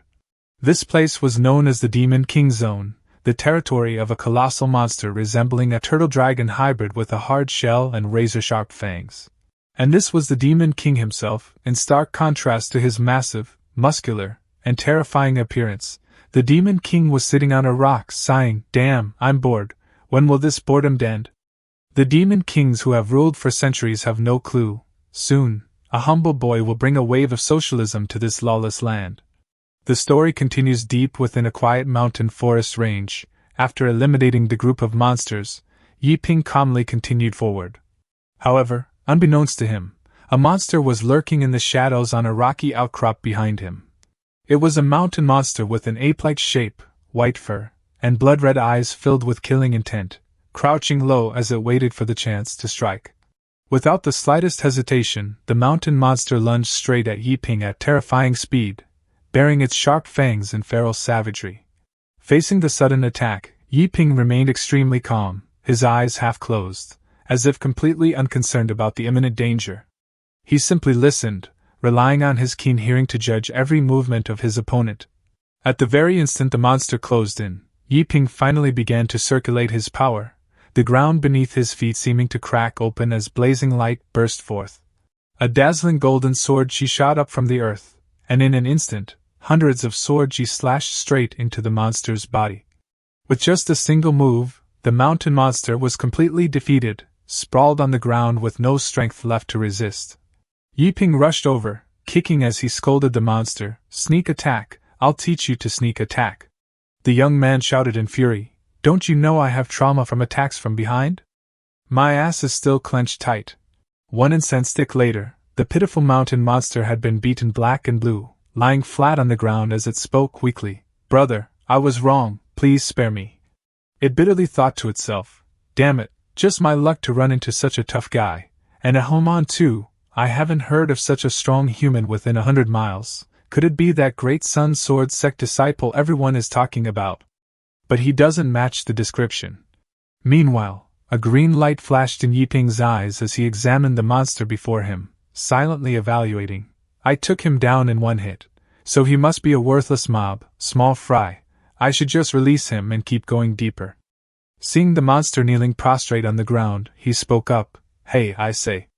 Before Yiping could finish his sentence, the mountain monster hurriedly interrupted, "Big brother, don't kill me, please don't kill me. I have money, your human spirit stones, thousands of them, countless. Just don't kill me and they're all yours." Yiping curled his lips in a cold smile, thinking to himself, "You damn monkey, who he's fooling, where would a mountain monster get money, and human spirit stones at that? If he's telling the truth, I'll do a handstand and eat shit right here." To prove its words, the mountain monster led Yiping into a cave, where an overwhelming sight greeted them, a massive treasure trove filled with gold, silver, jewels, and glittering spirit stones. Yiping gaped in shock. The monster said proudly, "Here, I wasn't lying." Yiping still could not believe his eyes. He grabbed the monster and shouted, "You must have cast an illusion on me, undo it, now." The monster begged in panic, No, really, I didn't, big brother, listen to me, let me explain." Meanwhile, far away at Xingyan Dao sect, Daoist Taihua was feeling uneasy. "Why does my left eyelid keep twitching? Left eye means fortune, am I about to get rich?" But then he brushed the thought aside himself. Cough, Qing Taihua, what are you thinking? You've barely scraped by your whole life, and you thinks you'll get rich. You're a cultivator, how can you believe in such superstitions? Ridiculous. Back in the cave, to explain this unusual wealth, the mountain monster began revealing a secret. "Big brother, it's like this, our silent forest mountains have a top-tier specialty.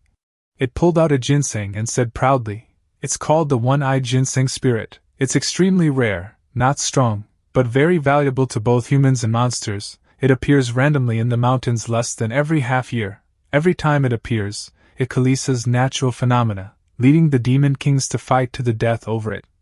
I was lucky enough to find one and sold it to human merchants for these spirit stones." Yiping still looked skeptical, thinking to himself, with his weak power, he snatched treasure from demon kings? Yeah, right. Besides, why would a monster want human spirit stones? It doesn't make sense. Yiping swept the treasure into his bag and quickly left, calculating in his mind, "Never mind that now, I need to avoid trouble. I should just take the spirit stones to master.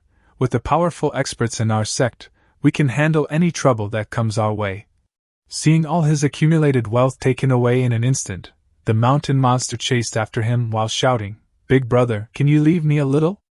Yiping immediately agreed, "No problem." Seeing Yiping agree so easily, the mountain monster secretly laughed to itself. He, this kid is actually nice. It revealed a sinister smile, its true nature quickly surfacing along with malicious thoughts. "Then I'll leave your corpse intact later. You want my money? You have to survive leaving these mountains first. I'll use that other ginseng spirit to get him killed." After leaving the treasure cave, the story continued once again in the quiet mountain forest. Yiping was moving swiftly through the forest, with the mountain monster stubbornly following close behind. Yiping suddenly stopped. Annoyed, he turned and asked the monster, "Why are you following me? I already gave you half the money." The mountain monster suddenly blushed, waving its hands frantically. Brother, don't misunderstand. I have no bad intentions. You're human. I want to be your friend." Yiping was completely baffled by the monster's strange reaction and asked, "Huh? Why are you blushing?" The monster shyly confessed, "Because it's really hard to say. To be honest, I've always dreamed of your human brothel services since I was small, so I want to be friends and ask, where are the good spots in human cities?" Yiping exclaimed in surprise, "Huh? So that's why you exchange for human currency, you plan to transform and go?" The mountain monster replied, "Yeah, demon kind is too savage, they don't know how to pamper anyone."